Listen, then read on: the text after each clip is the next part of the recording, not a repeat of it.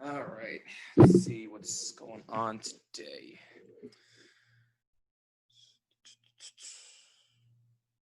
Oh, wow. Yeah. Episode 200. All this week. Wow. Can't believe it. And first of all, this this background is not correct. Let me update this a bit here. Much better. Where do we even begin?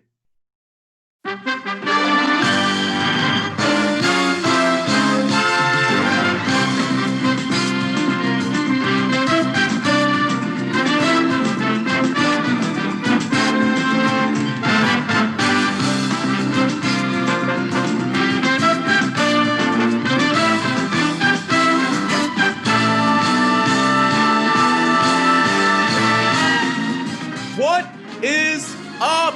This is the Bottom Line Podcast. We made it. 200 episodes. It really is hard to believe.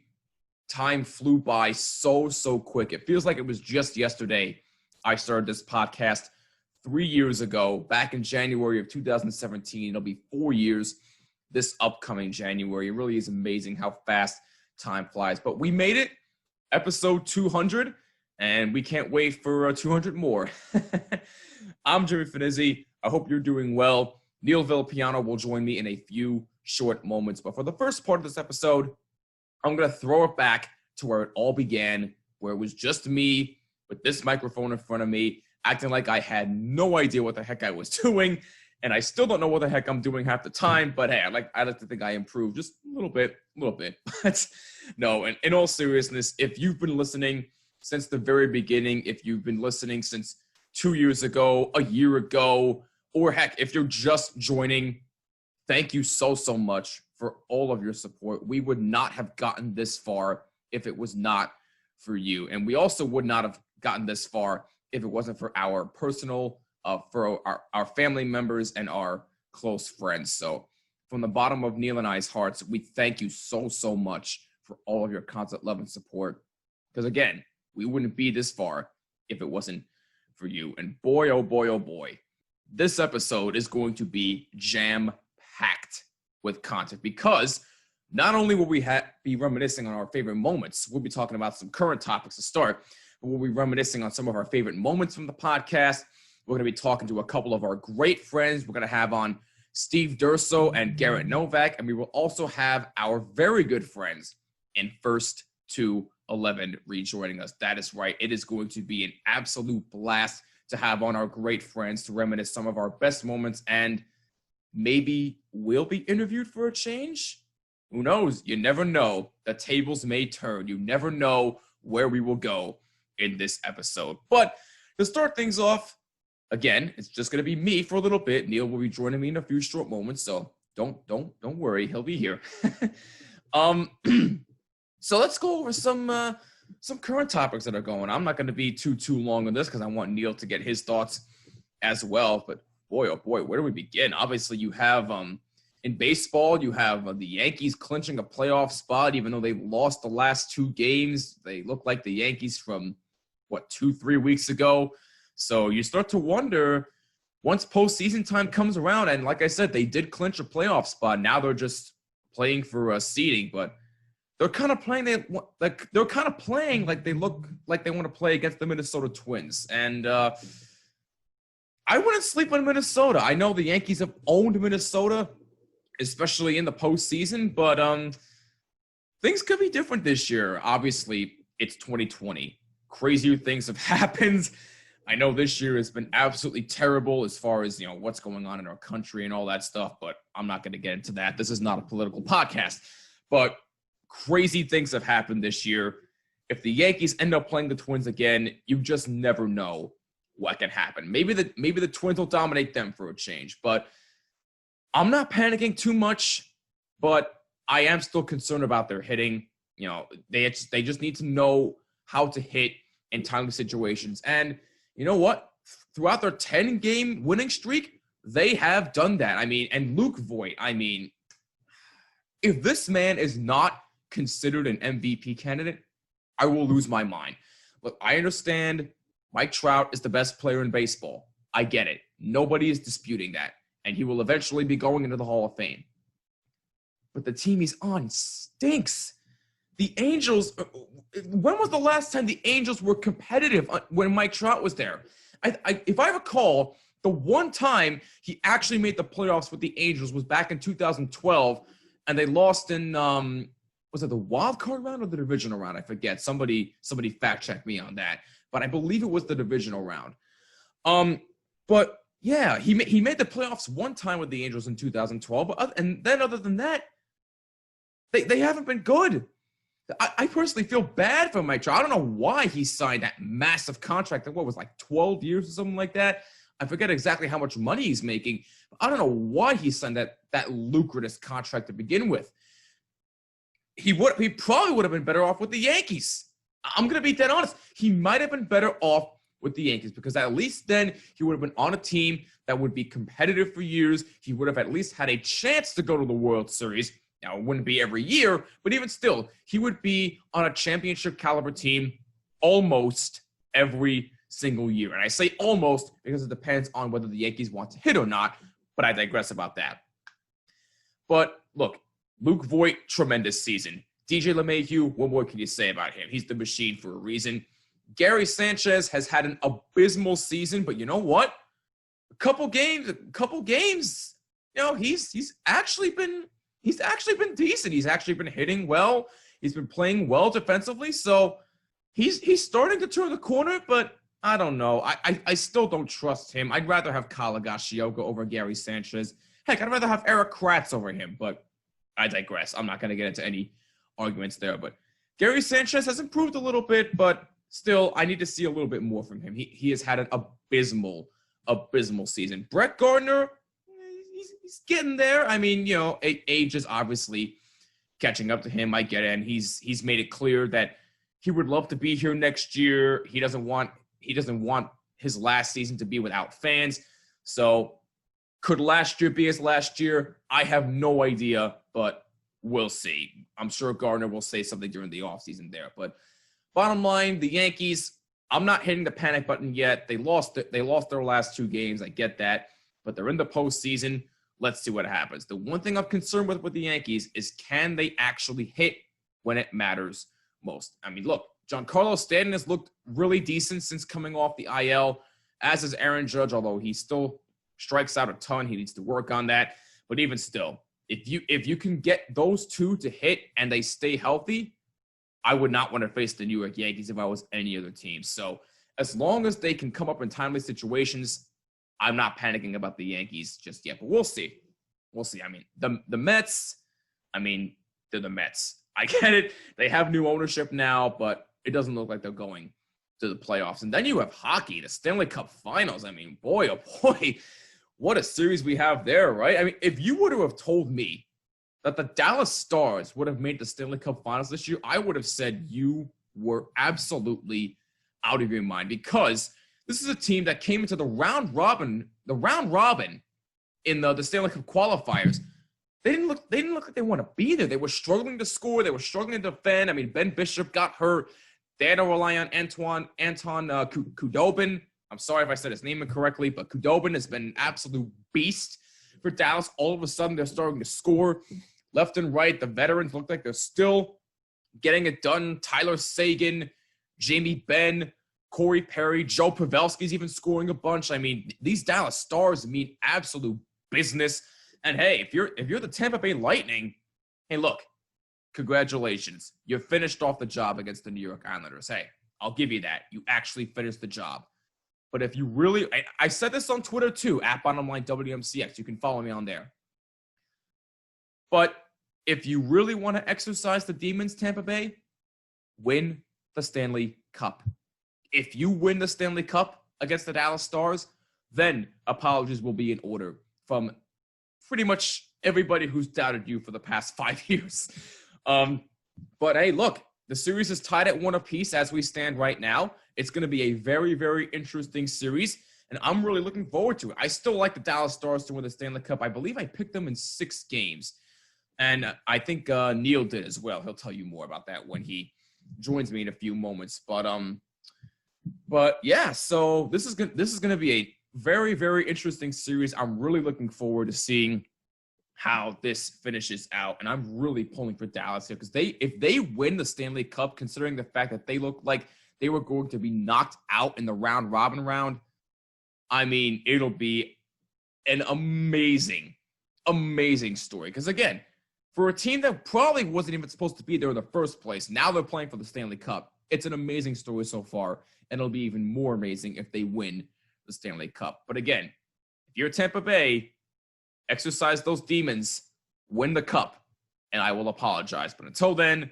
I'm probably going to keep doubting you for many, many more years until I see otherwise. And then you have the NBA playoffs. I mean, my goodness, what more do you want there? Just a lot of crazy things happening. I mean, you have Miami up 2-1 over the Boston Celtics. Game 4, is September 23rd at 8:30 p.m. Eastern Standard Time on ESPN. And then you have the Lakers and the Nuggets. The Lakers currently up 2-0 on Denver. That's big for the Los Angeles Lakers. Game 3 is tonight, actually, at the time of this recording. It's tonight, September 22nd at 9 p.m. on TNT. Of course, you had Anthony Davis with that huge buzzer beater. Probably one of the biggest plays you'll ever see to give the Lakers a 2-0 series lead to begin with. And you know what? I'm still not sleeping on Denver here. I'm really not. Neil predicted them to go to the NBA Finals. Yeah, they're down 2-0, but I'm not listening to all these experts and analysts on ESPN and TNT. So, not all, but some of them were saying, "Oh well, Denver now has no chance. Lakers are up 2-0. How could they come back against this?" Have you seen how Denver's played? They were down 3-1 in consecutive series. And what happened? Now they're in the conference finals. So if they go down 3-0, 3-1, don't be surprised if they make that comeback again. It's very well in the realm of possibility. So I am still not sleeping on the Denver Nuggets. Do not count them out just yet. If it gets to game 4 and they all of a sudden get swept, then it'll be over. But until then, until I see otherwise, I am not sleeping on the Denver Nuggets just yet. And then you have the Celtics. I mean,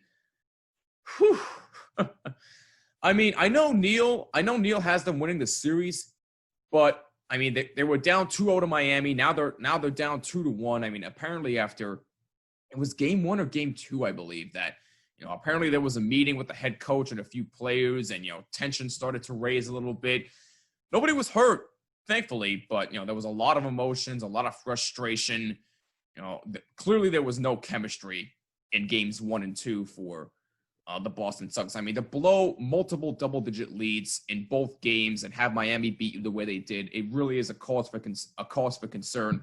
But it's a series now. It's a 2-1 series lead for Miami. I'm not doubting Boston just yet. So we'll see. And then you have, the NFL. I mean, my goodness gracious.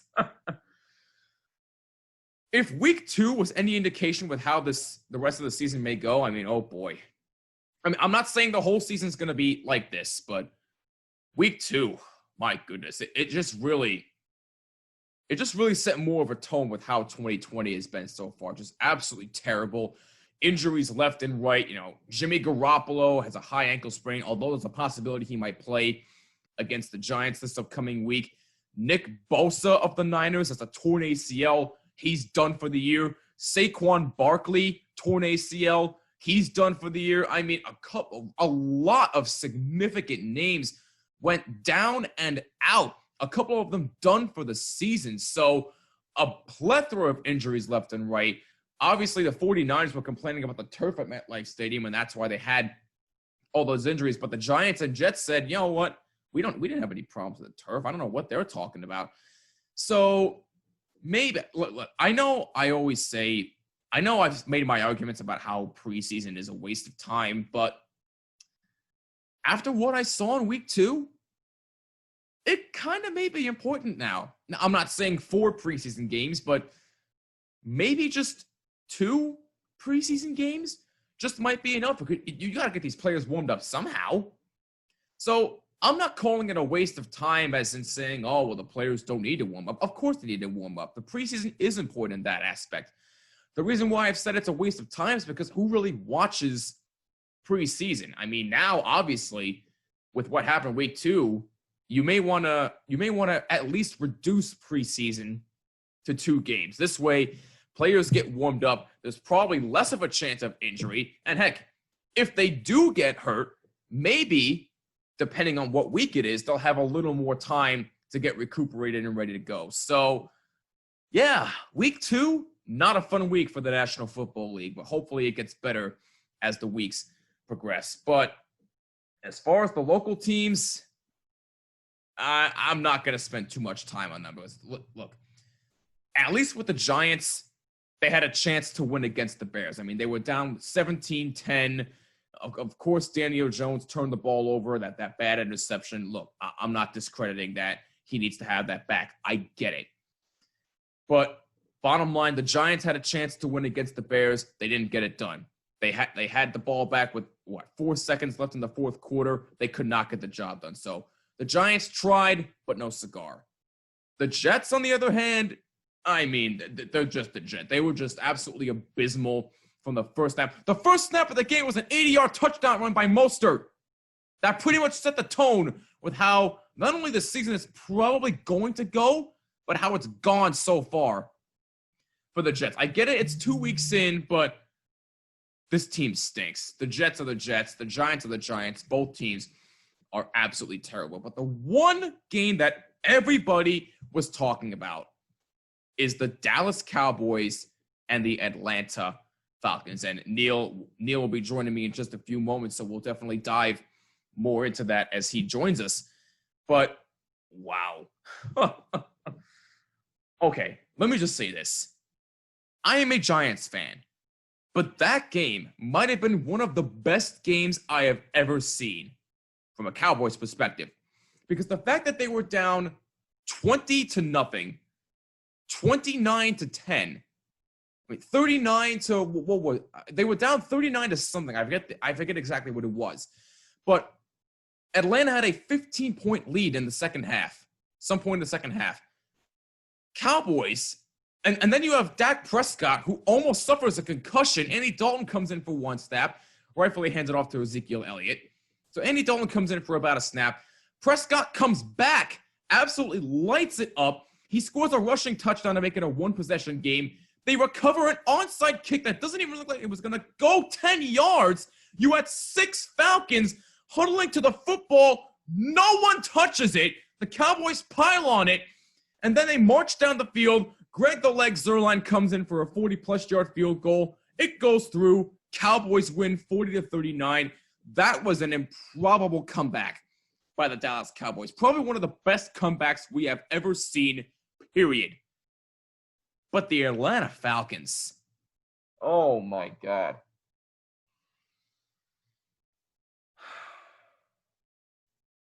You thought they choked in the Super Bowl? That was a much bigger choke job than the Super Bowl against the Patriots. I mean, my God. You cannot. You had no excuse. You had no excuse to lose this game if you're the Atlanta Falcons. None. Like I said, a 20-point lead, a 15-point lead. You blow both of them. You act like you have no idea what you're doing with the onside kick the Dallas Cowboys are trying to attempt to recover. They do recover it. This might be the nail in the coffin for Dan Quinn's job. I'm sorry. I'm sorry. Dan Quinn should have been fired a couple of years ago. This game might have been the nail in the coffin for his job. I'm sorry. There is absolutely no excuse whatsoever to lose that game if you're the Atlanta Falcons. Heck, that was the biggest choke job I have ever seen. You thought the Clippers choked?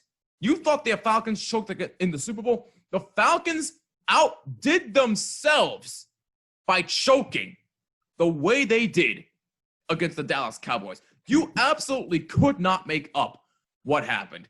So, listen, bottom line, I will give the Dallas Cowboys a ton of credit. a ton of credit. To come back the way they did, show no signs of quit, except maybe in the first quarter or so. But bottom line, they showed no quit. I will give them a lot of credit for what they did. And if they were to have lost that game, just imagine what we would be talking about. We would be talking about, oh, well, the Dallas Cowboys lost to this Falcons team. The Cowboys aren't really a playoff team. They're pretenders. And don't forget, I had the Cowboys winning the NFC East, or the NFC least, as everybody likes to call it, because that division is absolutely atrocious. And then, don't get me started with, the Eagles. I mean, my God, there's plenty of concerns for them. I mean, Carson Wentz doesn't look like himself. I mean, their defense is in shambles. I mean, it's all going downhill for the Eagles. I mean, it's an absolute joke. But bottom line, I will give the Cowboys a lot of credit, but the Falcons, that was an absolute choke job, bigger than the Super Bowl, in my opinion. So now, without that being said, let's bring him in. My co-host of the Bottom Line Podcast and the host of the Mofobo Network Podcast, my good friend, Neil Villapiano. Neil, my man, my brother, how the heck are you? Welcome to episode 200. We finally made it. I was wondering what was all the big hoopla today. I woke up this morning and I said, geez, Jimmy seems more excited than usual. What's the occasion? But no, in all seriousness, yeah, no, it is episode 200. Got a little thing in the back here. I could see that you're freshly shaven, by the way. Oh, there you go. Had to get a little groomed up for the the I did not. I was not told to groom up. So I slicked back my hair, so that I need to get the hair looks nice. The hair looks nice. But no, seriously, how the heck are you doing, man? I'm doing really, really good, Jimmy. Thank you for asking. I'm full of energy. I've had a couple really, really good days in a row. Which in a way is like, unheard of, especially since the whole thing with COVID-19 and everything. But, I have a lot of energy. I have a lot of enthusiasm. I got a good episode to do of Mofobo later today. We're talking about this crazy week, this past week, with the amount of injuries we saw in the NFL. I was literally just talking about that before you jumped on. 7 players had torn their ACL yesterday. On Sunday. It's abysmal, absolutely abysmal. So I'm gonna be kind of going through that, and then just kind of go off of my evaluation of everything. So it's gonna be a good episode. Got a lot of stuff to do today. Jumping on another hockey podcast tonight, which is good. Obviously I'm gonna be jumping on with you later on tonight as well to do some more recording. But I'm good. I'm really, really good. Good. I'm really happy to hear that. Almost a year ago, I asked you to come on this podcast. I think this upcoming November will be 1 year that we've been working together on this podcast. I thought it was more October, but I think towards the end of October was when I officially announced that you were going to be my official co-host, and then November was the first episode around that. I think you asked me to come on as a guest back in around this time last year. You asked me to come on. Yes, I did. I think I came on 2 or 3 times before you asked me. Yes. Before you popped the question. If you want to put it that way, sure, okay. And that began our beautiful relationship. We haven't gone on the honeymoon yet, but we're getting there. Honeymoon to be determined, but anyway, no. But in all seriousness, it's been an absolute hell of a ride so far, and I'm looking forward to 200 more, my man. But absolutely. But listen, I was literally just. But wait, are you ending the episode now? The way you were talking just then, it's like what? I'm on for 2 minutes, and then you're like, "Oh, that's no, absolutely not. We're just getting started because I was just talking about not just the plethora of injuries that happened in the NFL during week 2, which was probably one of the worst weeks we've seen so far. Yeah. I was also jumping on the game that everybody was talking about. That was the Cowboys and Falcons game, because I was just talking about this, and I want to get your thoughts. Obviously, oh my God! Listen. I said this before. I'll say it again now since you're here. I'll give the Cowboys a ton of credit. The way they showed no quit, the way they came back, absolutely outstanding. I got to give them a whole lot of credit in the world. Yeah. But that onside kick they recovered, a hell of a job by them. But if you're the Falcons, my God. Neil, I don't know if you agree with me on this. That was the biggest choke job I've ever seen since they played in the Super Bowl against the Patriots.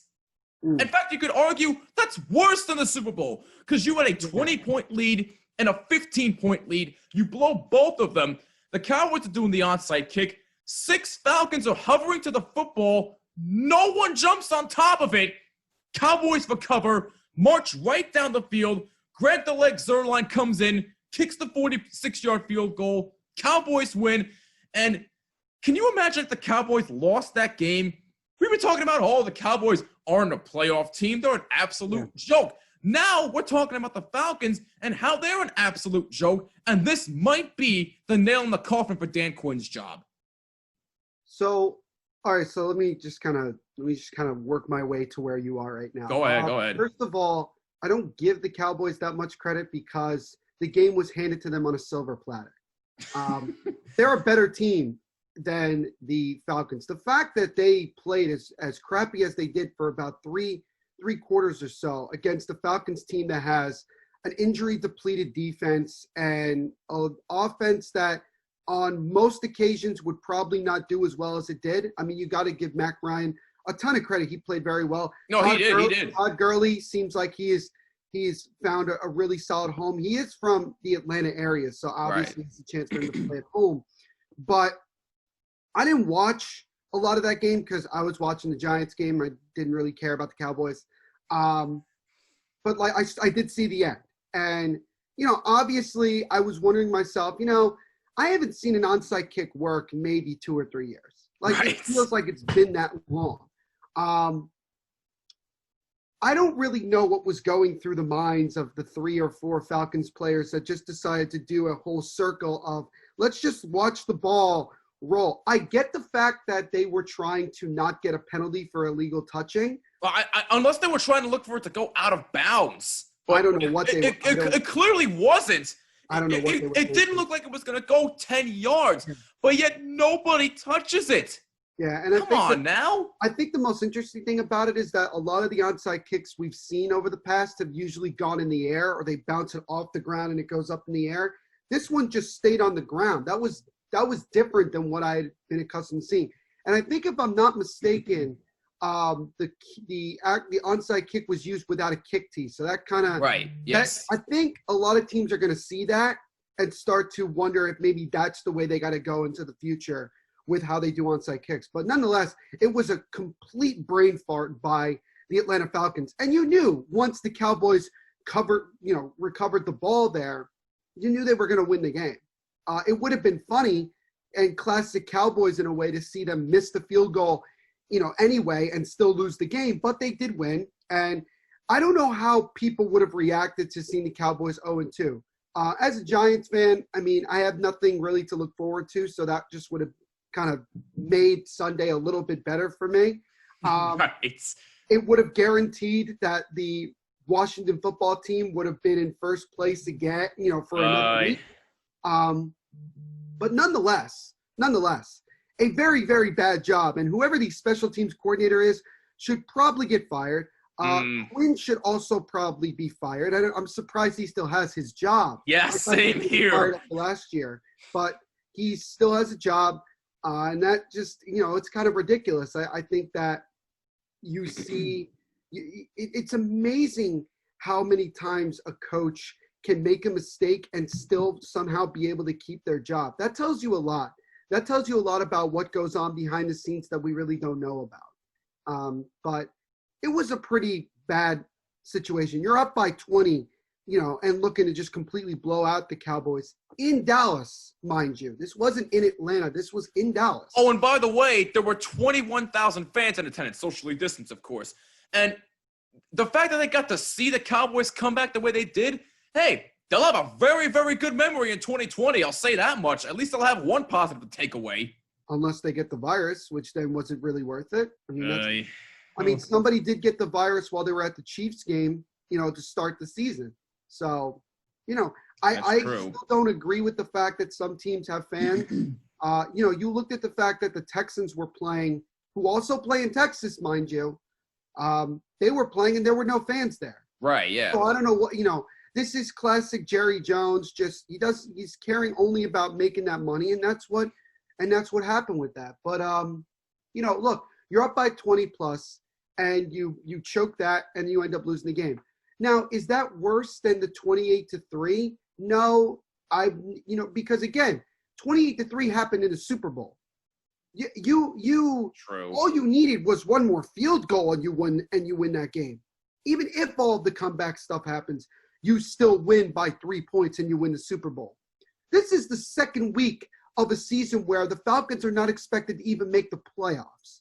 So the 28-3 is much worse to me and a bigger choke job than this, because you have to look at the implications of the entire situation. Well, yeah, but even still, you have multiple double-digit leads. You have to finish the job. There's no excuse. But it's also the second week of a regular season compared to a Super Bowl when you're up by 4 scores against the Patriots. True. Look, I get it. I get why people would say that, but I just look at the fact what was more impactful, you know, what made more of a difference.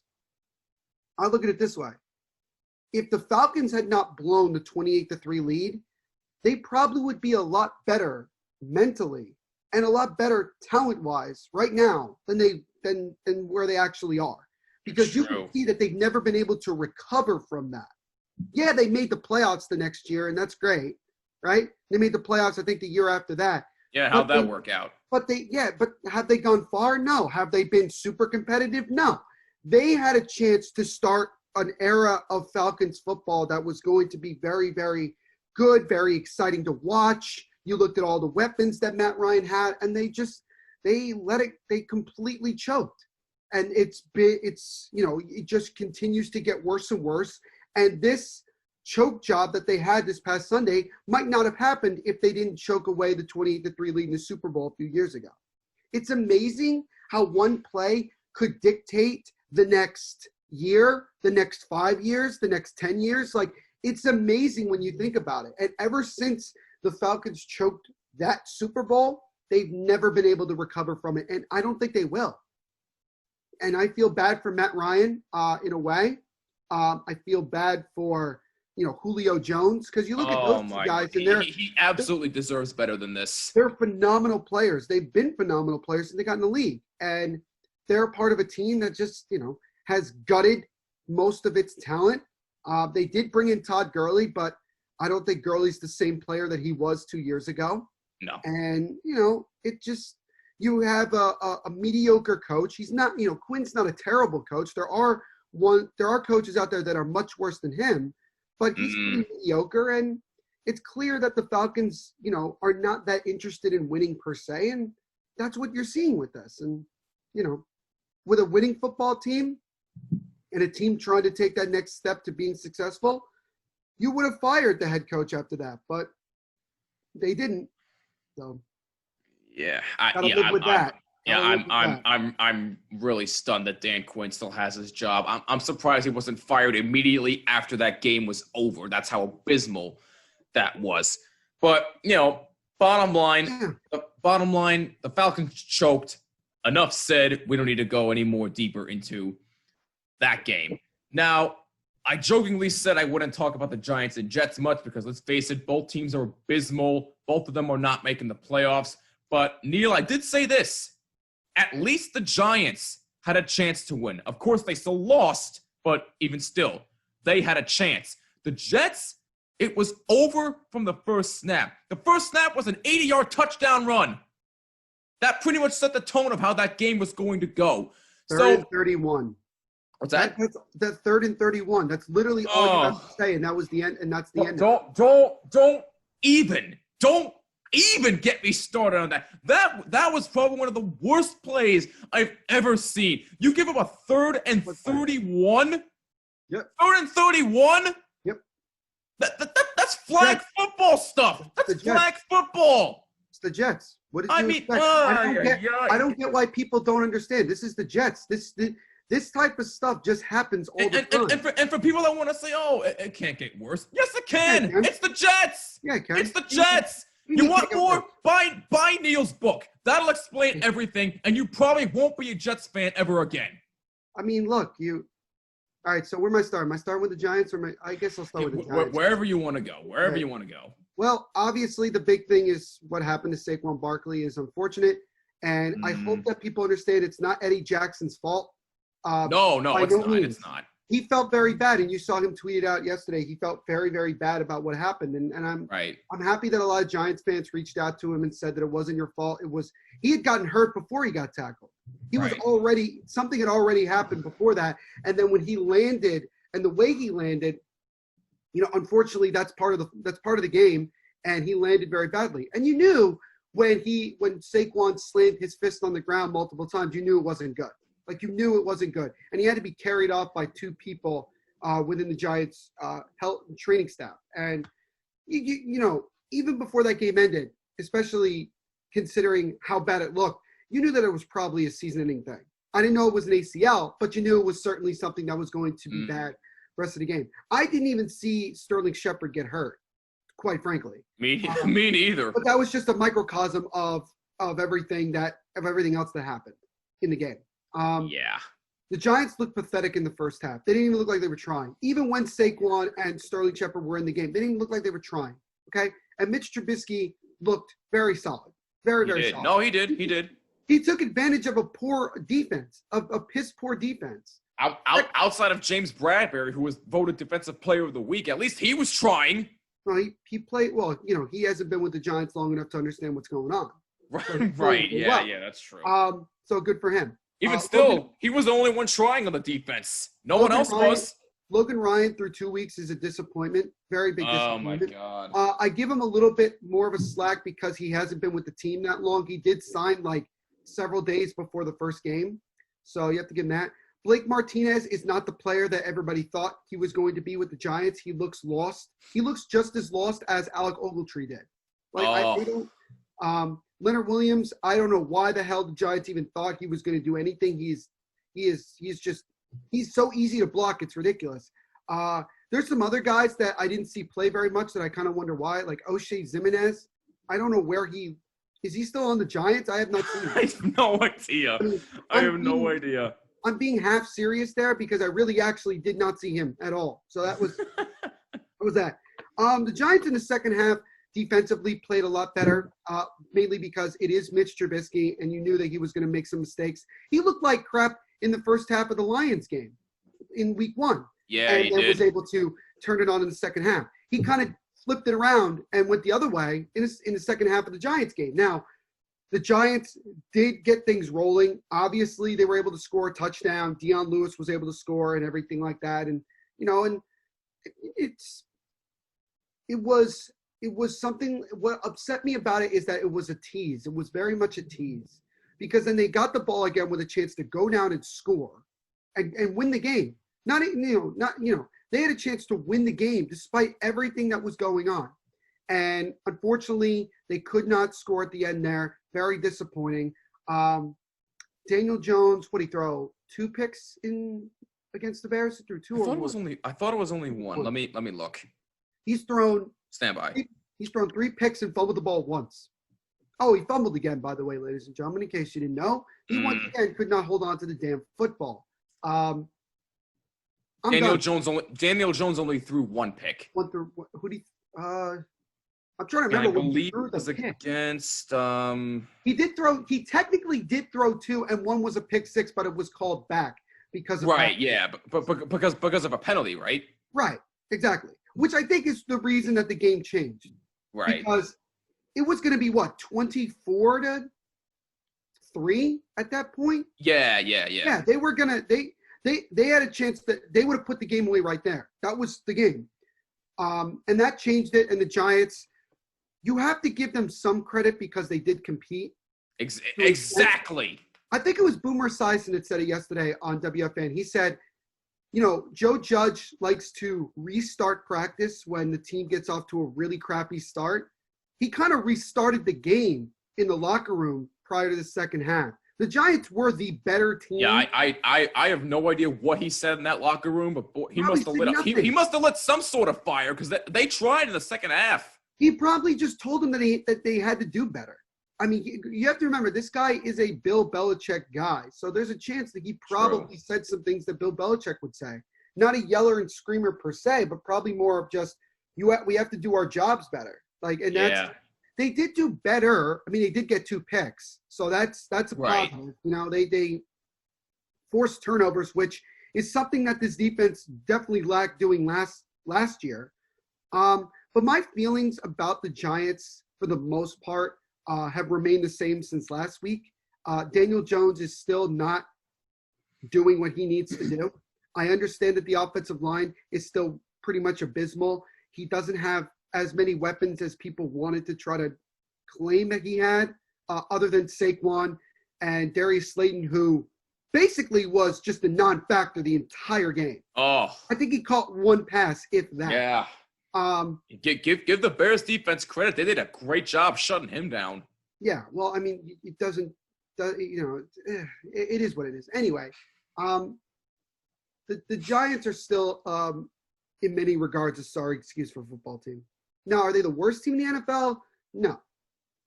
But they're there. They're pretty damn close. I think that would be the Jets. The funny thing about the Jets and the Giants is simply this: the Jets stink because they've made themselves this way. The Giants are bad just because they don't have anybody. They're just a bad football team. They're plainly just the bad football team. That's what you've seen these last 2 weeks. Have they gotten completely blown out in either of the 2 games? No. They just don't have very much talent. Okay? And this is technically the first year of the rebuild. And I say that because the Giants have finally accepted the fact that they're no longer trying to win another Super Bowl for Eli Manning. Okay? Eli's gone. You got rid of a bunch of guys. You got rid of your head coach. You brought in this new guy. The only change that needs to be made is David Gettleman needs to go. Absolutely, I don't care at this point. Because if the Mariners are as serious as they've claimed to be about winning, what has Gettleman done? He's won 9 games as a general manager since he took over. He's done nothing but be absolutely atrocious. He might honestly go down as the worst general manager the Giants have ever had. Yep. I know people want to say, oh, you got to blame some of this on Jerry Reese. Well, he kind of started it with the whole, let's hire Ben McAdoo and let him do stupid moves. Jerry Reese did a poor job for 7-8 years of drafting, so they're a lot of the guys that Jerry Reese drafted aren't even playing in the NFL anymore.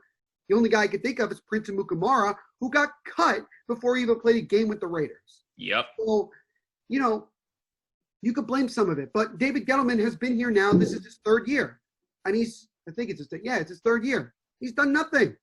He's done nothing to impress. The only thing I could give him a slight bit of credit for is maybe the Odell Beckham trade, okay?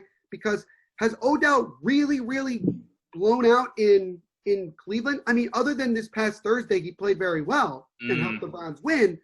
Not really. Then again, the Giants haven't been able to take advantage of the pieces that they got. Jabril Peppers is okay, not great. Kevin Zeitler is average. He's nothing to write home about. And we used that 1st-round pick for the defensive tackle from Clemson, who is just like Leonard Williams. The reason that I wanted the Giants to take a flyer on Jadeveon is that even though Jadeveon is more of a run stopper, he's a defensive end. We don't have any defensive ends. Right. We have decent ones, to say the least. So the bottom line with the Giants is simply that they're just a bad football team. I can't really get mad at the coaching staff because what the hell can Me they neither. do? They're in a no-win situation coming in. No-win situation. And you're talking about a bunch of guys on this team who are having to learn a new offense for the 2nd or even 3rd time in the last 4 or 5 years. So that is a problem. And that's a problem that needs to be corrected. I don't know how, but it needs to be corrected. Right. Now, as far as the Jets are concerned, look, the Jets knew they were going to lose this game before the season even started. So even if the Niners had stayed healthy, the score would have been worse. Okay? The score would have been a lot worse. You knew it was over as a fan the first play of the game, 80 yards to the house. Okay. the two things that made it just so funny to me, to the point where you ever get to the point where it's so funny you don't even laugh? It's not even laughable. It's that funny. That's what I got to, because you saw the 3rd and 31 where Jet McKinnon goes for 55 yards, right? There are two things about that are ridiculous. Number one, it's 3rd and 31 and you didn't get a stop. Number two, they ran the football. Yep. They didn't throw it. It would have been one thing if you gave up a first down on a pass, okay? But they ran the football basically saying, we're trying to get out of our own end zone so we can punt the ball a little bit better. And that didn't happen. You ended up getting a first down. I don't remember if the Niners ended up scoring on that drive. I don't care. It doesn't matter. And then the other thing that really kind of brought everything back together was, you have Adam Gase, the so-called genius, being asked the question, why did you not go for it on 4th and 7? Because there weren't any other plays. Really? Because what kind of BS excuse is that? Because he said straight up, I don't have any plays for 4th and 7. This guy's brilliant. I mean, that's brilliant. Wow. If this is what a genius looks like, I really am an idiot. I mean, I really am an idiot, because that's a disgrace. I mean, people want to try to defend the Johnsons by saying that they want to win, but they don't know how to. It's not that at all. Because even if they didn't know how to win, if they really cared, they would have gotten rid of a bunch of these guys over the last 7-8 years much sooner than they did. After all of this, Adam Gase is still the head coach. Sam Darnold will not be the Jets quarterback within the next year. If the Jets get the first overall pick, Sam Darnold is done. They're going to take Trevor Lawrence. And I would feel very bad for Trevor Lawrence, because he'll know that he has no prayer.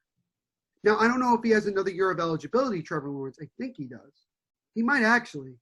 So if he finds out that the Jets get the first overall pick, he might just say, no, I'll just go back to college for another year. Yeah. Why would I would if I were him. It's like Peyton Manning. In 97, he had a chance to leave in his junior year to go to the NFL. You know what? Had the first pick in 97? The Jets. Yep. He didn't want to go. He knew back then that he didn't want to, that the Jets were going to be a disaster. So the Jets have nothing on offense, nothing on defense, nothing on special teams. They just flat out suck because they want to suck, not because they haven't, had any luck. They just suck. They don't want to win. They just flat out don't want to win. Adam Gase does not care.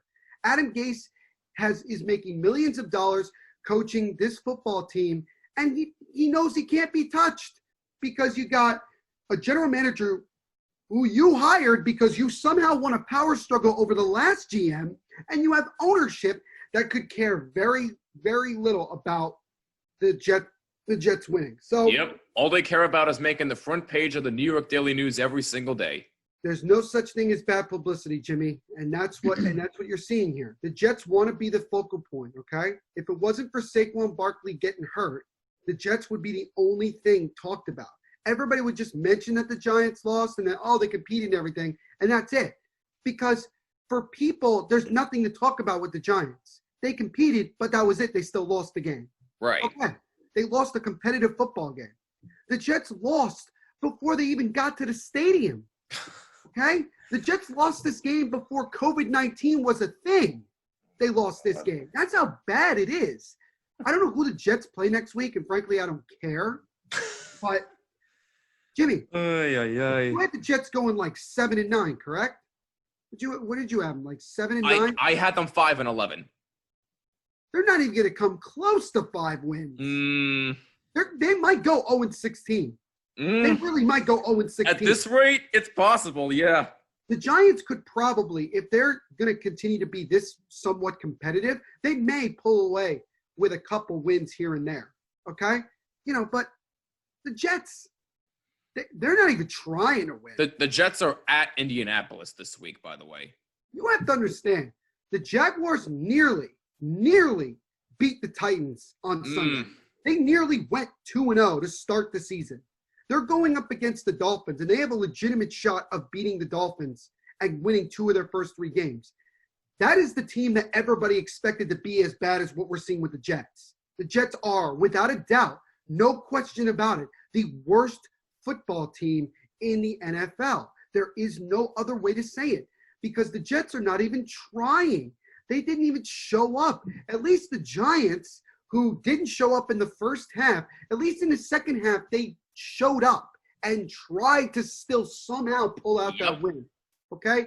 So, it's just bad. The Jets are just a sorry excuse for a football team.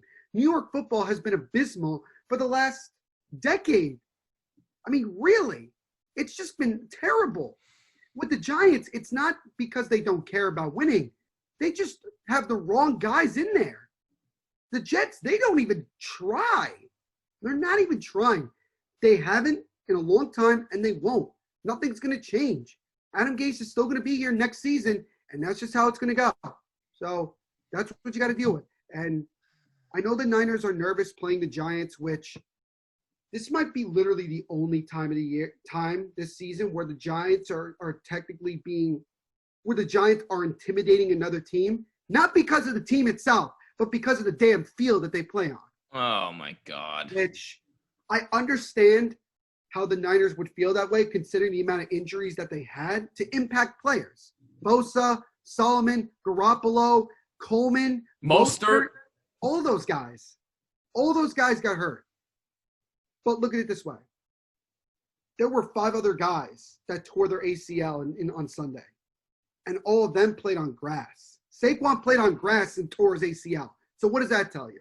Exactly. So, I get the frustration from the Niners. I also sympathize with them about being nervous playing on that field, this upcoming Sunday. But, they still won the game.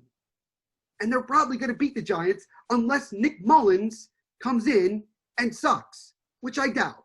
But although they are saying there's a chance that Jimmy G could play against the Giants. Nothing's confirmed yet. Yeah, he's day-to-day with a high ankle sprain, and they're gonna probably limit him in practice, and we'll see what happens when we get to that week. But neither one of these teams in New York are anything worth a damn. No, absolutely not. We got 13 more games to go with both of these teams. I mean, we got 14 more.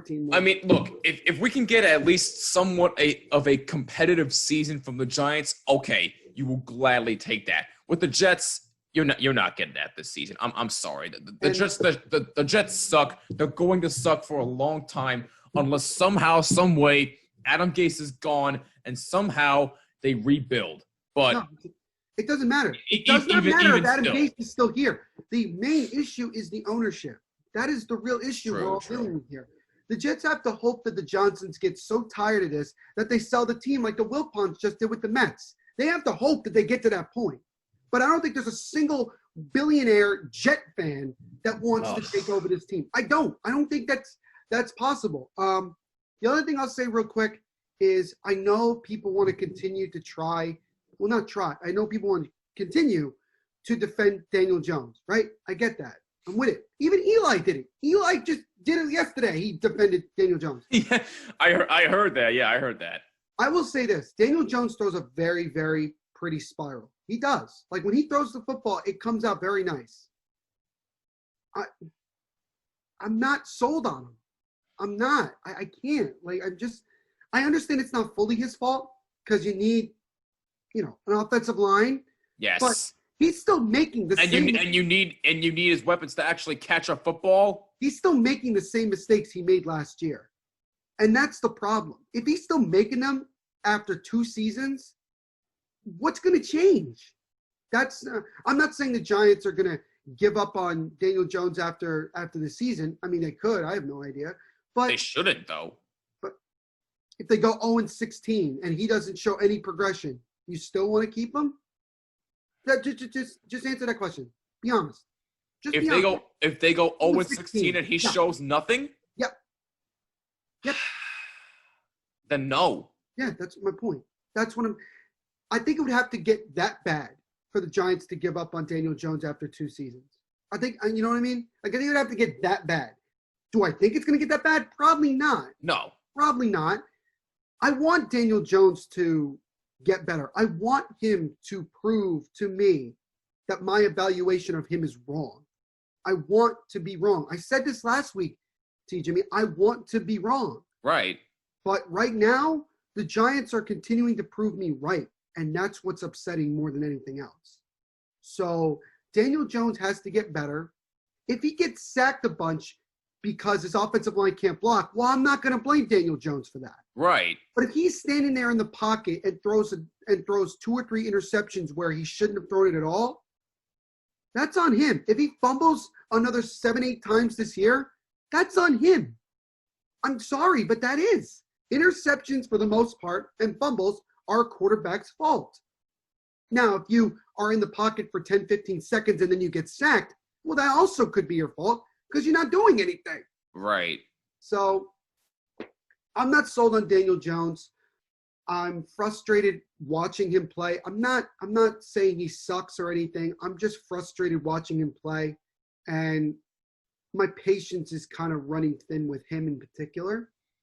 And I'll say this also about Saquon. I don't know how to say this without sounding like a complete jerk, but if I was him, I'd want out. He got hurt. He had a tremendous rookie year with a terrible offensive line. He had a pretty solid year in year 2 with another bad offensive line. Then he got hurt, but still performed well. He hasn't gotten a carry more than 2 yards through a game and a half and just tore his ACL because he has to do so much just to get 5 yards. This is his 3rd year. Now his 3rd year is done. Now it's over. Now he has to wait another year to play again. Or 2. Or 2. Who the hell knows? With an offensive line that has shown no progression through 2 weeks. If I'm him, why do I want to keep being here? Because your career is going to end like that. It's a fair point. It's fair. And I would rather see him go to a team that has a decent offensive line. There's teams out there that probably could use it. Look, first of all, any team in the NFL would love to have Saquon Barkley. Right. Unless maybe you're the Cowboys. You're the Cowboys. You do have Zeke. So, and maybe the Titans because you have Derrick Henry. So, but can you imagine if Saquon went to the Saints and teamed up with Alvin Kamara? Oh. Do you realize the amount of opportunities Saquon would have to be really good? The Giants are wasting his career because he's a once-in-a-generational talent, a talent we have not seen since Barry Sanders or Gale Sayers. Mm. And his career is going to end within 5 years because the offensive line can't block, and he just tore his goddamn ACL. That's the ridiculous thing that we're seeing here. And I wouldn't, just like with Odell, I wouldn't be mad if he really wanted out. I don't know if Odell really wanted out. If he did, I don't really blame him that much. Yeah. If Saquon goes to the Giants and says, I want out, I am not going to sit here and call him a clown, a jerk, I'm not going to get mad at him because I understand what he's dealing with. And I don't blame him. Me neither. And so that's what I see from that. And I feel very bad for Saquon. He doesn't deserve any of this crap. No, absolutely not. He has a mediocre to somewhat average quarterback at the moment. That's my evaluation of Daniel Jones. A piss-poor offensive line. A defense that just can't do anything half decent except what they did against a below-average quarterback. And that's just it. By the way, my Bears prediction is looking really good right now. Yeah. I know it's 2 games, and the Bears will probably lose the next 6. But, would Nick Foles have done any better yesterday? Probably not, no. Probably not. Probably not. So, I don't know. It is what it is. But I don't know. But listen. Go ahead. Listen, I hope Saquon Barkley has a speedy recovery. Absolutely, no question about it. And I don't blame you one bit for what you said, because I feel you. If I was any player on the Giants, I'd be like, any star player, why would I want to be with this piss poor team right now? So I don't blame you one bit for saying that. And if he went somewhere else, I wouldn't blame him one bit, because he deserves a much better offensive line. I mean, I would honestly ask Giants fans, like, if you're put yourself in Saquon's position, what do you have to look forward to? Nothing. That's my point. Nothing. That's my point. Absolutely nothing at all. Honestly, like, you just, that's the sad part about it. You don't have much to look forward to. I give Joe Judge a lot of credit because of what he said. He said he's not giving up on Saquon. He's not, he says it's going to be a hell of a story. I like Joe Judge's demeanor. I like his personality. I really do. I just think it's unfair for him and for this coaching staff because the team that's been assembled by David Gettleman is terrible. I mean, really. It really is. And that's why getting rid of David Gettleman is going to make everybody be much more relaxed in the future. Because if we fire David Gettleman and we bring in someone else, I don't know. I have no idea who's out there. Louis Riddick. Let's throw that. Because he was mentioned the first time the Giants were looking. And I think Louis Riddick. And now he's doing Monday Night Football with Steve Levy. Did a great job last night, by the way. Oh, absolutely. What a game, by the way. That was a great game by the Raiders. Oh, absolutely, yes. He's another guy. I think a couple of Giants fans mentioned some people because there's a lot of really smart people out there that know this stuff better than I do. I don't know who the answer is. But, I think that the Giants have a long way to go. And by long, I mean like 5 years long. Because I just don't see improvement that much through 2 weeks. I know it's 2 weeks, but let me put this out here. The Giants have started 0-2 every season, I think, since like 2017. How bad is that? That you have that many consecutive years of starting the season 0-2? I think 2016 as well, because I think that year they actually went 11-5 and made the playoffs. 11 games. They went 0-2 and still won 11 games. My problem is that it does. I think the Maras, if you really want to talk about like ownership, wanting to win, not knowing how to, I think the Maras and Tisches, the game has passed them by. I don't think they understand the game as well as they may think they do. And I think they're bringing in the wrong people. David Gettleman, didn't he say we're using computer guys? What? That was like the dumbest, most ignorant type of thing to say. Computer folk, my ass. I know. So I don't know how long the Maras' leash on Gettleman this year is. I mean, I did hear rumors like he'd have to win like 10 games or some crap like that. They'd be lucky to win 5. Yeah. Really? At this point, yeah. At this point, you need to fire Gettleman. You need to fire him. Plain and simple. But, do I think it's going to happen? I think there's a pretty good chance it's going to happen. Yeah. Because the Maras made it clear that Gettleman's on a short leash. Like, really. And that's just what it is. So, we'll see. We'll see. Yep. That's pretty much the bottom line with the Giants. They're irrelevant, but hey, at least they're not the Jets. At least nobody is the Jets. But with that being said, let's get off the depressing stuff here. Before we talk about some of our favorite moments on the podcast so far, real quickly here, I was mentioning this also earlier, Neil. Stanley Cup Finals are an interesting series here. Tampa tied it last night at a game apiece, which was great for them. That was huge for them. And I mentioned this before. I also mentioned it on Twitter. I picked Dallas in 6 games. I know you did too on your podcast. Devil State of Mind podcast, by the way, you didn't. By the way, go subscribe to that. Good stuff. But you and I both have Dallas in 6, and I sent a message to Tampa Bay. I said, if you really want to exercise the demons, you have to actually win the cup. If you do, then apologies will be in order. But until I see otherwise, then we're probably going to be doubting you for the next 5 more years, because what have you proved? Nothing. 1 year you were the best team of the NHL. You get swept in the first round by an 8-seeded Columbus Blue Jackets team. Now Fast forward a few years later, you're here, you're in the Stanley Cup final. What are you going to do? Yeah. Are you going to finish the job, or are you just going to let Dallas take it to you? Because, again, Dallas didn't look like they didn't even want to be here in the round robin.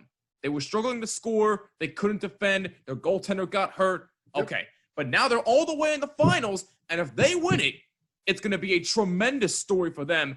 But we'll be talking about Tampa once again not getting the job done if Dallas wins the Cup. That's why I trust Dallas more, because I know what they have done so far. With Tampa, they have proved time and time again they can't finish the job. So I still like Dallas in this series until Tampa proves me wrong.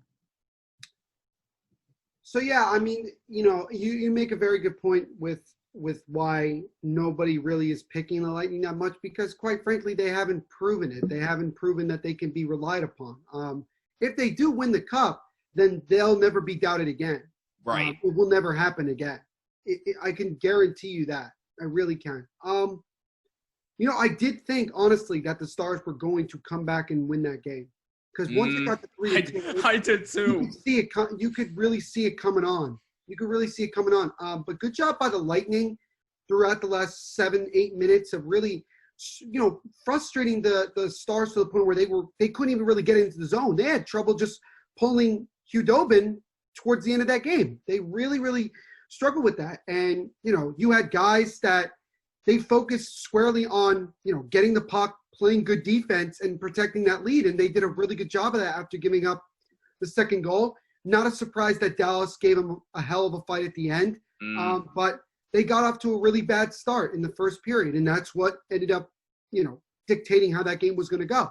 And by the way, sorry to cut you off, Neil, but that second goal that Dallas scored, that pass from Klingberg, I mean, my God, can we just talk about how great this young defenseman is? He might grow to be one of the best young defensemen in the game right now. Well, they do have a defenseman that's better than him, and Miro Heiskanen. So I'm not gonna him too, but still, Klingberg's pretty damn close. What I really like about Rick Bowness's system and what they do in Dallas is that they really use the Stars' defense as extra wingers, extra forwards. They bring them up in the play. They don't just play back, and stand at the point a lot of the time. They actually dictate, the breakouts, and that's what you saw, last night, and that's what we've seen all playoff long. You didn't see that a lot in the round robin, and that was the thing that changed. They changed and they started doing that, and that's what was successful. You have to have a system that's based on the players that you have, and that's what the Stars are doing. They're going to play that way, and they're not going to change because it's worked. They're 3 wins away from winning the Cup, so there you go. It would have been really bad if the Lightning had lost that game, blowing it, because then you would have been down 2-0, and I'm not saying the Lightning aren't capable of coming back. Just with everything that happened, it looked bad. But clearly, we are into a best-of-5 now, and this series just definitely looks like a back and forth. And we'll see how game 3 goes. I did think for a while that Steven Stamkos was actually going to suit up for game 2. The way John Cooper was like, you'll have to wait and see, kind of like teased us to think that he was going to play. And I think he did actually skate in the warm-up, but they couldn't. I guess they didn't feel comfortable putting him out. That means he might come back for game 3. That's a very good possibility, or game 4. I think there's a really good chance that either game 3 or 4, we're going to see number 91 back on the ice, which thank God he's finally going to play. Yeah. The question is he going to be able to, help out? Is he going to disrupt the momentum that the Lightning have and the chemistry that they have, or is he just going to make them better? I don't know. Stamkos is still one hell of a player. So if he gets going, I'm sorry, but the Stars don't have much of a chance. Yeah. Because he's the guy. He's been the franchise guy. He is their leader. Whether he's the captain of the team. He's the captain of the team. And that is what we're seeing here. And if they get Stamkos back in the line, a huge, huge emotional boost right there for the Lightning. It gets them, excuse the expression, energized to get going for the next couple of games. And I want to see him play. I do. Me too. Stamkos is one of my all-time favorite players. I mean, I've seen him since I was young, watching him play and being the star that he was. And, let's see what happens. But I think how the fact that he was there for the morning skate, and then he was there for warmups, really shows that he's very close to coming back. Pulling a Gordon Hayward type of move, just finally getting back to playing. So we'll see. I don't really have a preference as to who wins this cup. Am I going to be mad either way? Not really. No. I'm not my teams are not rivals with either one of these teams. Obviously there's implications on both sides. But whoever wins will rightfully deserve it, in my opinion. I mean, if the Lightning win, it'll be like, well, they were one of the teams at the beginning of this that were expected to win it. So they did. The Stars, not so much, but it still would be a great story nonetheless. Absolutely. But yeah, this is, I can't wait to see how this finishes out. But again, Tampa, if you want an apology from us, finish the job and win. But yeah. I still like Dallas in this series. You got to win 3 more games. You got to win 3 more exactly. games. 3 more. Before 3 wins is all it takes. I don't think it's that hard to pull off 3 wins. That's just me. But bottom line, this is going to be a great series. I'm really looking forward to Game 3. Let's see if Tampa can actually pull this off and win the Stanley Cup. So with that being said, oh man, where do we even begin with some of our some good moments here? I mean, my God. I mean, like I said in the beginning, it seems like I was doing this on my own for a little bit, Neil, before you jumped on, and because that's pretty much how it all started.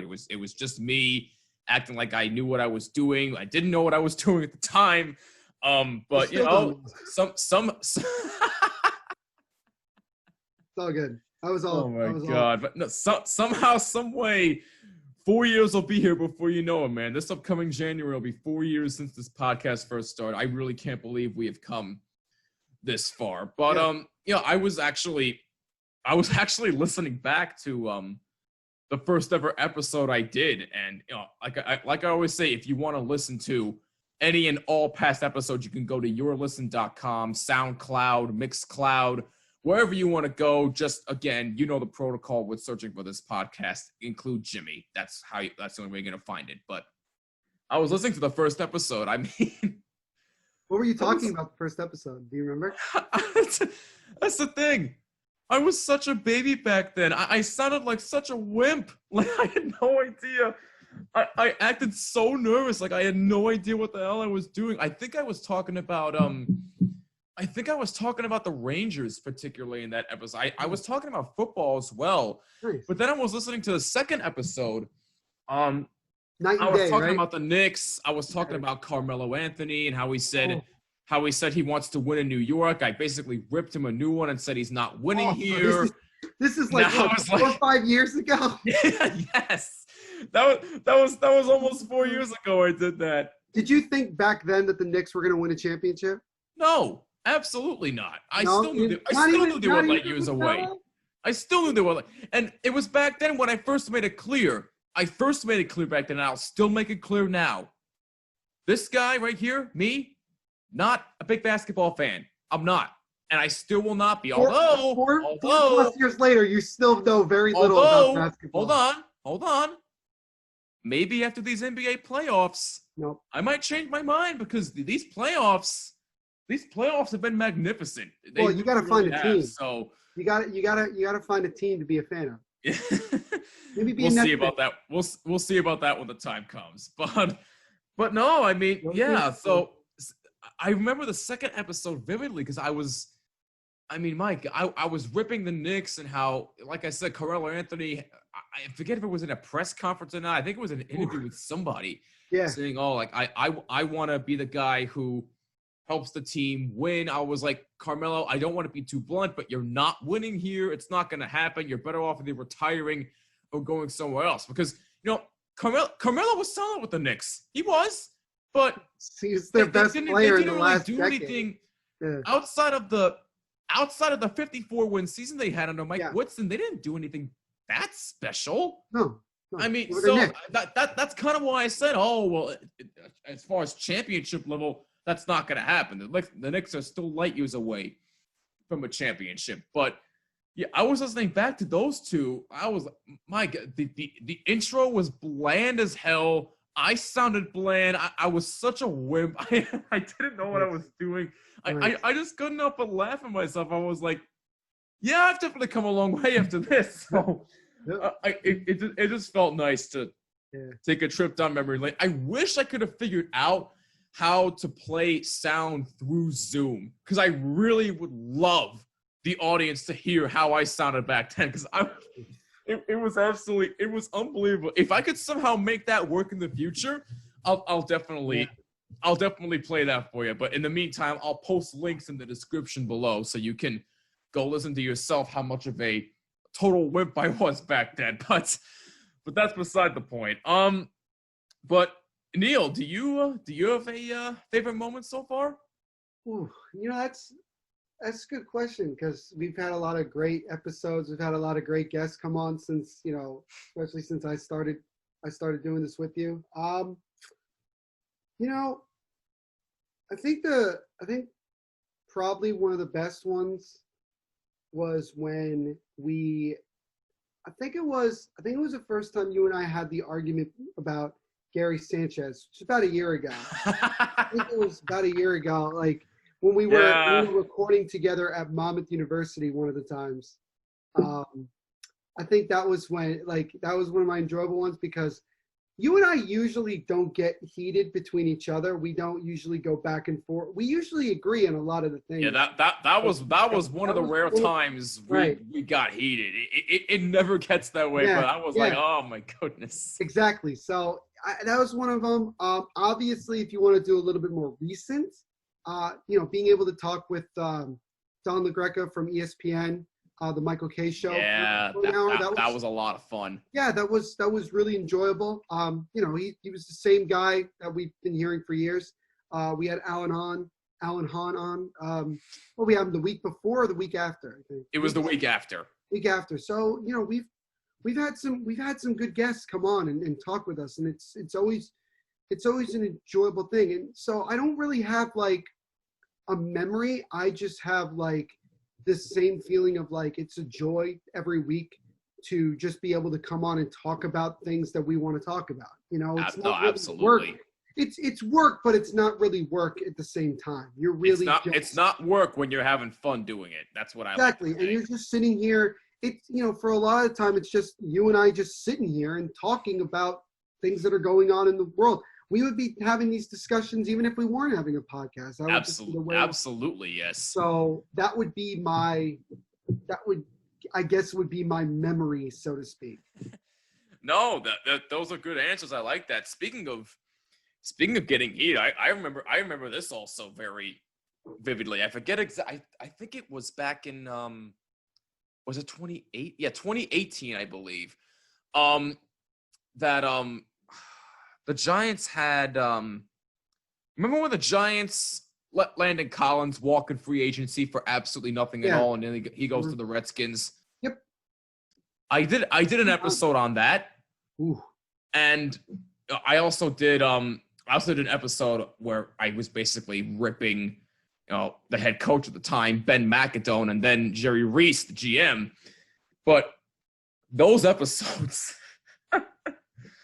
I think those two episodes, at least when I was solo back then, are probably the most angry I've ever been when recording a podcast. Because the episode where I was ripping, the Giants in general, especially McAdoo and Geno Smith, not Geno Smith, Jerry Reese. Although that was when I went off, because when McAdoo benched Eli for Geno Smith, I was like, that's it. I'm so done. I ripped him a new one. I was like, what the hell do you think you're doing? Geno Smith gives you the best chance to win football games. He's the best high school quarterback. I went in on everybody. And then there comes Landon Collins. And as you know, they let him walk in free agency for nothing. And I was angry again. I was like, oh, well, you couldn't have paid him. I wasn't – you have to go back and listen. But I was basically like, that was the loudest type of anger you could have ever heard from me. And I don't think you ever want to hear or see that side from me ever again. But But I was basically, you never know. You never know. Something could happen, and you could just totally lose it. But let's hope that's not the case. But you never know. But I was basically, you couldn't have paid him $11.2 million to make him stay because he was your best defensive player at the time. But now that I'm looking back at it, it was like, I mean.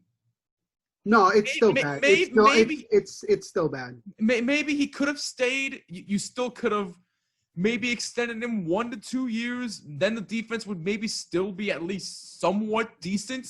Yep. So I still don't like they let him go. But, yeah. I mean, what's he doing with Washington, really? I don't think he's that. I don't think he's doing anything that special with Washington. Because, again, he was the best defensive player with the Giants at the time. I was like, why the hell would you let him walk away? He was doing great. $11.2 million is not that much to pay somebody over a franchise tag at the time. You could have let him stay.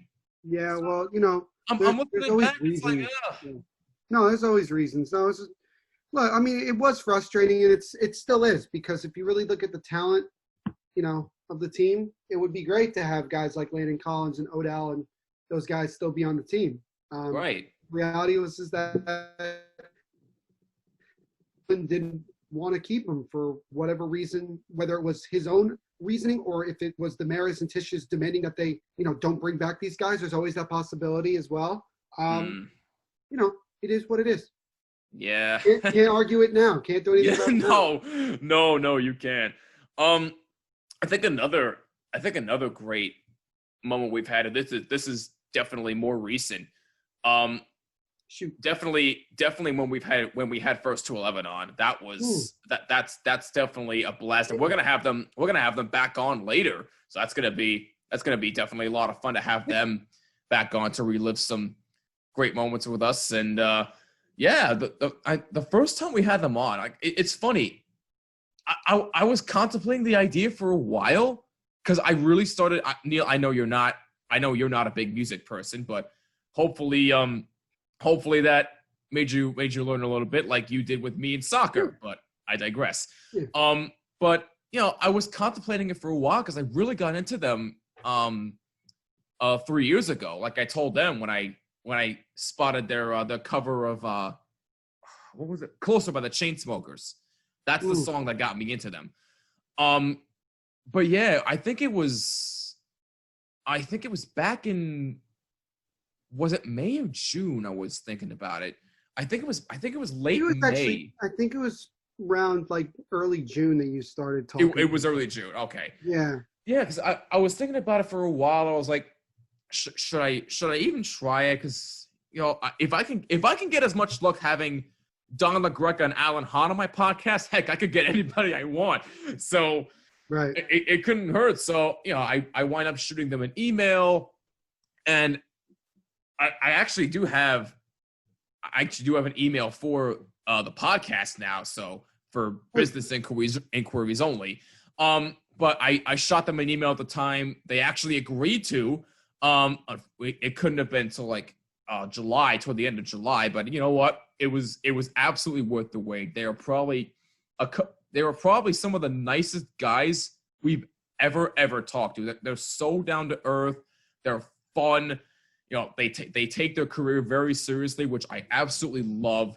And they just know how to have fun doing their craft. And the fact that they talk to us about the fact that they don't pick a certain genre of music, I think that's absolutely genius by them, because like Matt the guitar player was saying, as heavy as they can make a song be, as long as Audra is singing it, I think that's a band that everybody can get by. Because even if you don't like top 40 like me, if you listen to them, you'll start to appreciate it a lot more. Because I basically call it how top 40 should sound, because I'm a huge fan of rock music. Yeah. But that's beside the point. I still think First 211 is a fantastic band, regardless of what genre they decide to cover. But bottom line, they are a fun group of guys. I'm really looking forward to having them back on later. I really, really am, because they're just so down to earth. It's really going to be a blast having them back. Yeah, they were a pleasure to have on. a nice bunch of guys, no doubt. Obviously, a little smack talking where I ended up eating my words like a week or two later. Into that. Yeah, maybe the Mario Kart race wasn't that good of a suggestion by you. Maybe if I play him in Madden, I might have a better shot. Nonetheless, no, it was good. Obviously, I didn't know very much about them and their music and what they're all about. And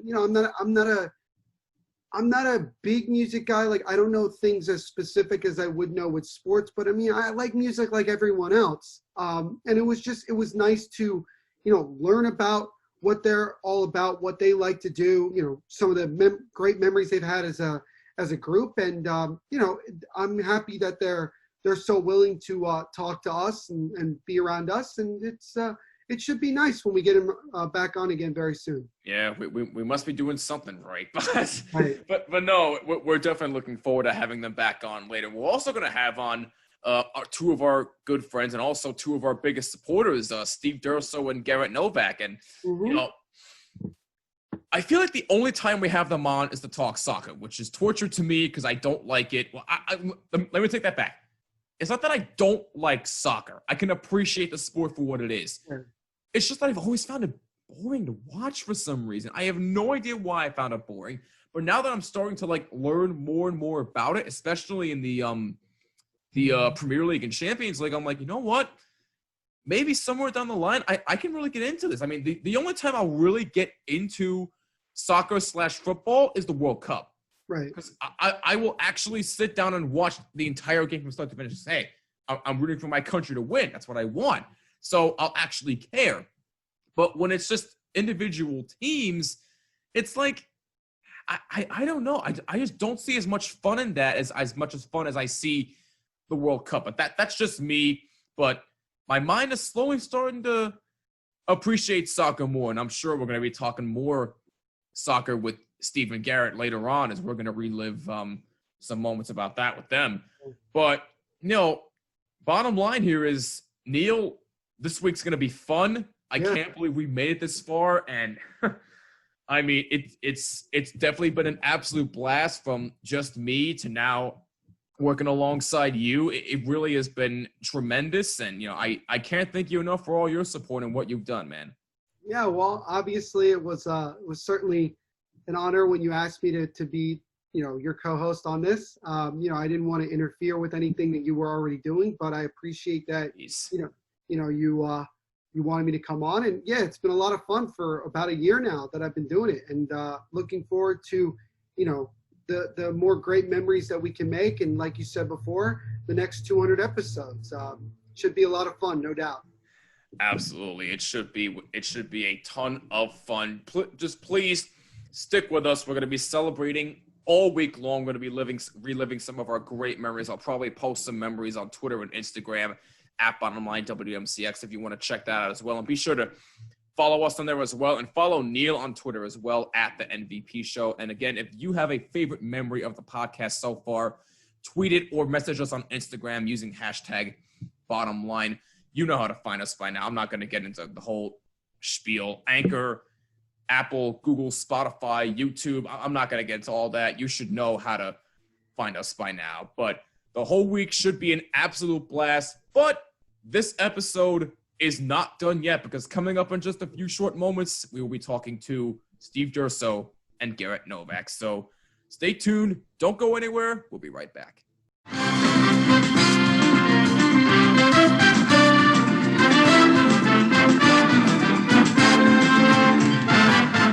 Welcome back to the Bottom Line Podcast. We're in the midst of our 200th episode. Jimmy Fidizzi, Neil Villapiano with you. We hope you're doing well. So we have our first two guests joining us here, Neil, and I think it's safe to say that these two are not only our great friends, but two of our biggest supporters, probably since a couple of years ago.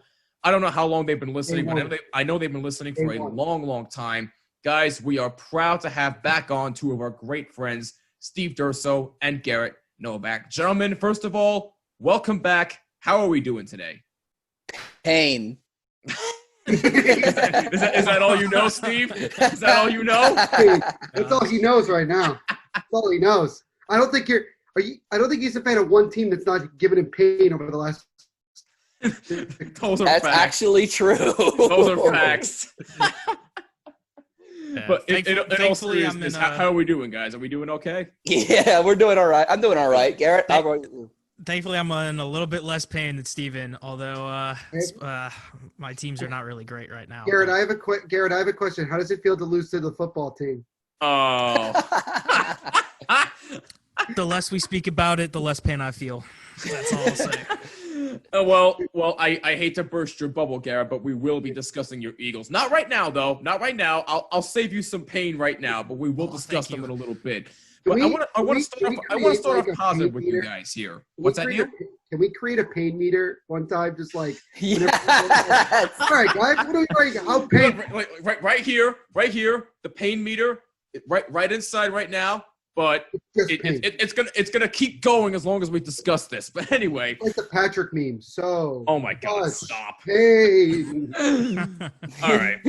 But anyway, so Steve, Garrett, thank you guys so much. First, before we even get started, thanks for being a part of this celebration. We really do appreciate it, and we can't thank you both enough for your guys' support for a long time. So we got to ask you both this real quick. What's been your favorite moment so far of the podcast? I have to say that Red Bulls episode that we did a while back. Oh, that was fun. Oh my God! What a sorry excuse for a soccer team. Yeah. Right. The only difference is that we finally got rid of you know who. Yeah, but they finally fired Chris Armas. It's about time. Yes, they did. Now who is their interim head coach? It's Bradley Carnell. Brad Carnell. He's okay. He's okay. I'm gonna insert the Snoop Dogg meme. Who? What? Wait, former what? South African international. Is that actually a thing now? Where have you been? Clearly, did you forget I don't watch soccer? Pain. Dude, that wasn't even a soccer meme. Clearly, I've been living under a rock. Then I have no idea. But... You need a TikTok in your life. No, you don't. No, you don't. Not drag me down that rabbit hole. 100,000 views and counting. 100,000 views and counting right here. Here's the Very problem. Nice, Steve. Very nice. Steve originally said, "I'm getting TikTok to only stay up with memes." Then he posted something. It got popular, and he can't stop. That's what happens with everyone. No. Well, sure, I'm not alone. Steve, have I posted anything at all ever on TikTok? No. Ever. No, I just posted just for fun. I was like, there's no way it's going to go big. Then suddenly that freaking Red Bulls jersey video gets 100,000 views out of nowhere. Yeah. Oh my God. I wouldn't know any of this because I don't have the app downloaded. I was like, at the time I made that video, I was like 20-something followers. I'm at 600 now. It's you and me, Jimmy. We got to hold out.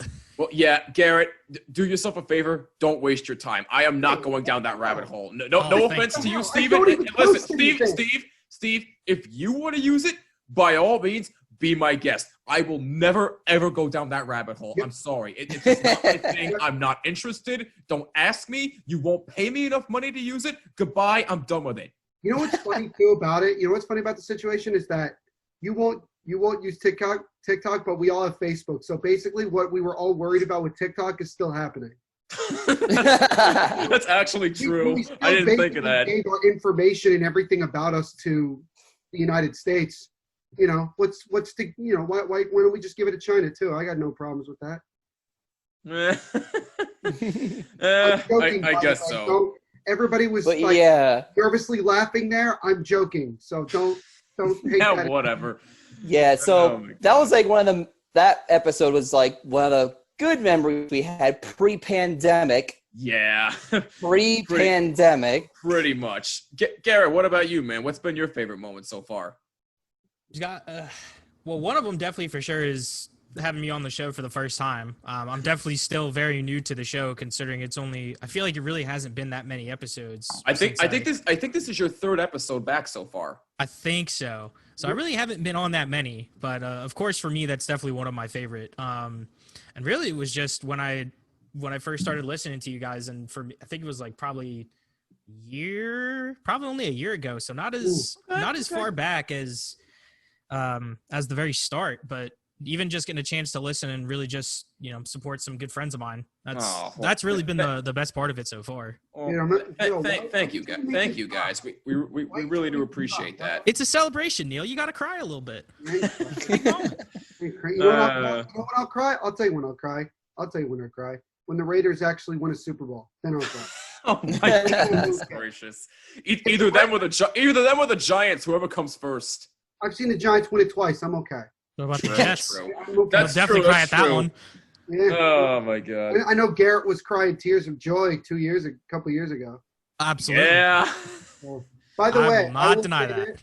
I will say this: like my favorite memory from talking to these two was when we were previewing the Champions League final, and I somehow were able to just, with my own mind, take all of Garrett's notes and just, Oh, all right. That one's definitely up. Without you even knowing you stole them.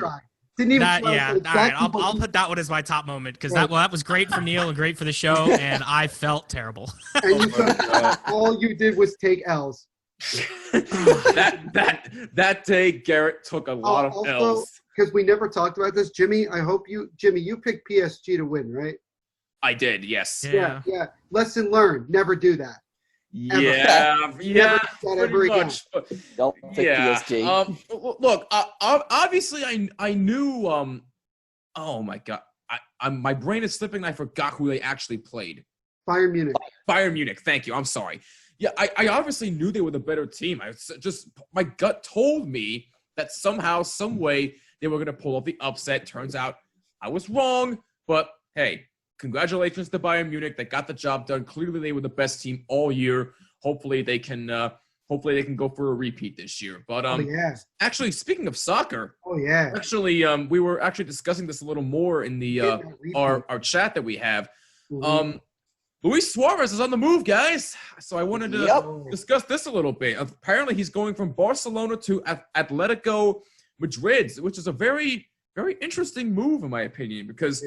You have a roster with the likes of Yannick Carrasco. Sorry if I'm saying that incorrectly. Jose Jimenez, Felipe, Renan Lodi. I mean, you got a bunch of. João Felix. Am I allowed to swear on this a little bit? Clearly again, my non-soccer knowledge is coming back, but. Garrett, I find this to be a very interesting move. As long as Suarez doesn't dive or bite people, we're all good. All right. Am I allowed to swear on this?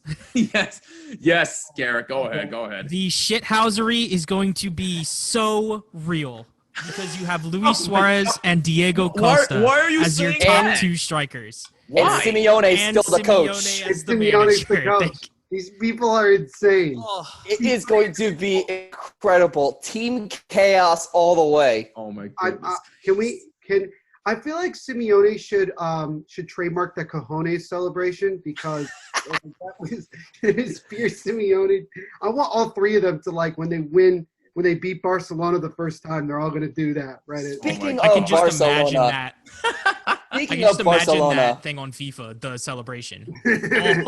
That'd be so wow. Speaking of Barcelona, poor Messi. Yeah. Yeah, it makes you wonder because what I was hearing reports like he was gonna leave and then he's not gonna leave and then he wants this contract restricted. I'm like, he's not gonna leave. Is he gonna stay or not? He's not gonna leave. He can't leave. He can't leave. Okay. Can't leave because Spain sucks. That's just what it is. I'm not even blaming Barcelona. I'm blaming the Spanish government. Why? Can I blame both? more so their president, but I would say absolutely their president. I would say Bartomeu their president, and then the Spanish FA. See, here's the thing: no player in the National Football League could ever have this much power. Could never have this much. Where he can't get traded because the government said no. Think about it. What if Patrick Mahomes were to get traded to some random team, right? You think the United States government would come in and be like, no? No, probably not. No, it only happens in soccer. And they're saying, oh, Messi can't leave. Why? Because then he'll have to go to court. What? What the fuck? Really?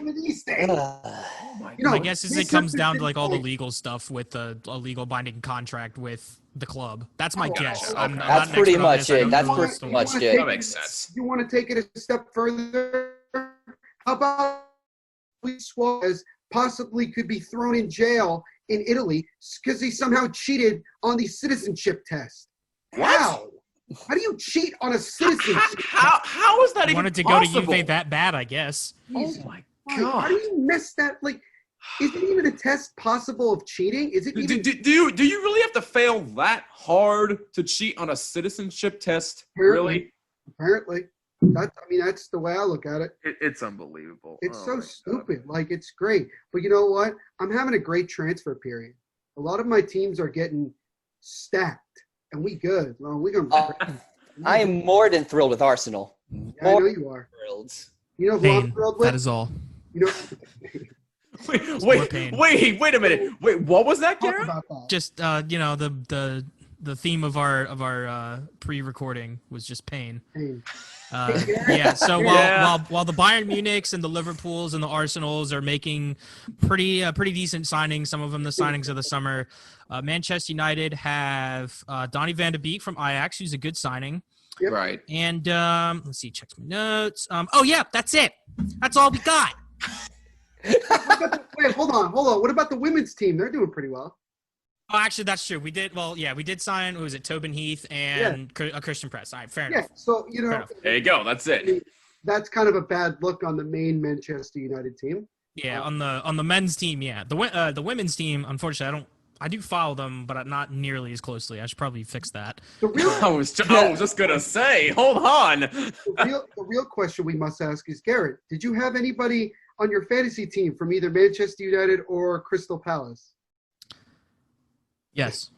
Who? I had Bruno Fernandes, and he put up a God. Oh God. Which brings me to my next point.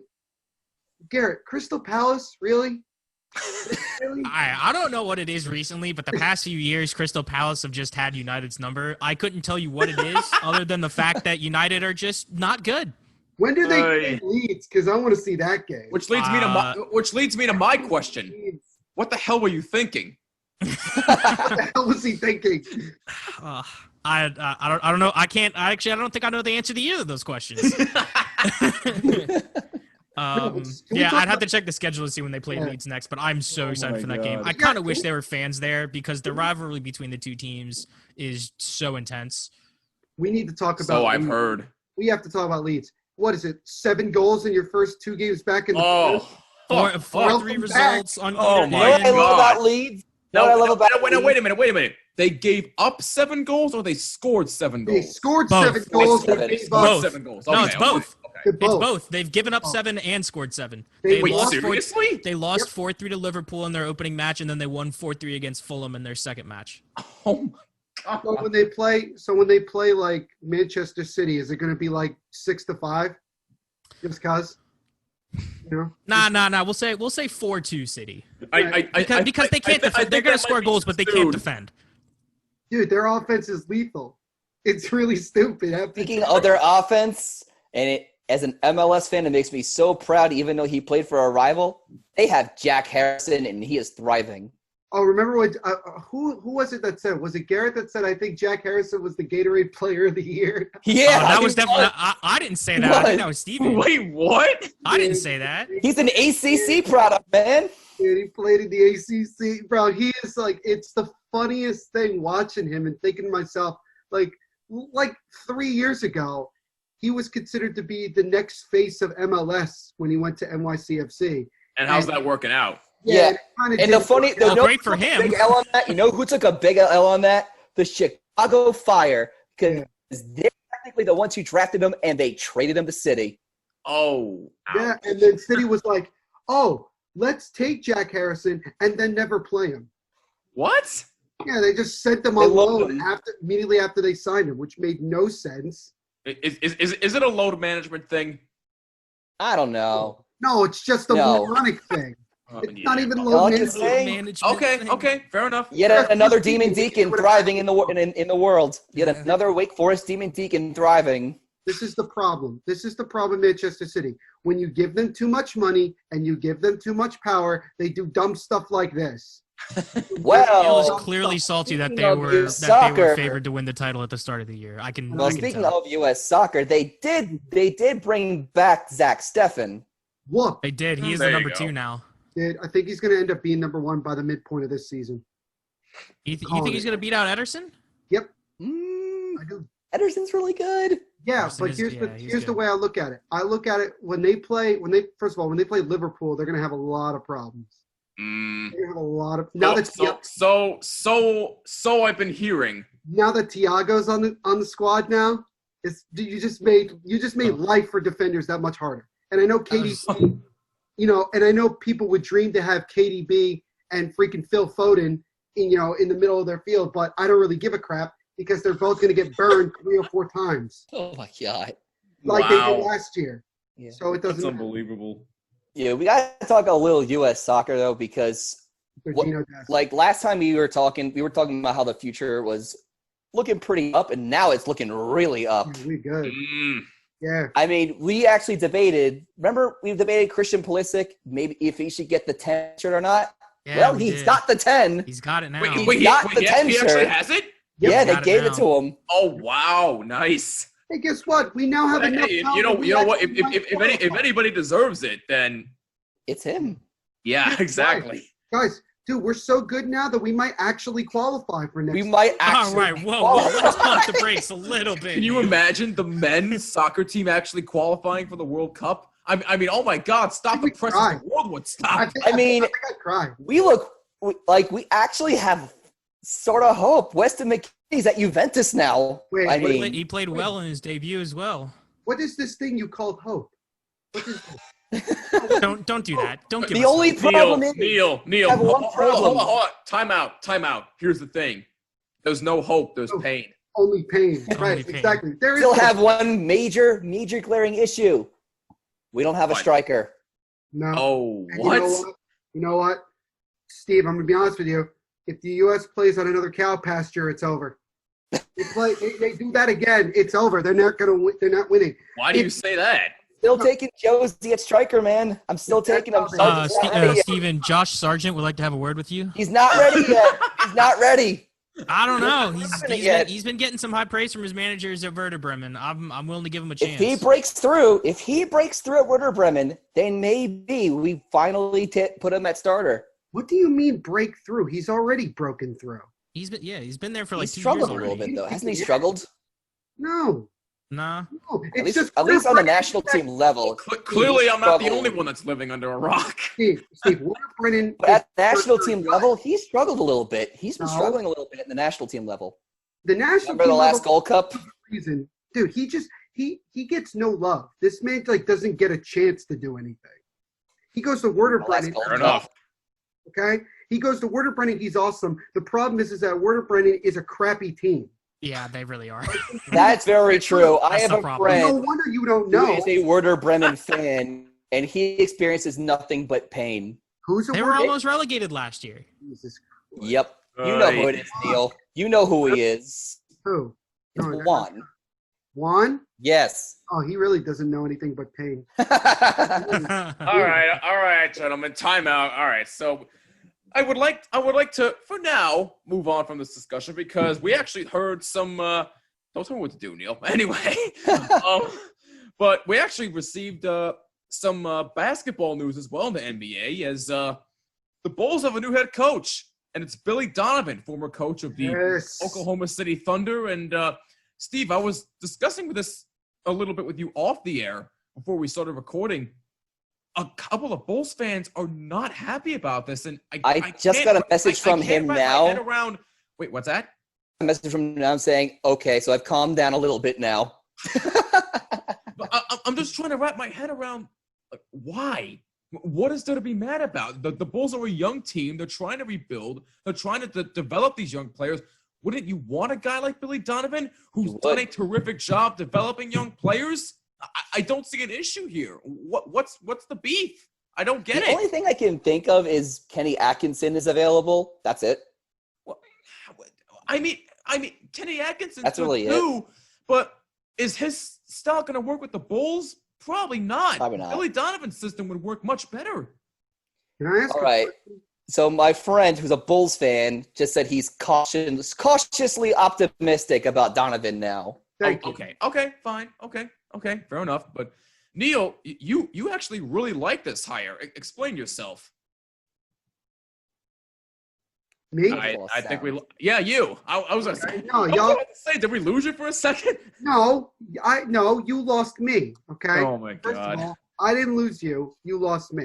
So 2020 problems. So here's all right. So here's the thing. First of all, everyone, please stop praising Kenny Atkinson. He is not as good as you think he is. Did he do a good job with the Nets? Yeah, but he also is a terrible coach when it comes to using his timeouts, stopping runs, and that's going to kill. So any team that's going to get him is going to deal with that pain. That's why I think they should keep Jacques Vaughn. Well, they kept Jacques Vaughn as an assistant and now under Steve Nash. So yes, that's right. Positive there. As far as Billy Donovan is concerned, look, I mean, a lot of people want to be critical because of the fact that he was there still when KD and Russell Westbrook was still there. And then you had Russell Westbrook and Paul George. And then obviously you had just Chris Paul. He had different stints, and people want to say, he was part of the blame for why those guys left. I don't agree with that. I think that KD and Russ didn't really want to leave until last year, and he didn't even ask for a trade. The Rockets just were like, we'll give you all of this for Russell Westbrook. And Sam Presti was like, all right, bet. We want all this for Paul George. All right, bet. Or like, it's like that was basically what you saw. Billy Donovan did as good of a job as any coach could do with the team that he had. And mind you, they were one shot away from going to the second round. They nearly knocked out the Rockets. And I'll be as honest as I can be. If the Thunder had gotten to the second round, Billy Donovan would still be the head coach of the OKC. I agree with that. Absolutely, yes. 100% agree. He would still be the Thunder's head coach. That's the way I look at it. So I think that from a development standpoint, he's the best of the bunch when it comes to development. And I really think the Bulls are going to like him. I think he's going to maximize the potential that this team has. Zach LaVine is certainly very hyped up to get him. And let's give it let's give him an opportunity here. The Bulls are not going to be good for another couple of years. Let's just call it like it is. Bulls are not that good. But the Bulls got a new GM. Now they have a new coach. They have a lot of young players. They have a lot of good assets.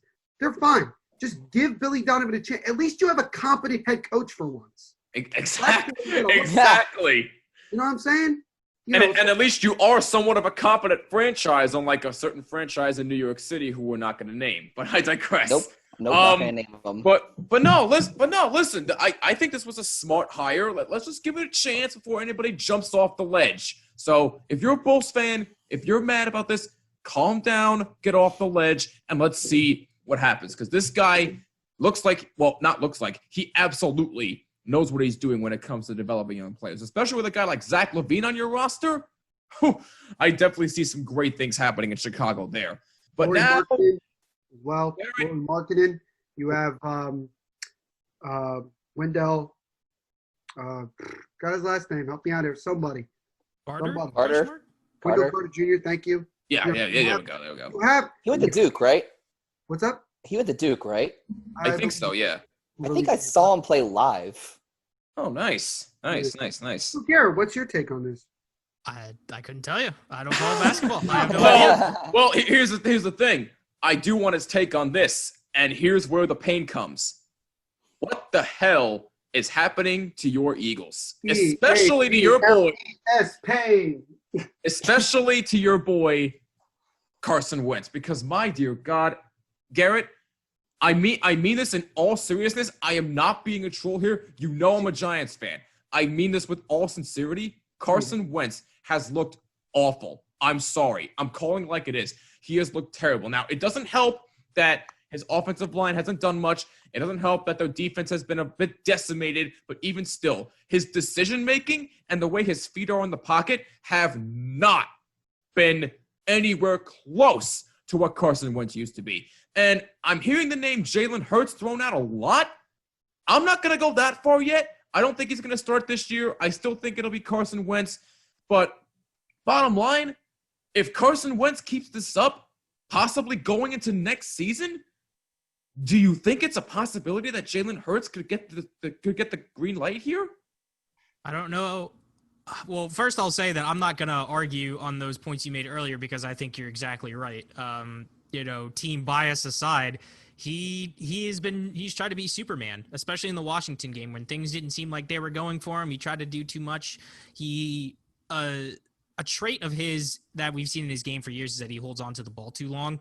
And again, is always trying to make a play when sometimes it's better to just throw the ball away and just kind of reset.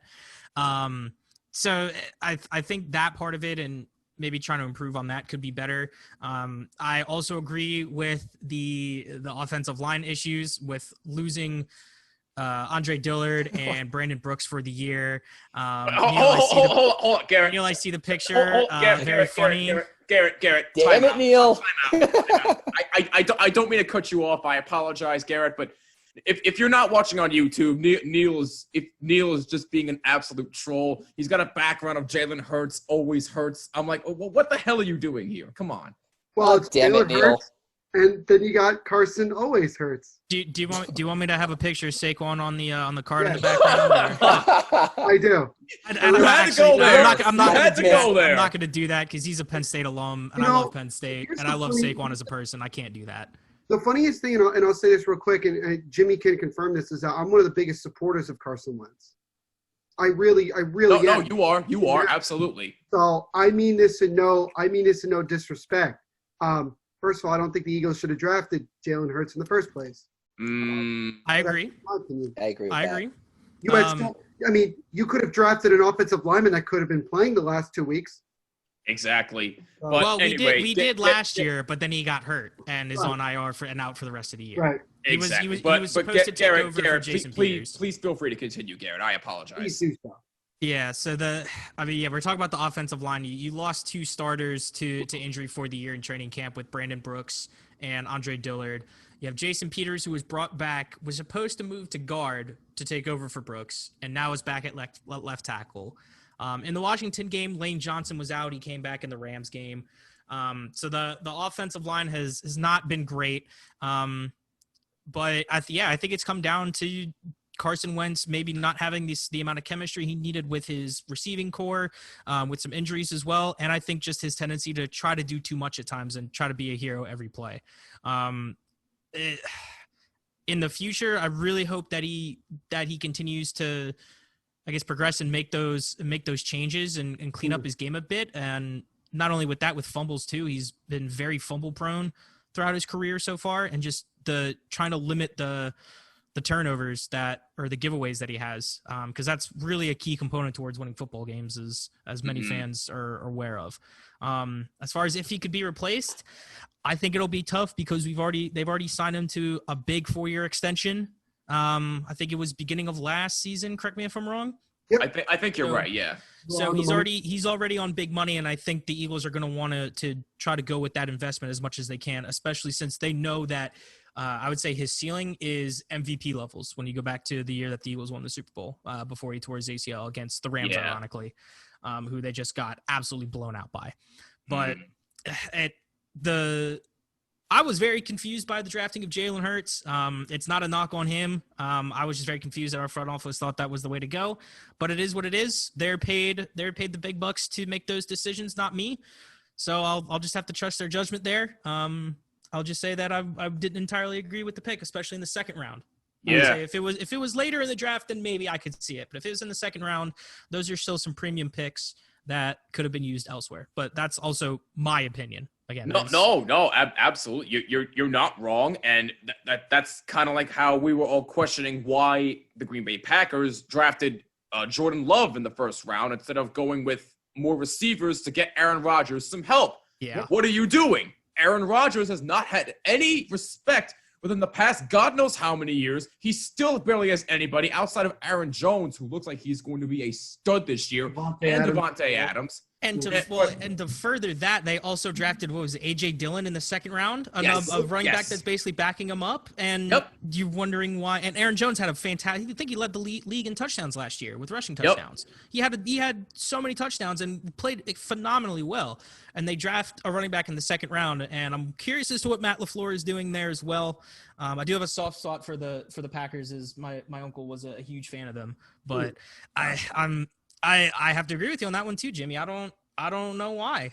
The only real signing they made was Devin Funchess to help out in the wide receiver corps, and then COVID happened and he opted out. So they're basically back to square one, and Davante Adams is now.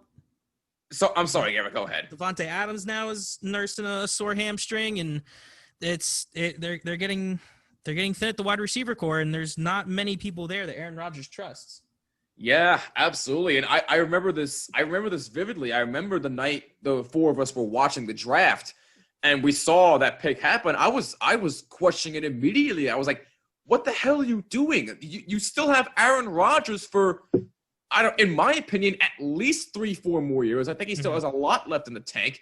He wants at least one more Super Bowl before he retires. And I think he'll get one if he gets help. Either that, or if he doesn't and he still feels disrespected, he might as well go somewhere else. Because if they're going to treat him like that with the amount of disrespect that he's been getting now, why would I still want to be there? I mean, especially with the fact that you drafted a quarterback in the first round to begin with. Yeah. That really should sting. And also, he's already in consideration for possibly being MVP, considering the fact that he has looked like an absolute stud in the past 2 weeks. So what does that tell you? Well, it tells you that Aaron Rodgers is probably the best all-around quarterback talent we've seen in the last 15, 20 years. Thank you. I think when you look at the fact that Aaron Rodgers has been able to turn a lot of nothing into something, just shows you how good he is. The Packers I believe they are 2-0. And they have, other than Davante Adams and Jones, what the hell do they have? I mean, in all honesty, what do they have receiving-wise, tight end? Their defense is okay, not great. You know, what exactly do they have? Aaron Rodgers is just going to do what he needs to do. He doesn't care probably at this point about the team. He cares about proving that he's good. And if that means that the Packers don't want to keep him anymore, fine. You know what? And I know Steve's going to hate me for saying this because when I speak it into existence, it's going to happen. But he'll go to the freaking Patriots. Why not? You know what I'm saying? Like, it'll be something like that. He'll go to the Patriots and he'll do great things. Why? Because Aaron Rodgers is good. Because Aaron Rodgers is not – forget good. Aaron Rodgers is great. Aaron Rodgers is one of the greatest all-around quarterback talents we have seen in the last 15, 20 years. Absolutely, yes. He won't go to the Patriots. He'll go to the Cowboys. Oh, no, stop. No. Hold on. You want to know what's funny about that? My dad was literally making that exact argument the moment Mike McCarthy got hired as the coach. I'm like, he is not going to the Dallas Cowboys. And if he does, that is the day I will quit football. You quit football? Oh, yes. I do not want to see that man in a Dallas Cowboy uniform. I don't. Nor will it ever happen. I'm sorry. Well, first of all, if it comes to that point, we're not going to blame the Cowboys. We're under no circumstance are you going to blame the Cowboys. You're going to blame the Packers because they're idiots. I mean, did they learn nothing? Did they learn nothing from the crap that they tried to pull with the whole thing with Aaron Rodgers and then Brett Favre and then Brett Favre trying to come back and then saying, go screw? I mean, that's really what we're going down. This is the part 2 of that. And I'm sure Aaron Rodgers sees the writing on the wall. And that's unfair to him because he's arguably one of the best quarterbacks in the NFL right now. I would argue to say that I think the best quarterback in the NFL this season so far has been Russell Wilson. And that man has never gotten an MVP vote ever for whatever. Which is an absolute crime. It is a crime. Russell Wilson has been one of the most underrated quarterbacks for years. And it's a crime that I'm saying he's underrated. Been in the league. Yes. Since he's been in the league. Absolutely, Garrett. Yes. I want to go back. Let the man cook. Let the man cook. Yeah. That was great, by the way. By the way, when you said that. I enjoyed that. I enjoyed when you said that. I heard this stat earlier today. He has 9 touchdowns and 11 incompletions in 2 games. Oh, that's ridiculous. Wow. That's actually ridiculous. And they play – who do the Seahawks play week 3? Week 3? Week 2 they played the Patriots. Week 1 they played the Falcons. The Falcons, okay. Okay. Play the Falcons. Or Falcons. Dude, they can. Or Falcons. Before we jump into that, because I know probably you guys won't talk about that, but we will. I know we talked about it earlier, but I want to hear Steven Garrett's thoughts on that. I will just say this real quick about Carson Wentz because I just want to get that out there. Carson Wentz is the second most talented quarterback overall at the position that I've seen since Aaron Rodgers. Absolutely. When he's healthy, absolutely, yes. Well, this is the problem. That injury that happened to him a couple of years ago against the Rams unfortunately ruined his entire career. Because since that point, I don't think it's been necessarily – look, first of all, the lack of success the Eagles have had has not been entirely on Carson Wentz. There is no question about that. Agreed. It's not all his fault. Absolutely. I think the Eagles have done a piss-poor job at times of negotiations. I mean, they're trying to screw over Zach Ertz, and I think that's unfair because Zach Ertz has been a warrior. I've been an absolute since he's got there. Agreed. And Howie Roseman, I think now is starting to go back to his BS before they got good. I think you're starting to see that again. I don't know, Garrett, if you agree with that, but I can kind of start to see the BS that pissed off Eagles fans 5 years ago is the stuff we're seeing now. You know, I mean, the thing with Carson Wentz is that has he ever had the world's greatest offensive line? I don't think so, number one.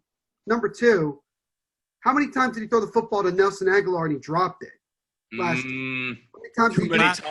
Last year, and then in Aguilar's first 2 years. I would disagree about the offensive line. I would say his first.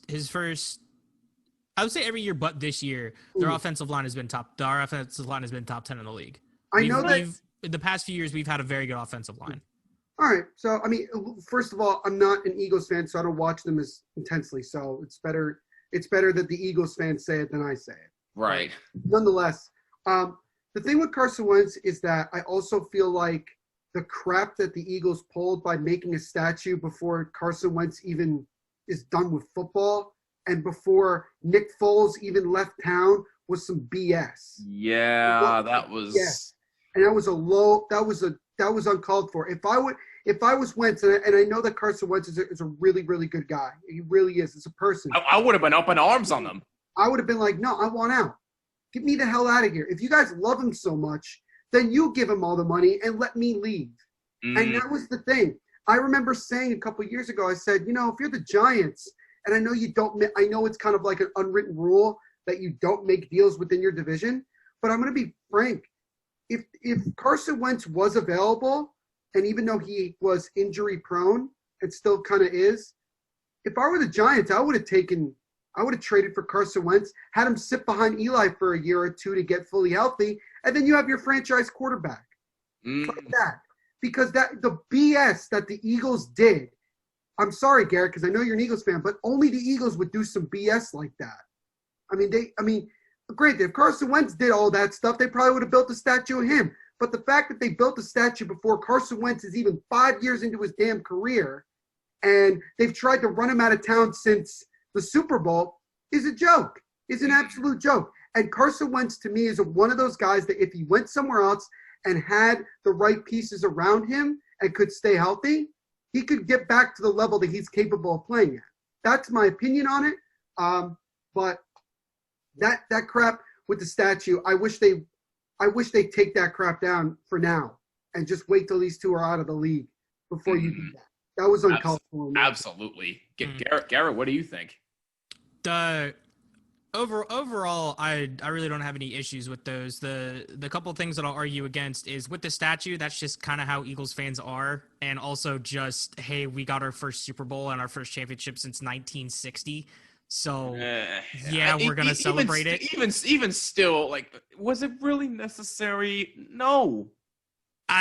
I don't think it was necessary. I don't think it was necessary, but I mean that's again a personal opinion. Another point I will argue, Neil, is that I don't think Eagles fans specifically were trying to run him out of town. I think more so it was trolls that were saying Nick Foles was better than Carson Wentz and should keep Nick Foles. I think as a whole, the majority of Eagles fans would much rather prefer Carson Wentz because one, he's definitely younger and has more time to progress and develop and get even better. Two, they know that the level that Carson Wentz can reach is that MVP level that they saw.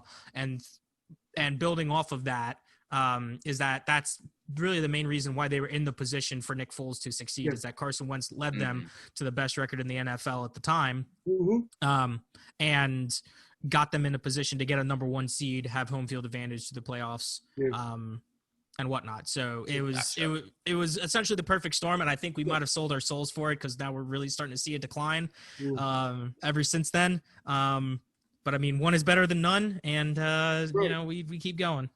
But I'm sorry, Neil. Go ahead. Well, the other thing I'll just say real quick is that when I used to work down in South Jersey, mind you, Cherry Hill, which is basically Eagles country. Oh yeah.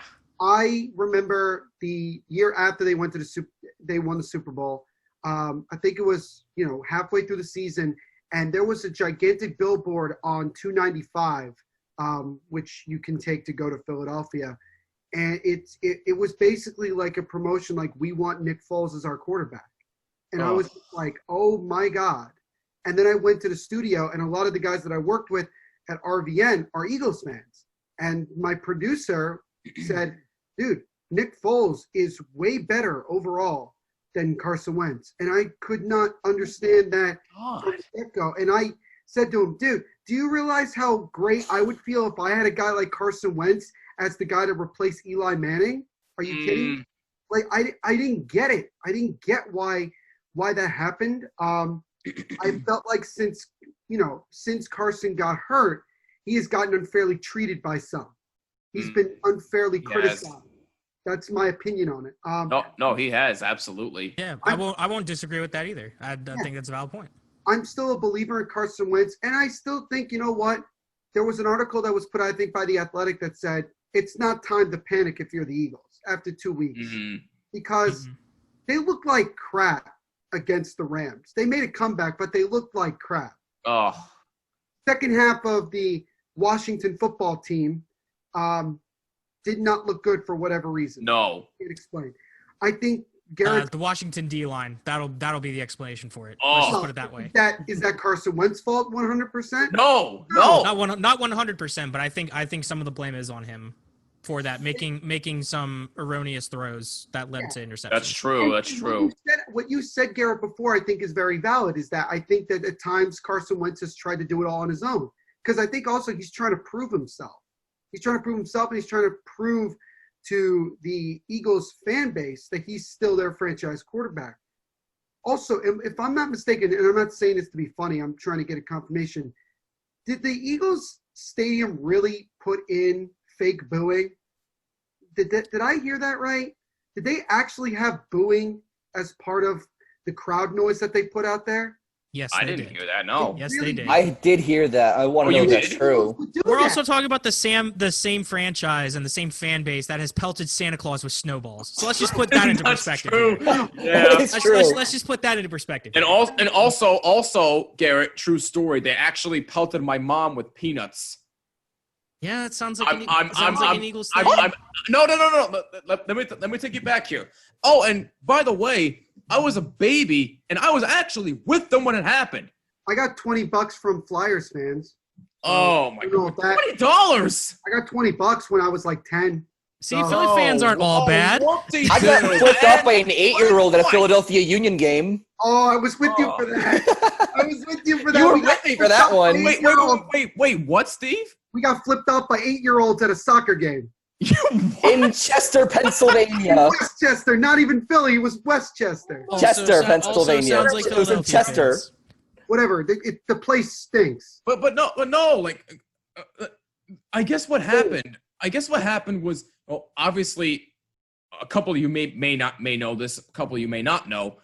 My dad is a Cowboy fan, and my mom is a Rams fan. And back when they were really part I didn't know actually. I told you my mom was a Rams. I thought I told you, Neil. Wait, which Rams team though? Was she a fan of the original LA Rams? Yes. St. Louis. Okay. Yes. So she's not this St. Louis crap. No. Sorry. That's mean to St. Louis. I'm sorry. How dare you? Go Battle Hawks. I knew what you meant, but no. I mean, when I was a baby, we all went to I forget who they were playing. I was a baby. I didn't know, but they were sort of taunting taunting my parents because obviously, like I said, my dad's a Cowboy fan. And, you know, like my mom was like, hey, could you pipe down? I have my son with me, my 1-year-old son. I was 1 at the time. And they started pelting my mom with peanuts and we all left. Nice. It was pretty bad. Yeah, that's what happens. My only response to that story is that I think, was your father wearing a Cowboys jersey? I couldn't tell you, but if I can get confirmation on who they were playing, I would give a definite answer. I was okay. I have no idea. Because if he was wearing a Cowboys jersey in Philadelphia, then from the Eagles fans' perspective, they had it coming. That's how bad the rivalry is between the two teams. Yeah, but like I'm not excusing their actions. I'm saying that's how the Eagles fans view that. That's true. But yeah, a little bit of story time right there. But anyway, no one likes us. We don't care. That's true. All right, you know what? Look, Eagles fans might be bad, but I don't think they're at the level of Millwall.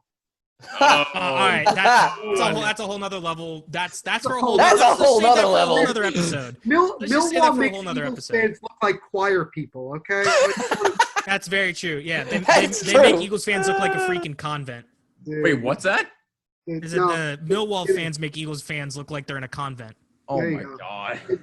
Jimmy, never ask us about Millwall. Are they that bad? Yes. No. Are they that bad? No, guys, we're not talking. We're not going there today. Fine. All right. Let's just drop it. Tune into the next episode to find out what we say about that. Tune in next week when we discuss why everyone hates Millwall. Episode 201 next week. But no, just real quick here. Steve and Garrett, we were talking about our favorite moments earlier. I know you two gave me yours. Neil and I were talking about ours earlier today. And one of the moments I brought up was the very first episode I did of this podcast, which was back in January of 2017. I did listen. And I said this earlier, and I'll say it again. I sounded like such a wimp and a baby that you could barely tell what I sound like right now. But I rest my case there. But basically, I was talking about it was NFL wildcard week at the time. I was talking about the games there, and I was also talking about the Rangers, because I was still arguing to the death, and I will still argue this till I am blue in the face, that the Rangers still do not play well when Henrik Lundqvist is in net. I made that argument back in 2017. I will still make that argument now, even when he is retired.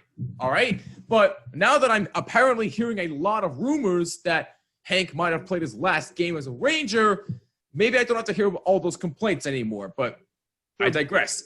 But, looking back, Neil, obviously you can vouch for me because you know me. I've always defended that man when he's in net. I've always said the team does not play defense around him. But listening back on that, do you still think I'm right? Well, I guess I'll go last. I don't know. Does anybody else want to chime in, or am I answering, or is it just me?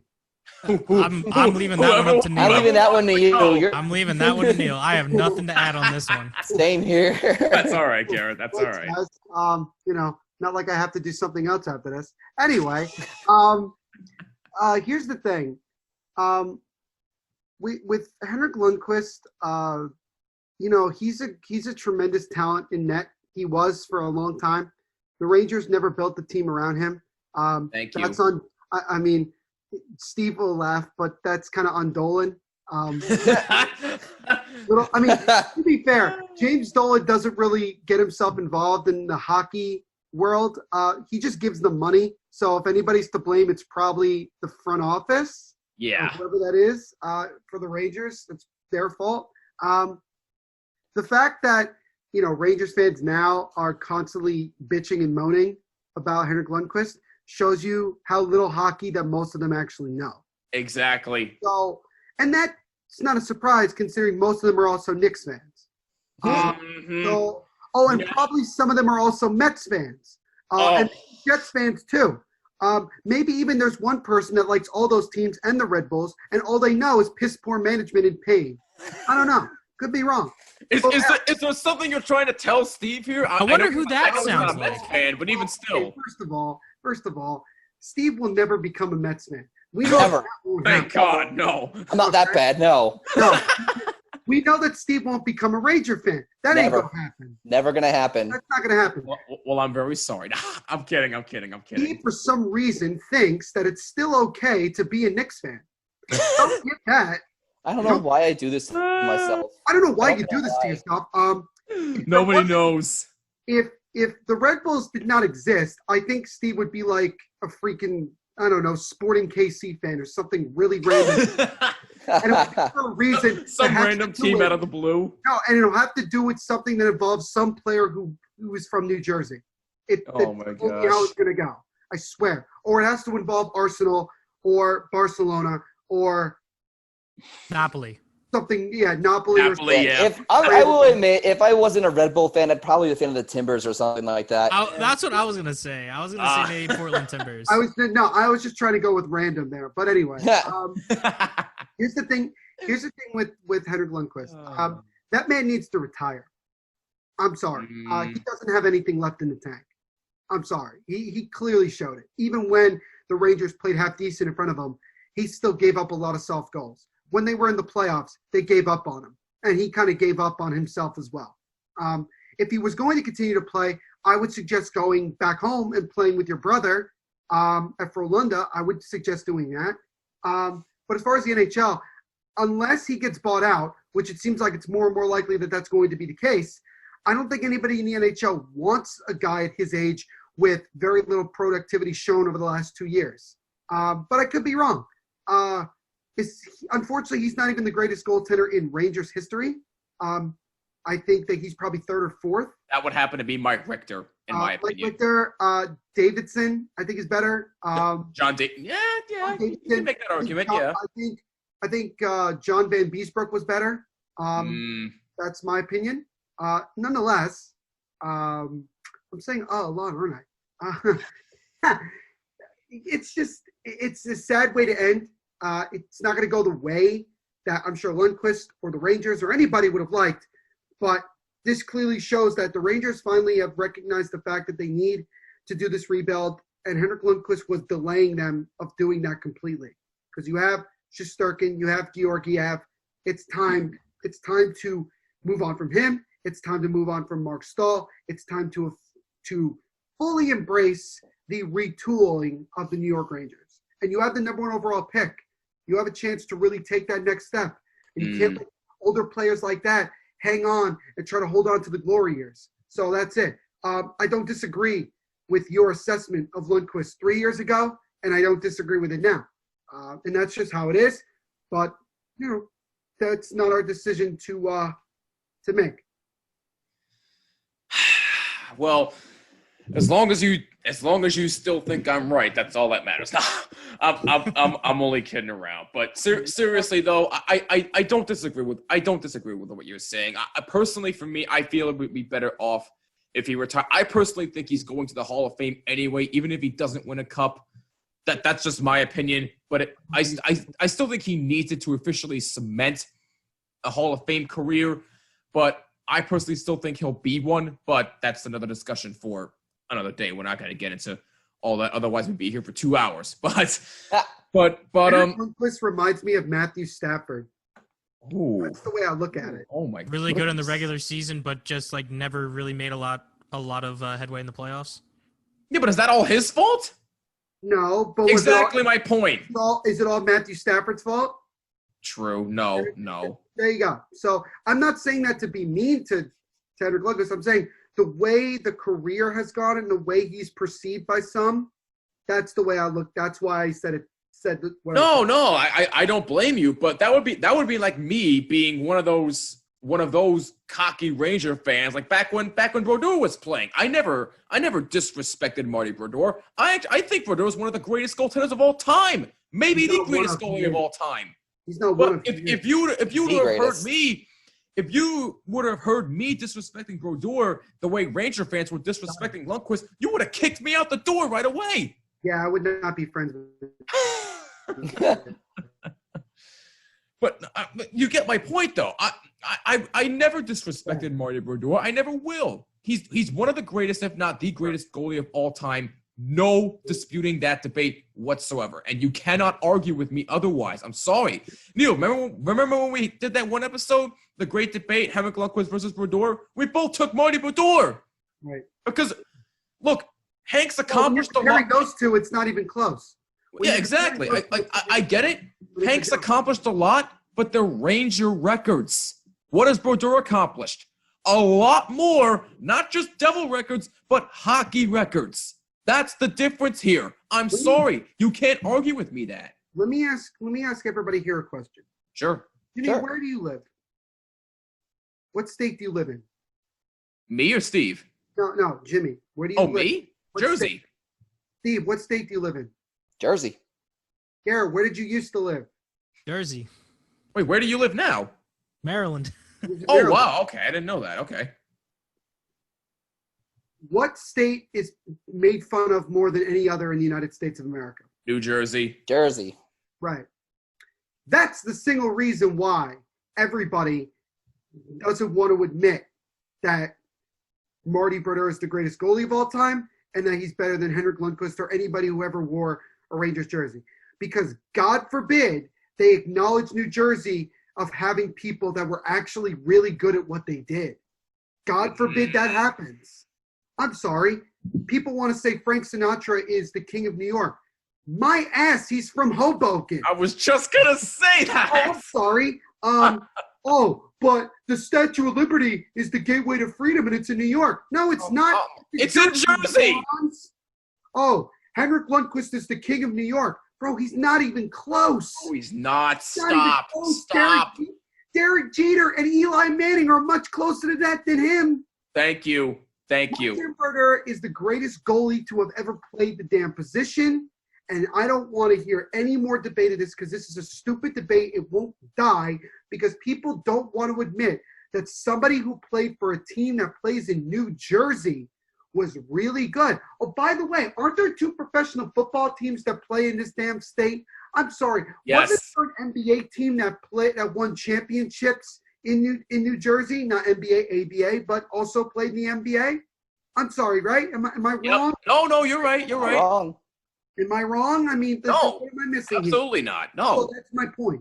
New Jersey is made fun of, and that's what you're getting. It has nothing to do with records. It has nothing to do with anything else. The bottom line is that if a team from Jersey does well, everybody gets mad. If Rutgers became a national power, people in the South would pissed and make it's a wrap for everybody if Rutgers is a cover for everybody. What they would do is make fun of Rutgers all the time. If Rutgers beat Alabama, imagine the scene. Oh, you wouldn't hear the end of it from me. You wouldn't hear the end of it from me. Beat Alabama? I was bad when St. John's beat Duke. If Rutgers ever beats Alabama in football, they would never hear the end of it. You want to take it another step further? What if Rutgers beats Notre Dame in South Bend? Oh, my God. Notre Dame fans would never hear the end of it from me. They'd never hear the end of it. How about we go to Death Valley and Rutgers kicks the crap out of Clemson? Oh. Again, same thing. I'm loving all of these outcomes. Actually, follow-up question to the Notre Dame one. Do Rutgers and Notre Dame play this year? Because I can't remember. No. They don't. I thought they did. I was really hoping so because I don't like Notre Dame being in the ACC, but that's a whole other can of worms. That's another debate for another day. That's a whole other can of worms. How about this one? How about Rutgers goes all the way across country to Eugene, Oregon and beats the mighty Phil Knight-led freaking Oregon Ducks? Oh. Well, maybe people will give a crap because it's the West Coast and people don't like the West Coast. That's true. And they don't think the Pac-12 If it's USC, that's a different story. I was going to say, but in Pasadena at the Rose Bowl. Why don't we? Why don't we take it to? Why don't we go more local? What if Rutgers were to go and beat? I don't know. What if they go and beat Ohio State this year? Huh? How about that? Never. Please. Who's an OSU fan? He would never hear the end of it. How about Michigan? The greatest big team house. I love that. Invented, apparently. That's what I'm saying. John Harbaugh would be fired on the spot. Absolutely. Absolutely. He should be fired. This is the same Harbaugh that put up 75 points against Rutgers on national TV. Okay, the bottom line is simply this. And there are people that are listening to this that are not from Jersey and think exactly the way the rest of the country thinks. If you're from Jersey, you're very proud of being from here because there's a lot of reasons to like it. If you're not from here, you think New Jersey is a waste of time. They made a joke one time where it's like National No New Jersey Day. I remember that. Anybody who says that is a moron, okay? I'm sorry. I know I'm being offensive to a lot of people, but your intelligence is pathetic, in my opinion, if you think that New Jersey is a waste of space, okay? If you're really considering waste of space, why is Hawaii considered part of the United States and it's so goddamn far from everywhere else? Ooh. Why is Alaska considered part of the United States? Like, tell me that. Neil, that's a fair point. You're not wrong. At least we aren't Florida. Right. Yeah, Florida. So you know what? You want to talk about from a sports joke perspective? At least we're not Cleveland. Okay? Oh. I said it. I went there, and I don't give a shit. Come on down to Cleveland town, everyone. No, shut up. Cleveland stuff. You don't know that video? Actually, I've been to Cleveland. You know what? So have I. No, here's a great story. I went to Long Island one time, right, to celebrate my friend's Eagle Scout reception, right? He introduced me to all of his friends who live in that area, and they go, "Oh, you're from Jersey?" I go, "Yeah." He says, "Oh, does that mean you live in Newark?" Are you? Oh my God! Are you just moronic? Like I think some people are. I really do they think that's the only part of Jersey? Yeah, either that or the Jersey Shore because of the stupid show that MTV decided to pull several years ago. If I had a dime for any time someone said, "Do you know Snooki?" I'd be so rich. Oh my God! Yeah, it's happened. Steve, do not get me started on that, please. It happened. And you know what? I'll leave it at this, and I apologize for cussing, but I'm going to say anybody who thinks New Jersey doesn't exist or is a waste of time can kiss my entire ass. Central Jersey exists. Thank you so much. Yes. And that's how much New Jersey means to the world. We have a damn competition to figure out, is Central Jersey a thing? And there are people from other states wondering why this is going on. Well, three of us live in Central Jersey. Thank you very much. We have debates on what to call a breakfast meat. Bottom line. New Jersey exists. It's an awesome state to live in, despite the fact that taxes are so damn high.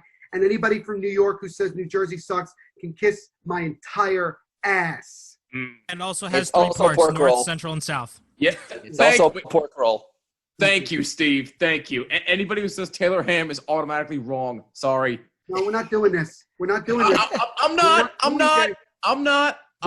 I'm just saying. Guys, enough. I'm just saying. But now let's go to our next state. Let's talk about Delaware real quick. No, that's a small ass state. Right? Oh my God. Anyway, don't get me started on South Carolina. Oh my goodness. Joe Flacco played college football at Delaware, right? He played for UDel. My memory. That's all I know Delaware for. I think so. Yeah. Yeah. So I mean, what did George Washington say when he crossed the Delaware? Oh, God. There it goes. What? You know the answer? No, I don't remember the answer. It's freaking cold out, and I forgot my big underwear. Oh. So there. So hey, all right, guys, give me another state. Let's keep going. I like this. Come on, keep it going. I gave you one earlier. South Carolina. I want to hear it. I want to hear it. No, I'm just dunking on states now. Give me something else. South Carolina, do it. Dunk on one of my home states. Do it. What, Maryland? Yeah, nah, South Carolina. Oh, South Carolina. Oh, okay, cool. Yeah. What is a gamecock? Nobody knows what that is. They're the only state, I think. They might have been. Honestly, they're the only state that could get away with saying that without being. Really wrong. Really wrong. Also, isn't Myrtle Beach in South Carolina? Yes. Oh yeah. Dirty Myrtle. Oh, Dirty Myrtle. Yeah. It's the only thing that's worth a damn in that state. Oh. I'm sorry. When was the last time South Carolina football was good? Really good. Like 10 years ago. That's true. 15 years ago. Right. All right. No, give me another state. Come on. I'm having fun here. Give me another state. Oh my God. Give me another state. This is going completely off the rails, but I absolutely love this. Give me another state. What about? Fine, Texas. Texas, thank you. That's exactly what I was thinking of. Yeah. Well, first of all, they say everything's bigger in Texas. Yeah, even the losses. Okay? Oh my goodness. Then Cowboys. Yeah, how about the fact that you haven't won since 1995? How about that? Oh, we got the Houston Astrodome that you still haven't knocked down, that you have as a damn relic. Oh, we have the Houston Astros, and they just won the World Series. Yeah, because they cheated, you big fat moron. Yes. Hook 'em horns. Yes, and I know Caitlin's going to get really mad at me for saying it. Oh, she's going to listen to this. Oh, no. Texas is in the top 10. Everybody, watch the hell out. They're going to win the whole damn thing. The only thing they're going to win this year is the damn toilet bowl. That's as much as they're going to win this year. They are one of the most overrated asinine teams. Oh, but Texas A&M had Johnny Football. Johnny Football doesn't even play football anymore. Nope. He tried playing Canadian football, and he sucked. I bet if he went to the XFL, he'd be the worst player in the league. Oh. And that league doesn't even exist anymore. Well, you know what? At least he wouldn't be Christian Hackenberg in the AAF. But we're not talking about Christian. I'm just saying. We're not talking about people from Pennsylvania. Oh, there we go. There's another one. Pennsylvania. Let's do it. Let's talk on Chester. Oh God. No. Let's talk about the Texas Rangers' new Globe Life Field. It's a freaking warehouse. Yeah. They're playing it. They saw Indianapolis' stadium, Lucas Oil Stadium, and said, "All right, bet we'll do you one better." Boom, warehouse. Oh. That's literally what you see. Sounds like a backyard baseball field. Oh yeah, exactly. Now, by the way, that's a very nostalgic game. By the way, and if you haven't played it, what's wrong with you? And fantastic I know people, you want to really piss off people? Here's the best thing. Oh no. That state thinks that the virus doesn't exist. Wait, so much so that you had 22,000 dumbass people in Texas, not Texas State. What the hell do they call the Cowboys Stadium now? AT&T Stadium. AT&T Stadium, and like, dude, you're one of the highest rated states when it comes to the virus, and you're still pretending like it doesn't exist. Well, it's Jerry World. It doesn't count there. It doesn't exist. Yeah, right. No. Oh, and by the way, he didn't have his mask on the entire game. Oh. So if you're finding coaches, how about you find players? Oh, wait, Jerry Jones actually is the real commissioner of the NFL. It's not Roger Goodell. It's Jerry's world, baby. We're just living in it. So there you go. And then you got Bill O'Brien, who somehow is the coach and general manager, and somehow still is able to trade. Still has a job. Some people never know why. Still has a job. You traded DeAndre Hopkins for old, debilitating, decrepit David Johnson, who for one drive, every Texans fan thought, we won this deal. Oh, yeah.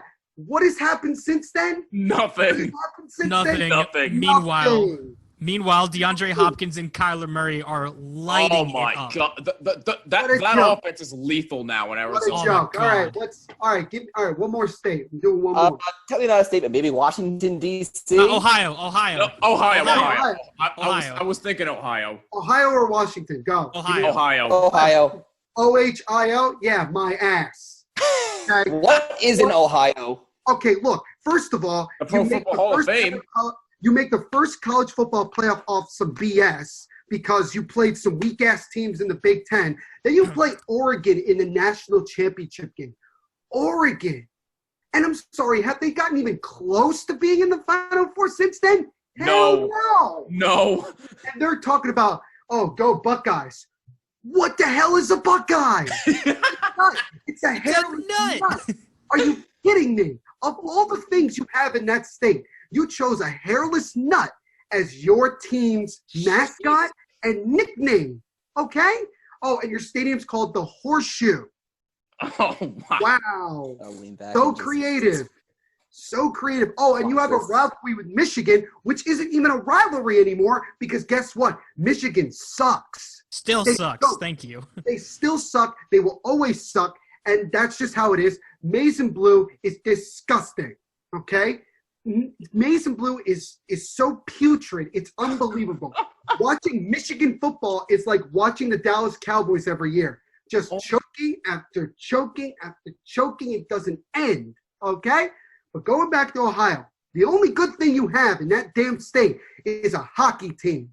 A hockey team in one of the biggest football states in America. Your best team is a freaking hockey team. a hockey team. And I love hockey. I love hockey. The Columbus Crew are pretty nasty, I will say. No. They almost folded like 4 or 5 years ago. That's very true, though. No. Steve, who was the Columbus Crew head coach 2 years ago? Answer it. Answer it. Oh, my God. I can't answer the question. I'm blanking on his name. Berhalter. Yeah. Berhalter. I'm sorry. Is Berhalter any good at his job as the U.S.? No. There's a reason for that. Because he sucks. He flat out sucks. It's the same club that thought Giazzi Zardes was a competent striker. Now, fans and Steve might get offended by this, but guess what? That damn team nearly left the state to go to Texas. Oh. There we go. We're back to Texas. We made it almost full circle. One of the most beloved MLS franchises nearly moved to Texas. Now you have an expansion team called Austin FC, or as they like to call it, L Tree. Oh, God. Hey, up the roots, baby. Up the roots. Bro, that is something that you could only come up with in either fantasy football or EA Sports Madden. There is no other way you could make it up. You can't make it up. Oh, and now they put another damn soccer team in the state of Ohio in Cincinnati. And guess what? Cincinnati kind of sucks. They did just put an Olympico on us, though. Oh, hey, Steve, guess what? Oh. How many championships have they won? They're only 2 years old. How many championships have they won? Zero. But they're only 2. FC Cincinnati is the only team I've ever seen that somehow let Connor freaking Lade score a goal. God. Which was his last goal. How the hell does that happen? Anyway. Okay. Also, they decided that let's take the Mets colors and go blue and orange because that totally works out. Every team that has used that color scheme is pain. Except the Islanders. That's true. Except the Islanders. Okay, yes, this one time in the past 20 years. Yeah, fine. Fair enough. Anyway, on that off the rails note, what has this episode turned into? Wait, oh my God. How about California with, let's have a gender reveal party and then start a fire across the entire Oh my state. God. Are you stupid or just dumb? You're all idiots. I'm sorry. Jesus. Anyway, what is going on? Wait, what's that, Steve? What is even going on anymore? I think this is a perfect metaphor for episode 200. Before you end, We've done 200 episodes, and sometimes we still don't know what we're doing. Exactly. Let me just say before we end that I apologize up front for anything. Please don't be sorry. This is fun. No, look, if I said anything offensive or inappropriate, I apologize in a way. But like Conor McGregor once said, I would like to apologize to absolutely nobody. But the bottom line is all these states in this country have stupid problems. Yes. I'm not saying New Jersey doesn't have problems. We have high taxes here. It sucks. Yes, that's true. Really, really sucks. Oh, I just got some breaking news. Oh, what? What's that? Devontae Freeman's officially signing a 1-year deal worth up to $3 million with the New York Giants. Oh, so it is official. Okay. Cool. So Devontae Freeman will now know what it's like to have a terrible offensive line. I was just about to say. Unfortunately. I'm sorry, Garrett, what did your friend from the Falcon, your friend who's a Falcons fan, say? He said Matt Ryan's going to die, right? Is that what he said? Either something along, I think it was something along those lines. Also, launch Dan Quinn into the sun. So something like that. No lead is safe. Not even 28-3. Something, whatever. God.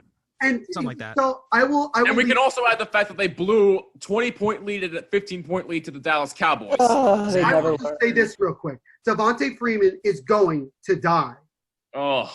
He's going to die. Oh, my God. The Giants did not get any better by adding him because the offensive line is still crappy. It is.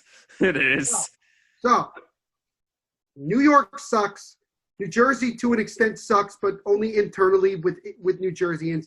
Delaware doesn't suck, not that much. South Carolina Delaware isn't even a thing. South Carolina sucks. Okay, South Carolina overrated. Oh, Texas. No, he's right. Texas. Overrated. Oh no, he's cutting out. No. He's cutting out. Okay. We got him back. His take on Texas was so bad they had to cut him out. Florida has so much humidity it makes you want to puke. That's true, yeah. It can't stop burning itself down to the ground because of idiotic millennials. Freaking, Ohio. What? What are you doing? Oh, and then you have places like Montana and North and South Dakota who are only known for hockey and the best college football team, not in the FBS. So there you go. Christ. Okay. And there's your bottom line. How about Wyoming? What is going on? Yes. The bottom line, Steve. That's what's happening. When was the last time a quarterback other than Josh Allen from Wyoming? Matter of fact, a football player from Wyoming is good. Like really, really good. Facts. Wyoming.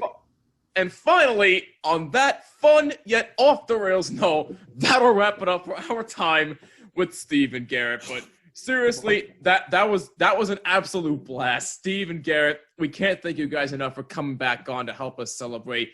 And we'll definitely have a lot more fun real soon. We'll definitely have you back on, and hopefully I'm mentally exhausted after that one. Wait, what's that? I'm mentally exhausted after that somehow one. I'm the one that's energized. I will say, real talk though, Jimmy, Neil, congrats on 200. Thank you. It's been a crazy journey. I'm glad. I love seeing you grow. Congrats on 200 again. Thank you so much, man. Garrett, any last words before we wrap up? Yeah, I'm gonna kind of echo Steven. Huge congrats to 200. You guys have been doing this for years now and getting better at it each time. It's always a pleasure to continue to talk with you guys. And here's to the next 200 and hopefully a lot more. Oh, thank you guys. Thank you guys so much. That really does mean a ton to us. And like I said, we'll definitely have you back on again real soon. Definitely sooner than later. But that'll do it for now. Steve, Garrett, thank you so much again. But the episode is still not done because coming up next, Neil, if this interview is going to be any bit as fun as with these guys, we're in for a damn treat because First to 11 is coming up next, and we're going to have a blast with these guys. Stay tuned for the second half of me crapping on every single thing. Oh, no. Continue the list. No. Believe me, you could bring that up to them. They will be cracking up. I can guarantee you that right now. But aren't they from Erie, Pennsylvania? Pennsylvania. Hey, yeah, that wasn't on the list yet. There we go. There's already one state.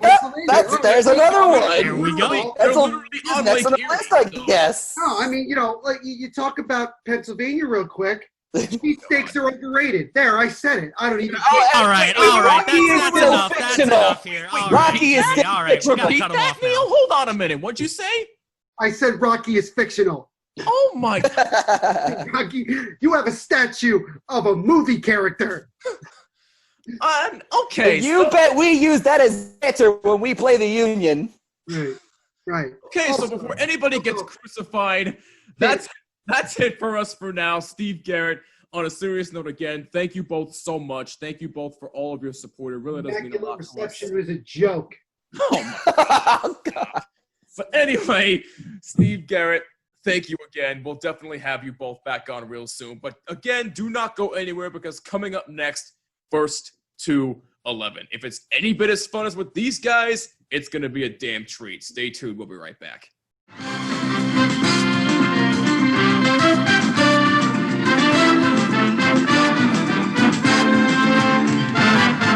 Welcome back to the Bottom Line Podcast. We're in the midst of our 200th episode. Jimmy Finizzi, Neil Villapiano with you. We hope you're still hanging in there, and hopefully you're not sick and tired of us yet. But anyway. No, I think people are sick and tired of me, especially after talking with Steve and Garrett. I think they oh my God. I don't think I'm very well liked anymore. Let's not revisit that right now. But let me just say this. If hanging out with these guys again is going to be as much fun as with Steve and Garrett, I think we're in for a treat, Neil, because wait, what's that? It will. Don't worry. No, absolutely. Because these guys were more than kind enough to agree to come back on with us to help us celebrate our big milestone. You know them by now. If you're watching on YouTube, you can see. If not, you probably know who I'm talking about. Audra, Matt, Sam, Ryan, First to 11 is back. Guys, first of all, welcome back. Thank you so much for coming back on, and thank you so much for being a part of this milestone with us. How's everybody doing? Doing good. Thank you put on my game face today. Matt brought his game face. I see that, and you're more than welcome. We're very, very happy to have you guys back on. But actually, a little bit of a twist here before we get started, because Neil and I actually, before we get into what we discuss, we normally have a trivia segment. We like to ask each other some trivia questions before we get into what we want to discuss. So we figured, why not do it with you guys? Because we haven't done it yet. So why not? So Neil, since I'm a good egg, I'll let you go first with your question. Oh wow! Oh, you'll actually let me go first this time. That never happens. What are you talking about? That never happens. So this is not a sports question, just up front. So let's start with that. I'm trying to figure out how to properly ask this question. I guess the question. Just ask the question. All right, so that's the question. So you guys know who Green Day is, obviously. Absolutely. I don't think I have to go into any details with that. But here's the question: do you guys know how they got their name, Green Day? How the band got its name? I think so. I'm pretty sure. Like that. I think that Green Day is a reference to weed.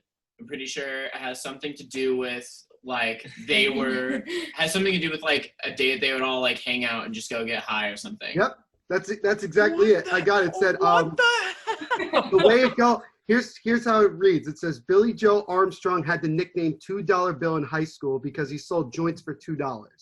It's also linked to the band name Green Day, meaning a day of doing nothing but smoke marijuana. Yeah. God. So, and Jim, this part is for Jimmy. Jimmy, do you know what the first name of Green Day was? It wasn't Green Day. Do you know the first name of the band? Oh, you gotta be kidding me. I don't. Does anybody want to chime in? Does anybody know? Blue Day. No, it's better than no guess at all. The original name that they had was Sweet Children, but it was dropped to avoid confusion with another local band from Berkeley, California, which was called Sweet Baby. So they dropped the name to not get confused. Thus the legend of Green Day was born. I don't know how people would feel if they had to say Sweet Children, but especially in this day and age, it wouldn't be the same. Good idea. Wait, what's that, Audra? Definitely a good idea. I think on their part, they were like, "Yeah, we probably should." I think they knew that by the time we got to 2020, that name was a little bit weird to say, but nonetheless. But that is the answer to the trivia question. Well done. Well done. Conclusion: 2020 is crap and it can go kick rocks. But anyway, we digress. So here's my trivia question, and it is actually Disney related.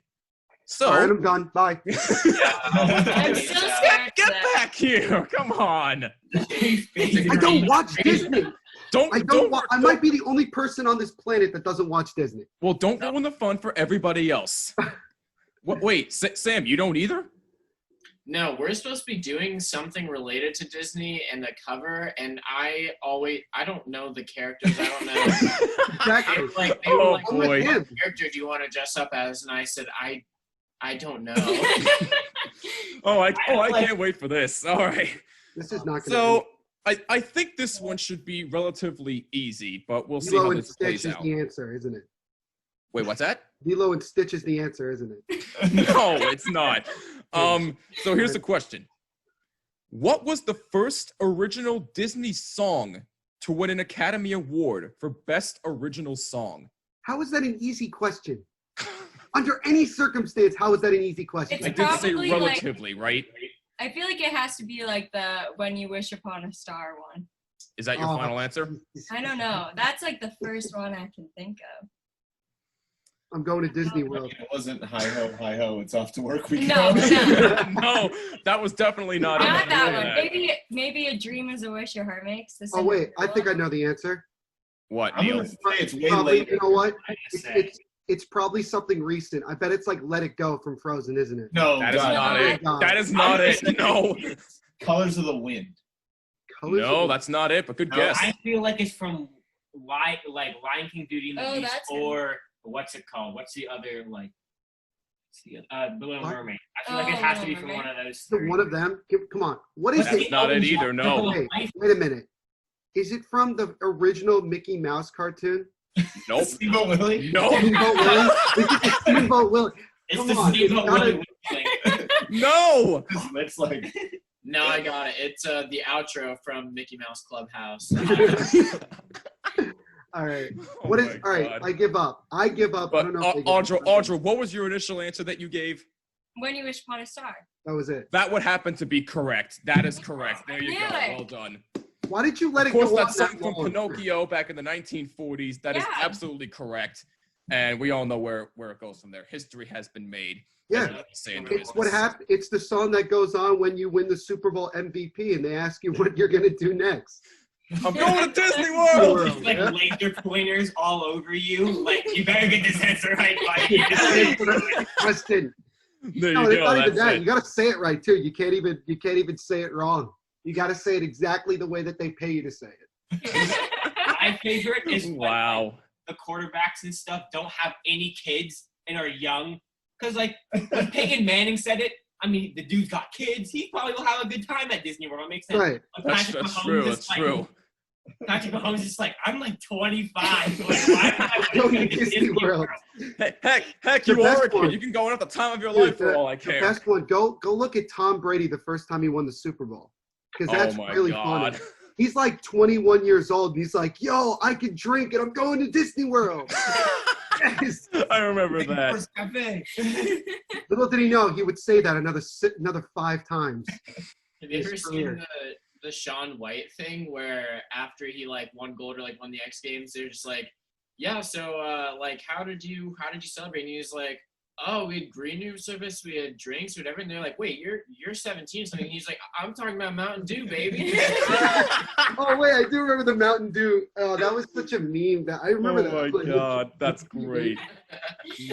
that is absolutely fantastic. I'm waiting for Jimmy Garoppolo to win the Super Bowl so he could be like, I'm going to Disney World, baby. I'm waiting for that. And the day when that day comes, Neil will probably die happy. But anyway, actually, since we're actually on the topic of sports, Audra, I found out last week that you are actually a Pittsburgh Steelers fan. Please explain yourself. How did that come about? My family is like big Steelers fans, so I just grew up like watching the Steelers, so it's still there. But one of them is actually like from like our hometown, James Conner. Yes. Like in Erie, and so we like to watch him too. Nice. Very. I was just gonna say, do you have like a current favorite player besides James Conner right now, or? I like Juju. Juju Smith-Schuster. Oh man, yes. He's so funny. Like he's just fun to watch. My dad calls him Juju B for some reason. I have no idea why, but Neil, don't ask why. Just don't ask questions. And I saw you were like this when Audra was giving an answer. What's with you? I know we're Giants fans. They you want to know? Oh, you really want to know? You really want to know? You really want to know why I did that? Oh, I don't know. Maybe because my uncle Maybe because my uncle played for the Raiders and he got screwed by the Steelers, and I don't like the Steelers the immaculate reception. How about that? My uncle was clipped on the immaculate deception. We don't call it deception in my house. We call it the deception, and I don't want to hear it. No, I respect the fact. You know what? Honestly, as a Raiders fan, now that we play in Vegas, now I really don't care about the Steelers. That was really far away. Yeah, it might be a bad time to mention that we've been season ticket holders since '75. So 75, of course, 75. Why not? Sure, that's fine. I don't, You gotta be absolutely kidding me. But you told me all of this before we started. This is why I'm upset. This will be the last time we're ever asked that. Well, I hate to upset you even more because to get started, I have to call you out on something here, Neil. Why? The last time these guys were on. Oh yeah. You suggested a Mario Kart race with them. I did. I'm sorry, Neil. That was probably the worst idea you could have ever suggested. Because little did we know that Matt Yost over there was the true MVP of playing that game. And basically, we were pretty much screwed the entire day. We were like, you should have listened. What did we get ourselves into? So, Neil, I blame you. I'm sorry. You started this. I told you you're going to get the work. I told you know what? You know what? I will say this. I will take pride in the fact that every single race I finished in third place. I will take great pride. Hey, you know what? We'll give you that. But seriously, that in all seriousness, that was an absolute blast, and Audra killed it. Audra definitely killed it. I don't know. For someone who says that they don't win at Mario Kart, you crushed it. Yeah. That was just pure luck that day. Oh, like, come that will on. never happen again. There's no way in hell that was luck. Come on, really? Yeah. It seriously was. That was good. I'm not that good at Right. Mario Kart. Stop. Come on. So are we having are we gonna do a Madden tournament next? So maybe I have a legitimate shot of winning something. Oh, sure. Make it easy for yourself. Okay, whatever. I don't know. I haven't played Madden in like 3 years. So we do a Super Tech Mobile tournament. Oh, there we go. Yeah, there you go. You want some nostalgia in your life? Use Bo Jackson on Tech Mobile. Oh, stop. Biggest cheat code I've ever used. You ever played Tech Mobile, Jimmy? Have you ever played? Yes. Yeah, you ever played with Bo Jackson? No. It's unfair. It's actually a cheat code. What is he like the ultimate cheat code or something? His stats are just like maxed out. Do me a solid. When we're done, like Jimmy, running back. type in Bo Jackson Tech Mobile and just watch, and you'll know right away it's not fair. It's not fair. All right. Well, I'll definitely have to take your word for it. I will admit that I ate my words during the Mario Kart thing. I think I realized it halfway through the first race, probably. Halfway through the first race, I knew I was done. I knew I was going to get killed. It's all good. Dude, I legit thought we were going to die. That's how good. That's how like dominant Matt was. I was like, well, we're screwed. That's it. For a lack of a better term, we suck. That's really what it was. We just sucked. Yeah, we definitely need more practice. You know what's funny also is I think that was only the first or like second time I ever played Mario Kart 8 Deluxe. Really? I mean, yeah, and I've seen people play it, and I've seen people rage mad hard on it. But now I can kind of like actually like rage quit or actually rage at the fact that they weren't good. No, like rage as they're driving. Like they don't rage. Oh my they just get so mad that they don't know what to do. But, wow, I don't think I've ever seen that before. I'll have to. You gave me something else to look up though, so that'll be my entertainment the rest of the day. Yeah.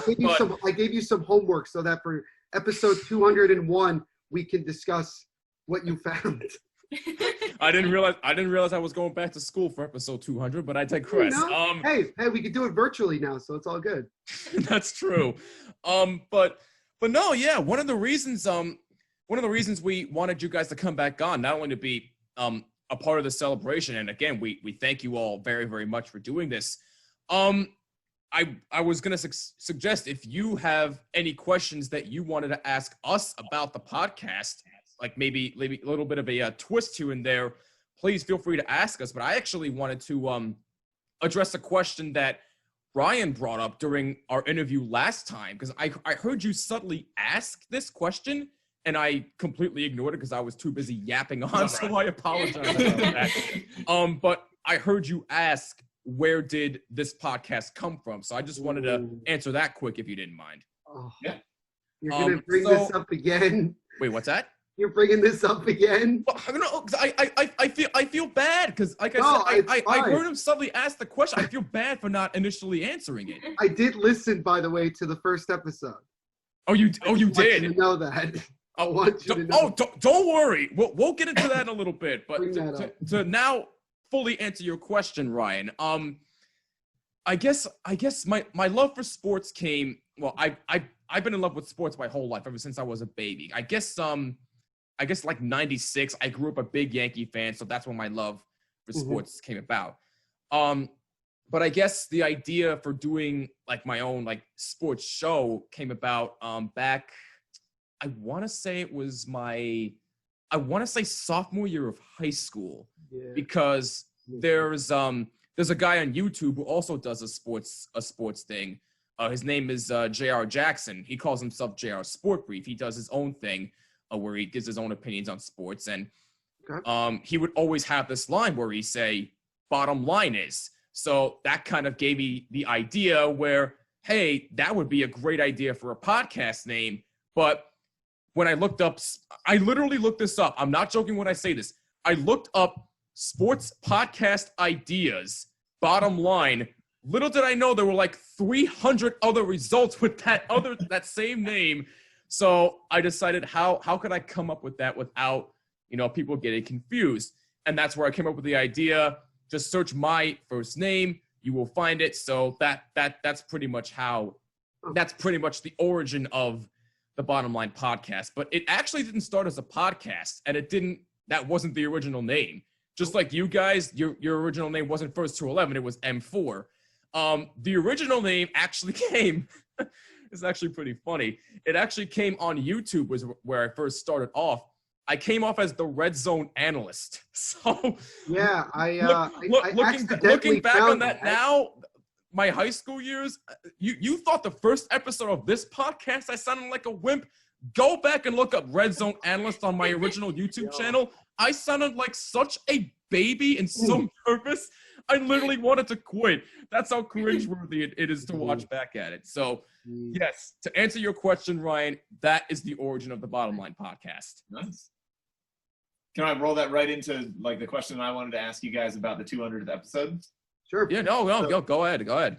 I'm always looking for music stuff on Facebook Marketplace and Craigslist and stuff like that. Yeah. I see the shattered dreams of everyone's podcast aspirations on Facebook Marketplace all the time, where it's just like an audio interface and a boom stand and a microphone. Yeah. Right. And it seems like everyone kind of had that, or I want to be like Joe Rogan, or I want to be like this guy. And, they've given up due to, low viewership. It's hard to make content. Right. So what, pushed you guys past the point where you're like, all right, we're comfortable now. We can keep doing this. We've got some people watching us. Like, what really put you over the edge where you're like, all right, I'm not going to just give up on this? Oh, wow. That's actually a really good question. I guess how many subscribers we have really doesn't matter to us. I guess at the end of the day, what it comes down to is as long as we know that there are people who are willing to take the time out of their day to actually give a listen to us, whether it's one of our close friends, our family members, people we don't know from out of the country, whoever it may be, because we have listeners. Canada. Believe it or not, we actually have listeners outside this country. We have listeners from Australia, the United Kingdom, Canada. We're pretty much all over the world now. We have a lot of listeners from Canada. Yeah, Canada too. I forgot to mention that as well. But I guess at the end of the day, it really doesn't matter like how many people are subscribed to us or how many people listen to us every day. Like that doesn't matter to us as long as we know that we're doing what we love every single week and we're happy with it. That's the most important thing to us. That's what really drives us to keep this going, and hopefully for 200 more episodes, but and many more to come. But that's pretty much the gist behind it. We just don't care how many people are listening to us or subscribe to us. As long as we're doing what we love every week, that's what matters to us. So it's like a therapy thing. It makes you feel good. Oh, absolutely, yes, without question.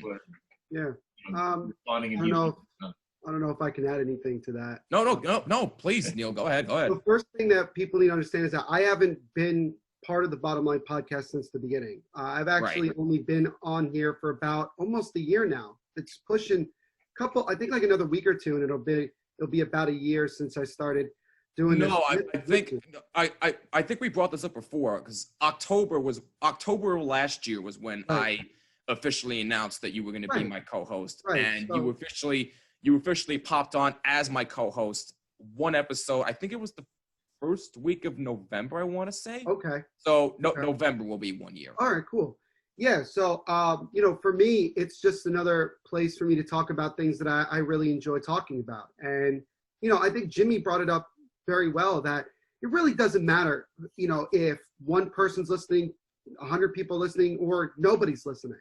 I think what's more important about it is that we're constantly putting out content. And the way that I look at it, and I'm sure, you guys can relate to this, is that the more stuff you put out, the more likely somebody's going to notice it. I think that's one of the things. There you go.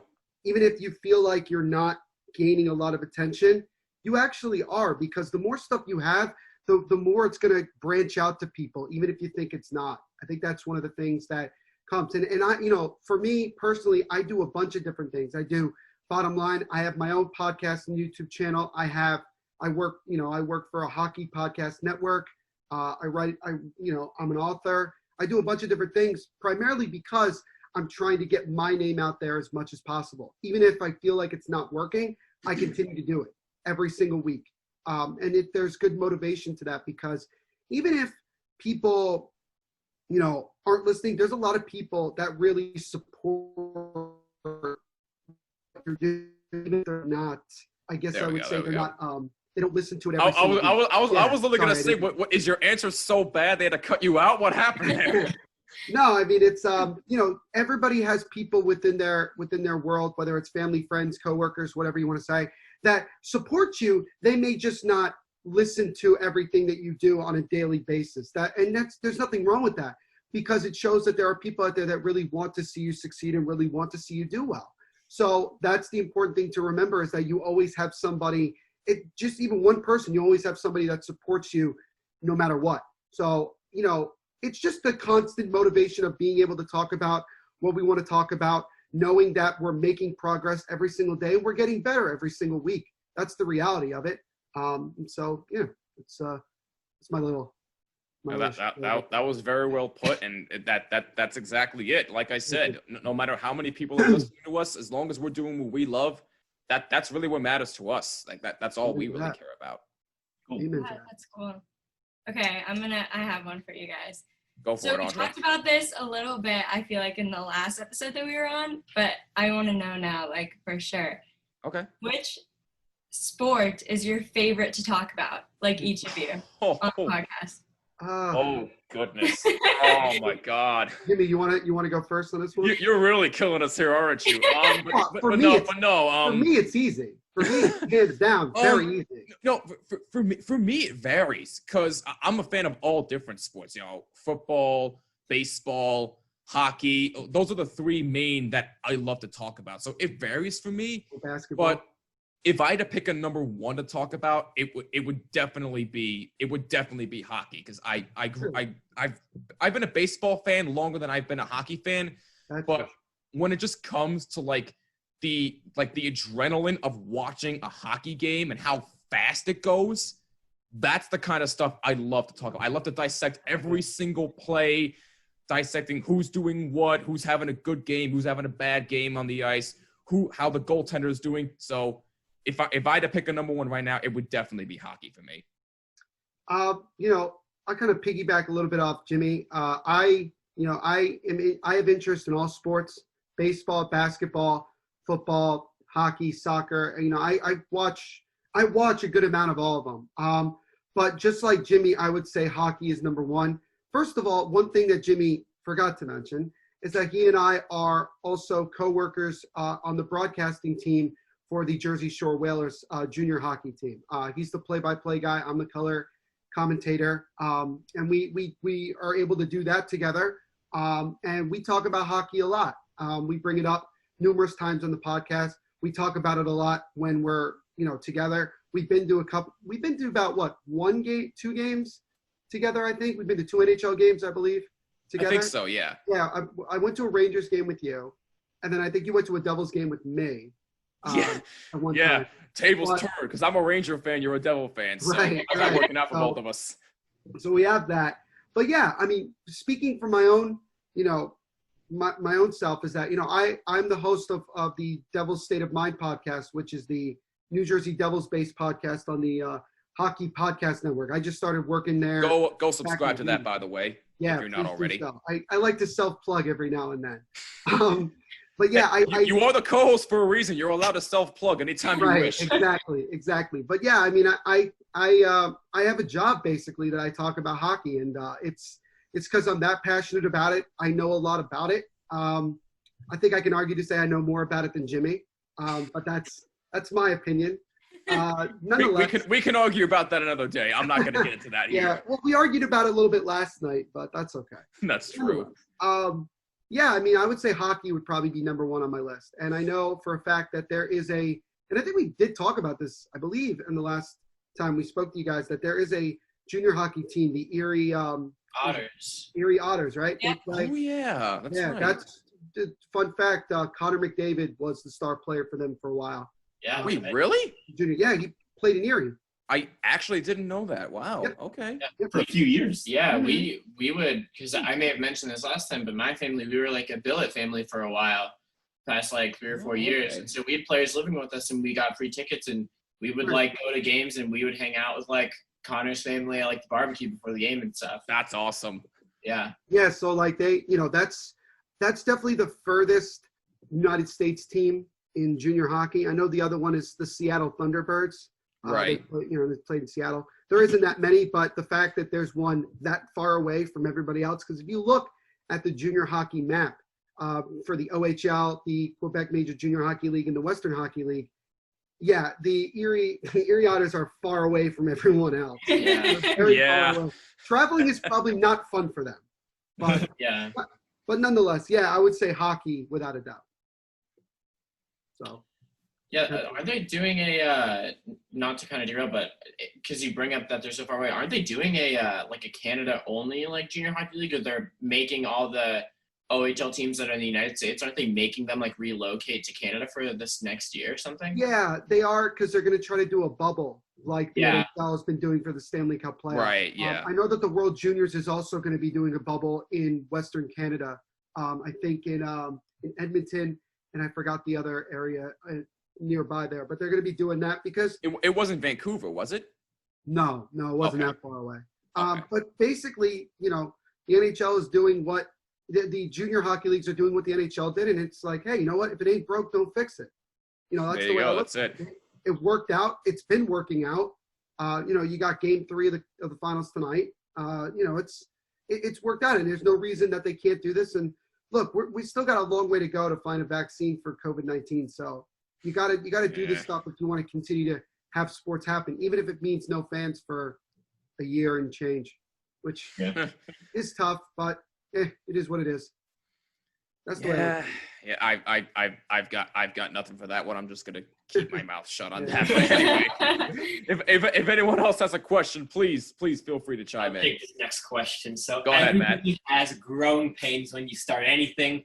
I hate watching our old videos because I don't seem comfortable. None of the band members seem comfortable. Ryan's still figuring out how to use a camera and all that. There's just so many facets of just that's not good. So I wanted to transfer to the podcast. When you go back, what's your guys' biggest growing pains you had to get through? You're like, whoa, we never really stayed on topic, or oh, we didn't even know how to plug in our mics correctly, or we couldn't soundproof the room and we're just echoing all over. What was the biggest growing pain you had to get through? Neil, you want to take this one? Because I got to think long and hard about this answer. Yeah, well, no, I mean, look, first of all, it's always uncomfortable for most people when they watch themselves on TV or anywhere. It's that immediate oh my God, I sound like that. And look, you could say hold on. I don't mean to cut you off, Neil. I apologize, but I can relate so much because the first time I actually got into broadcasting was actually in college because I was working for the radio and TV stations at the time. And I remember the first time I actually got my chance to do something was on the what was it called on the TV network? The WMCX? No, it wasn't on radio. It was the news network on Hawk TV. Hawk TV. Yeah. It was the news show, and I remember vividly my first time, and I still have a copy on my laptop of both shows I did, and I remember the first time I watched myself, I was like, that's what I sound like. I'm like, oh my God, I never want to hear myself again. Yeah. But looking back on it now, I personally don't mind it because I like to think to myself, oh, I definitely improved on some aspects, but I still don't like listening to myself every now and then, but it's definitely gotten a lot better as time progressed. So yeah, I mean, you listen to yourself and you can't believe you sound like that. And the one thing that I think people, definitely realize about themselves is that what they hear from themselves when they, see themselves or hear themselves on something is that their voice sounds different than what everybody else is hearing. I'm listening to myself right now and I already hate my voice. But I think the biggest thing, and one of the reasons why I really am big on people listening to themselves, no matter how bad it might be, is that it allows you to make corrections so that you don't have a situation like that again. I'll say this from my own experience. I listen to and watch almost everything that I do when I edit it and I go back and I do all that stuff because I'm trying to better myself. So I sound better, just, more clear. That's really the thing. For me personally, hearing myself talk, I've been used to that since I was about 5. So that part doesn't really bug me, but I can sympathize with, you listening to yourself and you go, Jesus Christ, why did I say that? Or why do I sound like that? And you have those moments of like, and you go back and listen to stuff that you did when you were like 10 years old and you go, God, you sound like such a weeb. The best part about being in the band is since we play instruments, we never really have that when it comes to talking. So it's so funny when we'll go back and listen to like old recording because I just like, turn it off! What is going on? I'm like, okay, 13-year-old Matthew kind of had something, but I don't have like, it's not my squeaky voice or like T-Ready hitting. Right. It's just playing guitar. Yeah. So I'm like, wait a second. I'm kind of schmooving right now. Exactly. I was to join, after my voice changed for the most part. So a lot of what people say is that like your bone and your skull is a very good kind of conductor for sound. So it's a little bit of like natural reverberation. So sometimes people say that if you put your hands like in front of your ears and you can block some of that, you can kind of get a more accurate representation of what your voice really sounds like. But nobody ever like thinks about that. So when you hear yourself back, you're just like, oh damn, like that's terrible. I mean, everybody follows certain people on YouTube, very popular people, and you could go back and listen and watch their old videos from like 2013 and you laugh hysterically because you're like, look how far this person has come from that point to now. And like that's the same thing that we all have. We go, look how far we've come from this video or whatever recording to where we are now.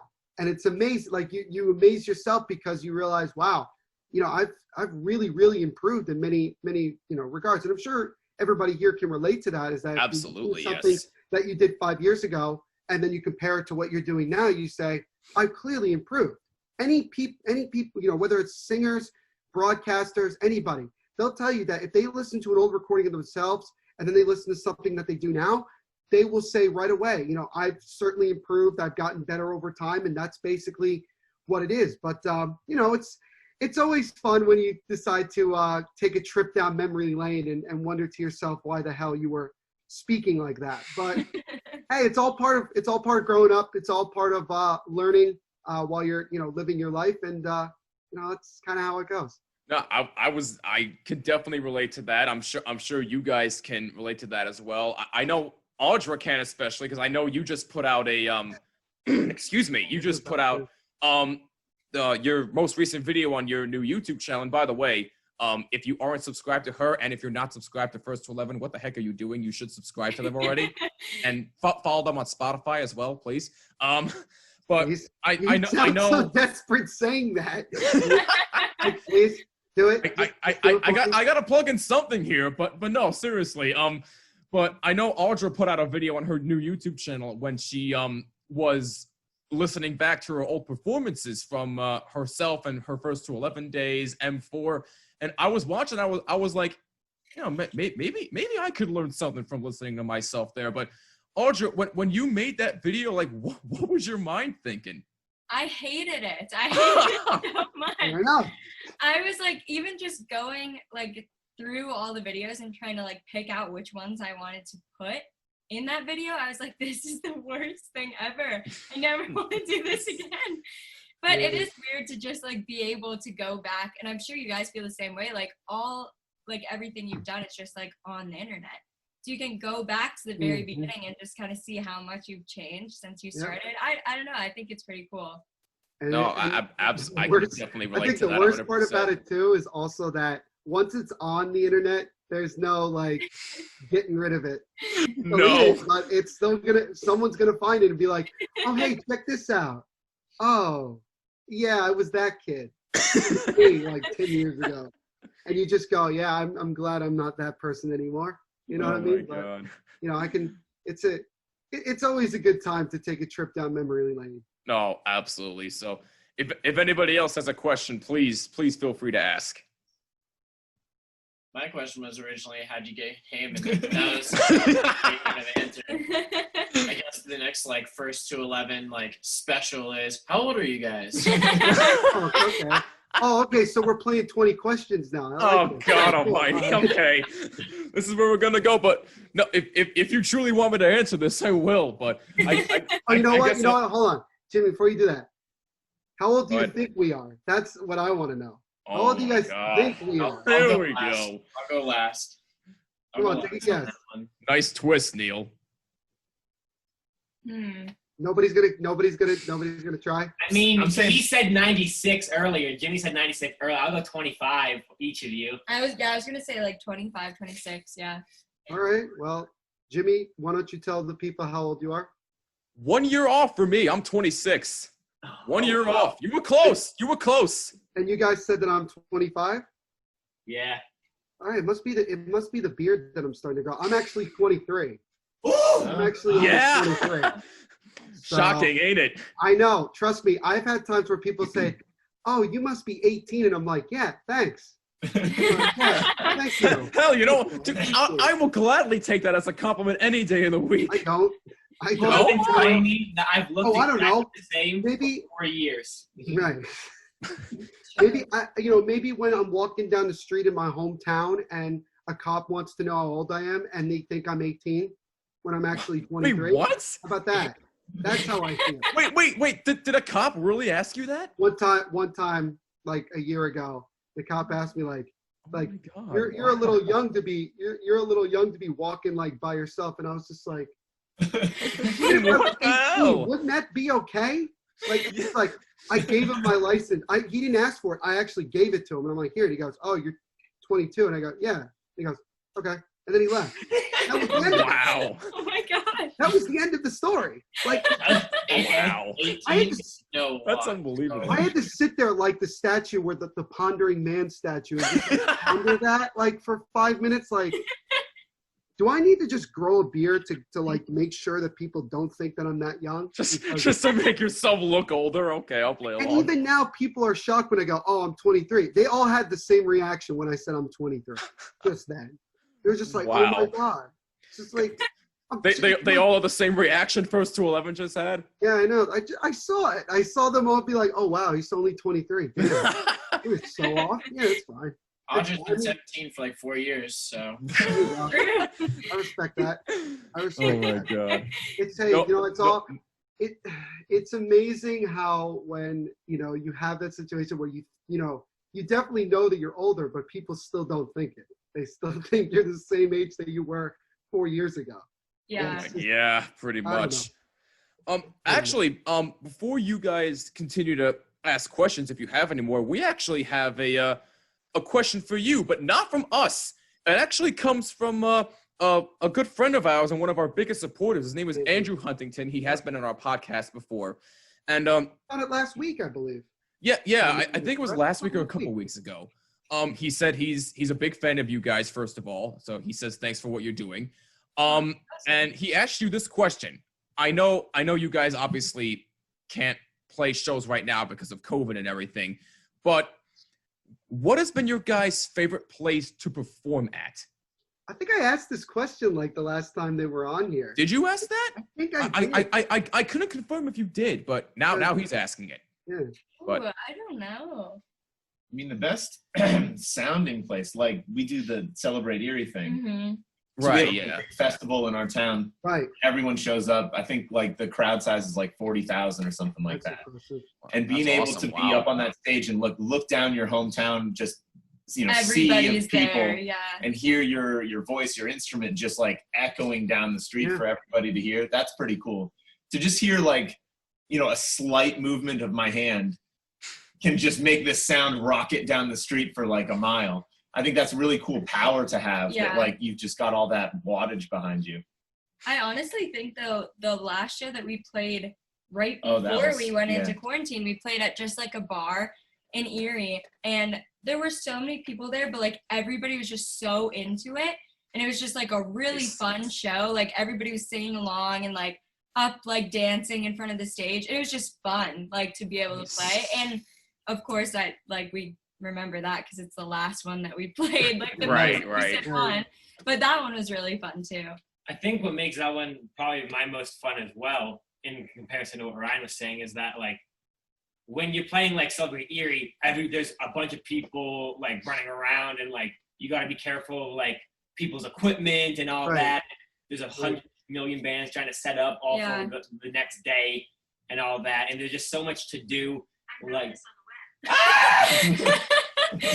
there's just so much to do when it comes to like, it's almost like there's too many options, there's too much opportunity. It is almost overwhelming because like you have 3 people trying to fix your monitors, and you have so much stage area, but they're like, don't go over here because this is safe for the final band, and blah, blah, blah, blah. Right. But the show that we played in the bar, we brought all our own stuff. So if we want to, not that we do this, but if we want to kick something over, if I just wanted to pick up a mic stand and throw it into the crowd, she can do that. You know what I mean? Right. We don't advise that, but she can. Like, it's all if we wanted to. Right, disclaimer, we're not telling you to actually go and do that. We don't advise it, but if you really want to, then. We get to run our own sound, so it's almost like everything is on us to make it as best as possible. And I like that a lot more, because you can just be like, well, I'll just make it the best I possibly can. So it sounded great in our ears, you know what I mean? Super small stage, which I prefer. Yeah, it was because then really it's way easier to like work on almost, especially because like there's no small stage for our band with 3 people, because Ryan didn't even play at that like live at that show. He was running sound. Right. So it's 3 people on stage. There's no stages too small for us. So it shows like that. There you go. It's very just like compact. Everyone's there. You can see everybody. Because then you can gauge much easily, like, are they into it or not? Yeah. Right. And it's a show setting. The only problem I have with Celebrate Erie is that it's not just a show. It's food vendors and activities and celebration of all of Erie. That means not everyone really wants to be there for the show. And you're also kind of disconnected from the crowd. Because you're so far. Because you're so far away. Right. And we usually played like one of the like very first time slots. No one's really interested. People are setting up their chairs to watch whoever the big act is for that night. But when you play at like a small bar, people are there for you and one other band.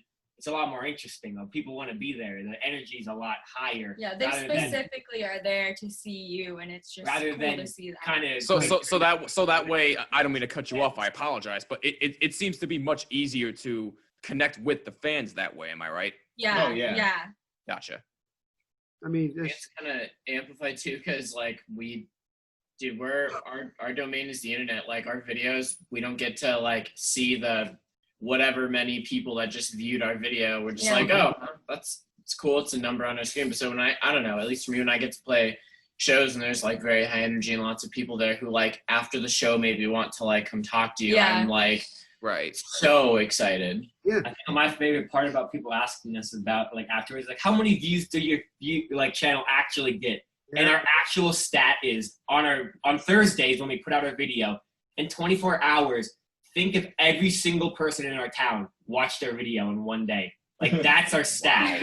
Like every single person in our town watched a video in one day. And people are like,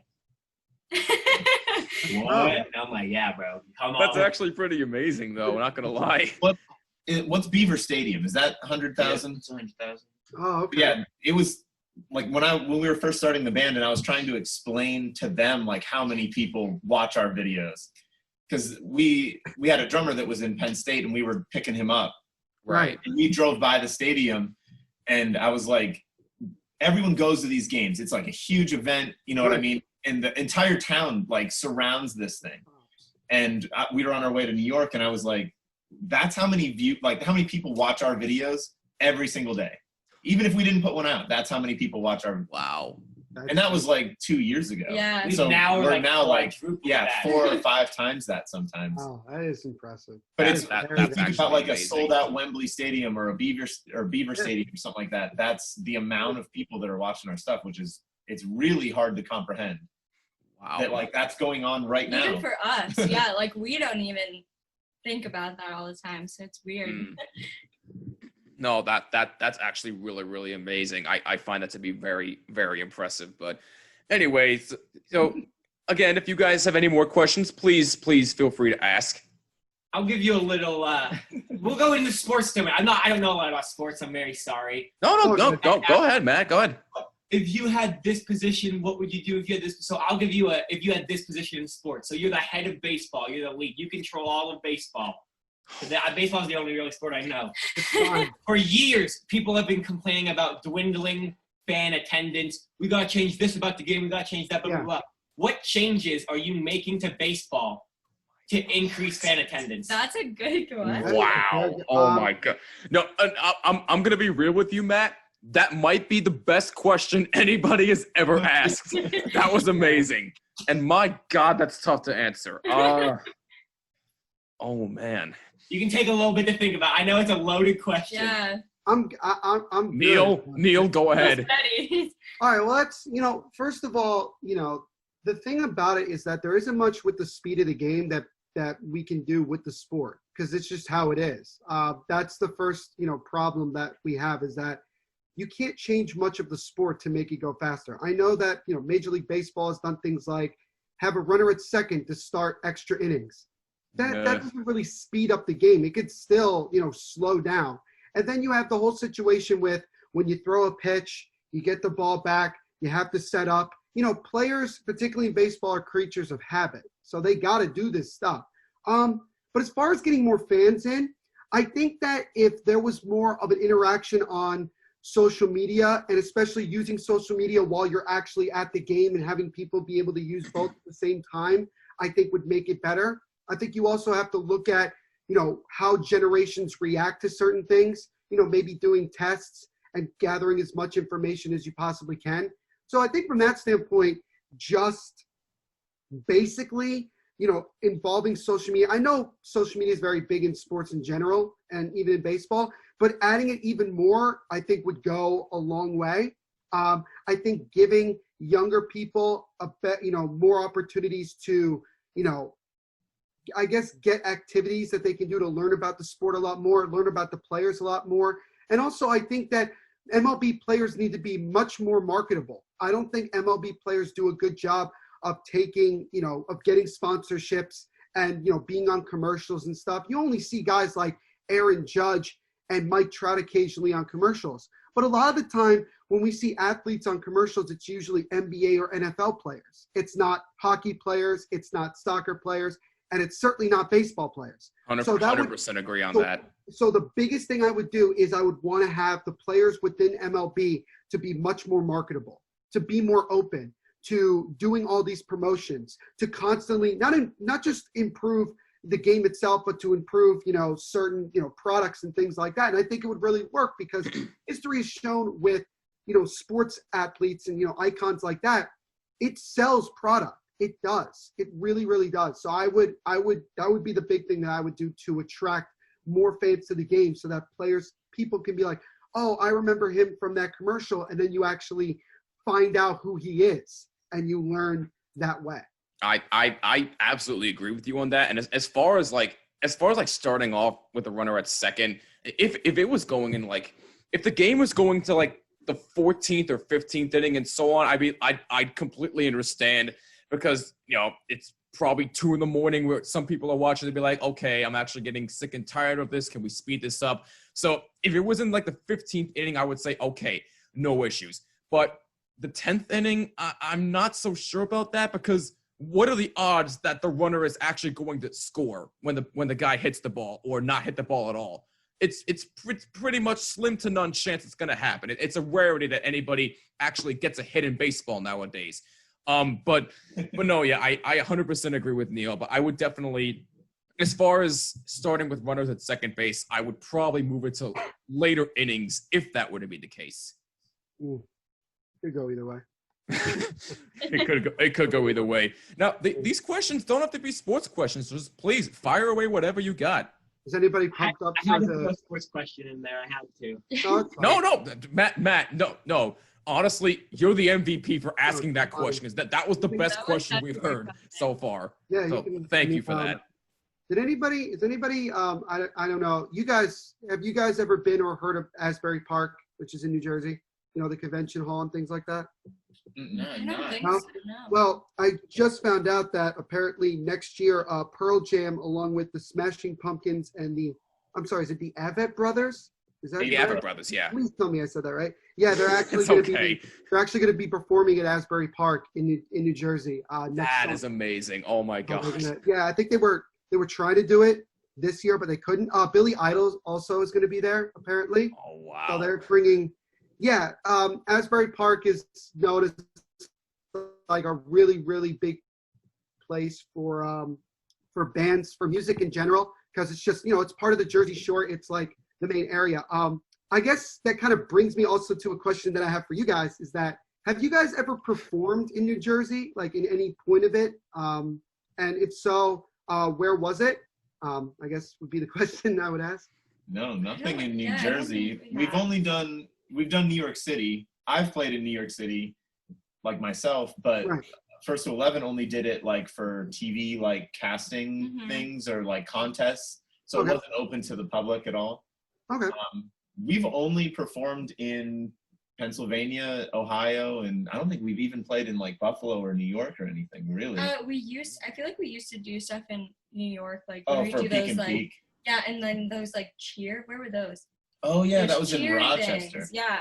Oh, most of the time when we travel, it's more of like a private thing because for years they weren't like old enough to go play a bar or didn't have enough of a following to go play like an established venue or anything. Yeah. So a lot of times it was like it was a cheerleading squad that was in Erie, saw us play, and then was like, come play our banquet or whatever for our cheerleading squad. So we would go to like Rochester and do something like that. But yeah, we don't really travel that much. I think that now we're finally to the point where it like makes sense for us to do that. Yeah. Because I had already went out and toured with a band and it sucked. You know what I mean? Like it was not as glamorous. It was fun, but it wasn't like something that I knew I should be doing to progress the band. Right. It was more of a thing to like tell my friends like, yeah, I'm on tour, man. What are you doing? Just stay in the Erie. You know what I mean? Like it was kind of like a pompous thing to say because we weren't really gaining anything out there, doing anything. It was just, pretending, we were rock stars or whatever. But I think now we actually have a reason to go out and go do stuff like that. And, it's just a part of being in a band. I feel like everyone just needs to experience that. It just happens for to be better like or worse. The most unfortunate timing for us to like. Right. Just when you finally want to start doing it, then you just get delayed even more. Which I think. Look, I mean, we're all in that situation with what's going on in the world that we're all kind of delayed in one way or another from doing certain things because you could do a lot, indoors and obviously online, but you can only do so much. Right. And you miss out on that social interaction with people. It's obviously not the same. So we'd still really like to do it like kind of, our own way. Yeah.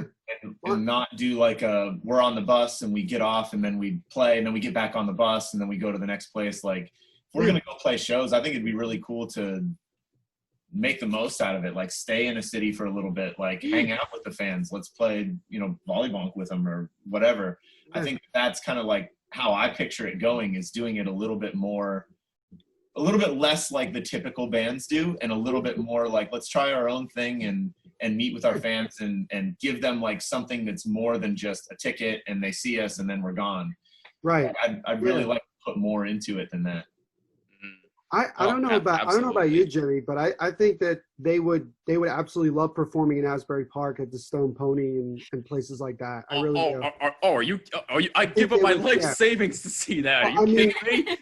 I mean, first of all, the type of music that people in our area listen to is right in your alley, right? What you guys do. So there would be a lot of people that would go and see you and go listen to you. And plus, you got the beach right there, so you can do exactly what you were talking about with like interacting with people.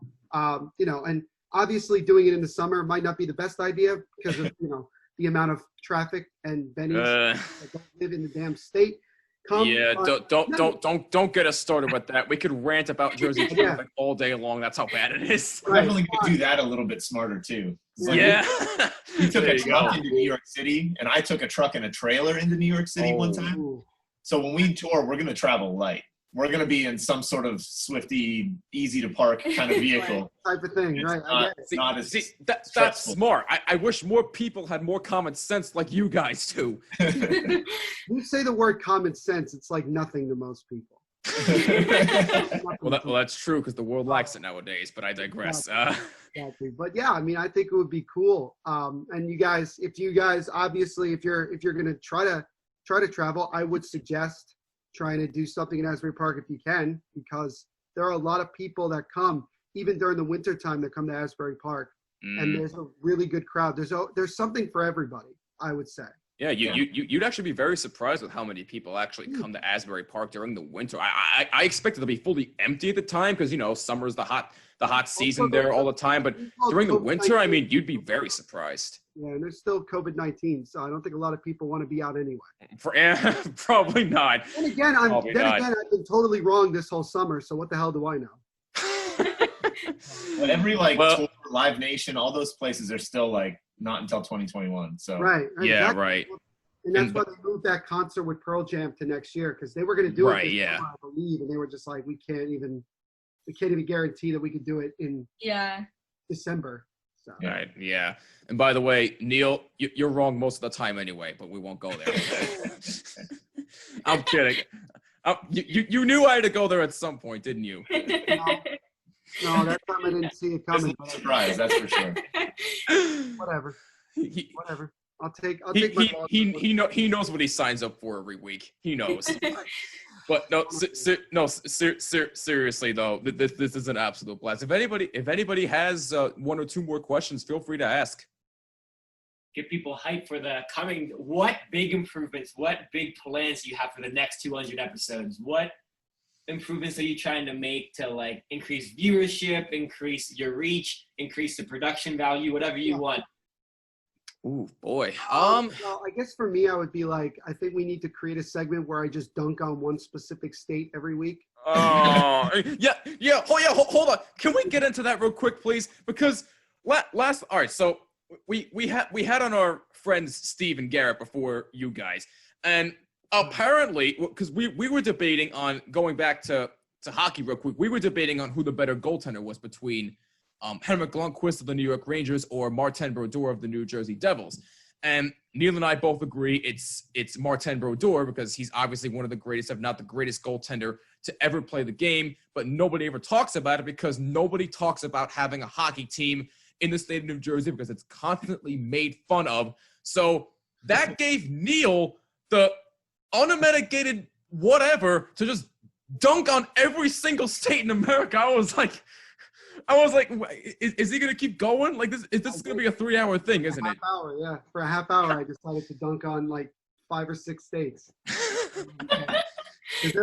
I don't think you mentioned Florida though, did you? No, I didn't. Florida one bit. Florida. I think Matt was still getting in gear to trash Florida anytime he wants to. If he wants to do it, he certainly can. I'll let him take the floor is yours if you call it. Florida is so old. Why? How is the average age of Florida is probably 55 plus? It has to be. God. Everyone that actually lives there. Everybody's the weather's so nice. No, it's not. It's hot, it's humid. And when it's supposed to be nice, when it cools down, now it's hurricane season. And you're getting the eye of blasted. Jupiter down there. It's the worst. It's the literal worst. So it's too hot in the summer when it's actually not, torrential downpour dying from hurricanes. And then right. It's supposed to cool down and be nice. Then you got, hurricanes coming in, don't want to deal with those. Everyone around you just doesn't know how to drive because they all can't see where they're steering, where they're so old they got put on their prescriptions, bro. They don't even know what's going on. And Florida is either a pocket of oversaturated, overdone garbage in the cities, or boondock saints gotta go fishing every place. Just literal nothing. The fact that you can drive 30 minutes out of Miami and just drive into a small water hick town where everyone's just what's up, bro? Where do you guys go to school? No, we just fish. What is this state? God, man. Is there any part of Florida that you actually like at all? I mean, I can understand what. There's one part of Florida that I like. It's landlocked. I think it's called maybe not Keystone. It's there's some landlocked area of Florida though where they have a really cool driving school that I got to go to, a drifting ATV and rally car school. Is it super north? Wow, okay. I guess it is in nowhere, Florida. Other than that, terrible. Get rid of it. I continue with Florida. I'm talking about not the Panhandle. I've never been in the Panhandle of Florida. I'm talking about I don't know. The hot spots? Yeah, the peninsula part of Florida. Right. People are I don't understand why they even designate things as 55 plus gated community, because everything's a 55 plus gated community in Florida. That's just all there is. Because it's crazy how there's all this infrastructure for tourism, but all you just see is people just strolling down the street with their walkers. I'm who is this for? There are no young people here. Oh my God. It's literally the retirement home of America, and we should treat it as such. There is Miami Beach. That's always a good thing. By not acknowledging its existence and dropping off elderly. I want to know who won the battle. Was it Matt or was it Neil? About Florida. You're kidding, right, Audra? Oh my God. Well, who went on one state? I went on 6. That's true. I went. This is how I went. I crapped on Delaware. No. You said Delaware doesn't suck. No. But then I did point out certain things about Delaware that are non-existent to most people. True. I crapped on South Carolina because I think it's the most overrated state in America. What else? I went to Texas. That was fun. Crapped on them. I went to Ohio for some reason. These guys wanted me to crap on Ohio for whatever. How dare you? Don't even know. No, you said, Jimmy, you said, do Ohio. I did not. No, that was not me. I thought that was Garrett that said that. I added my own one. I crapped on California because people think it's a good idea to have a gender reveal and then burn down the whole damn state. Oh. No. I don't know why you crapped on Texas. You don't even have to. If you're in the Panhandle of Texas, a top part of Texas, they crap on themselves. That's true. It smelled like shit. The entire That's way. True. That's true. It was terrible. It was so bad. We drove through there to get to Arizona, and it was because you're passing. I give them at least they're working there. They don't work in Florida. They don't. Right. Wait. Wait. Hold on. I apologize again, but you're talking about road construction? Is that what you're talking about? No, we're talking about the farms and how many cows they have. It just smells like cow manure. Okay. It's actual crap. Terrible. It smells like the windows are up. We're dying. Well, my friend, as the saying goes, everything is bigger in Texas. Oh my God. Another state. I'm pretty sure everybody's sick and tired of that statement. You want to know a state that really pisses off a lot of people? Arizona. Let's say New Mexico. New Mexico, yeah. What does Arizona, New Mexico bring to the table? New Mexico road egg should just be transformed into a solar panel. To power all of America. So no one lives there anyway. Hold on. Just turn that into a solar panel and be done with it. Hold on. Time out. Is beautiful. Mexico is beautiful. They have no plumbing or anything. There's no infrastructure. No, that's so true. That's so true. Well, it did bring out one running joke that will always go around. #road egg. Rodeg, baby. It is true. That's the one positive you can bring up. Other than that, nothing. How we could just turn Mexico into like power for the entire country with solar panels. That's a better use for the state. It's not hospitable there. No one wants to live there. Everything's 300 miles away. It's all desert. We drove through like the biggest city, and we were just like, "Whoa!" Right. I can't believe we already went through it. That's the thing. It's not intended for you to drive through, stop, look around, and keep going. It's intended for you to drive right through and keep going. Yeah, we made that's true. That's true. That was our biggest mistake. We stopped on the way back to Arizona. Let's just say we planned it very well, so we didn't have to stop in New Mexico on the way back. Right. You planned it out very well. And then you got, I mean, here's a random state, Washington, not D.C. I'm talking about the state of Washington. like Seattle, Washington. I get it. What? It's in the corner of this country. And what are they known for? Rain. Yeah. Rain. That's all they're known for. I got a question because you guys are hockey fans, and I heard that that Seattle's actually going to name their team the Sockeye. The Seattle Kraken. The Kraken. Yeah, the Kraken. I mean, the Kraken's cool, but I heard they were going to have like pink and green like Sockeye uniforms. I think that's way cooler than a Kraken, actually. Yeah. And did you hear anything about that, Neil? No, I didn't hear that. Yeah, I read. I didn't. This is a first for us. I know. I read some of the like polling data of like how. I mean, look, I don't think they actually considered like a damn citizens vote for what they were going to name the team. I think they were like, right. You know, like let's see how much people are going to hate us when we decide to name it the Kraken, pretty much. But, like, I heard that they were going to be like the Seattle Sockeye or whatever, and I think that's like actually a lot cooler than the Seattle Kraken. Well, apparently that would have made a lot more sense to everybody because I don't think you're the only one that feels that way about the Kraken. Mostly everybody was just ripping on the name. Like, you couldn't have come up with anything better. I mean, they're the only team in the NHL that's going to have no S in their name. So that's kind of annoying. Well, no, that's not true. The Minnesota Wild don't. Minnesota Wild? Oh, it's true. The Wild don't have one, right? And it's just, but still, they just want to do stuff to piss everyone off. Like, I think that's Seattle is one of those cities that they just want to piss everyone off. They just want to do stuff on their own so they can piss everyone off. But I mean, seriously, like half the time when you're in Washington, all you're driving through is a forest. That's literally what you're driving through. There is nothing else there. There is nothing else there. And then you have states like Montana, North Dakota, and South Dakota. What do they bring to the table? Ever? What famous thing happened in those states? What famous thing happened? Fishing. Buffalo? Isn't Buffalo? Rushmore in one of those two? Wait, what was that, Ryan? It's just, you know, and then you have two states like Hawaii and Alaska who aren't even technically connected to anything in the state.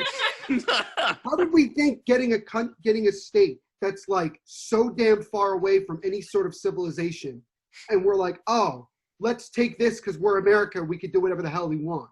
So now this is should I just walk off the set right now? Because Christ, I mean, you have. I feel like Neil's taking this on. Like I should probably walk off right now. And then you know what? They were talking about, you know, Florida and hurricanes. Why don't you go to Oklahoma and deal with tornadoes every day? Oh my God! I have a secret dream to be a storm chaser. So wait, do you really?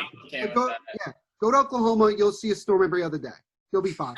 Yeah, we stayed over in Oklahoma on our way to Arizona, and we were like, well, hope there's not a tornado. Oh my God! Right, no, you just want to. It's one of those states where you just want to keep going. You should just keep going. Don't hesitate. Just keep going. The only state that Jimmy told me that I'm not allowed to crap on was Pennsylvania. It's the only state I can't go after. Well, I mean, maybe besides Philadelphia sports fans, I don't think you have anything else to say about Pennsylvania. No, you don't think so? No, not to me. Oh, well, you haven't been to Pittsburgh then. Yeah. Dude, yes, I have. My sister goes to school there. Come on now. That's the worst laid out city of all time. You can't come on. People, we live here and we can't get around it. Yeah, it's confusing. It's terrible. No, and you got like, you know, you got a city that has some of the most obnoxious fans I've ever met. Like Pittsburgh fans? obnoxious. They are the worst. True. I mean, when they're winning, they're the worst. When they're losing, they're non-existent. They just but the Browns they let in like some percentage of. My God, you good? Yeah, they let in. You good over there, Matt? Matt just gave up.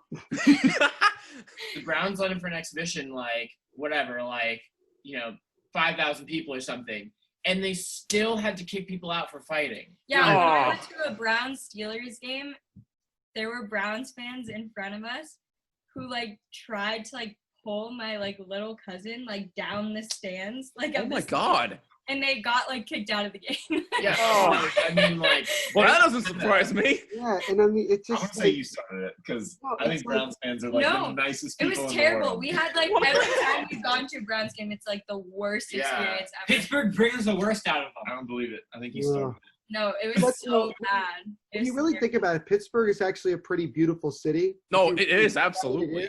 But the people that are there make you just want to wear leather jackets and boots.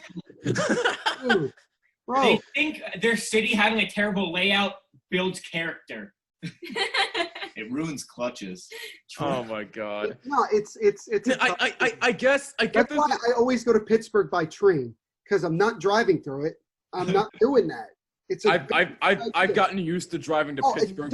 I don't care if it's a 5-hour drive. I'm used to it at this point. Don't fly there. Don't fly there? Don't fly there either. No, because the turbulence to get to Pittsburgh nightmare. You think you're gonna die. You think you're gonna fall down and die trying to get to Pittsburgh, my guy. Pittsburgh. But you have Pennsylvania, which is a pretty solid state, okay? Right. Pretty solid. Middle of the road. And I think that's our party piece. But then you have a soccer team that plays in a place called Chester. Not Philly, not Philadelphia. No. Chester.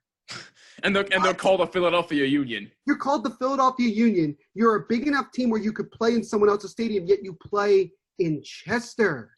Who the hell lives in Chester?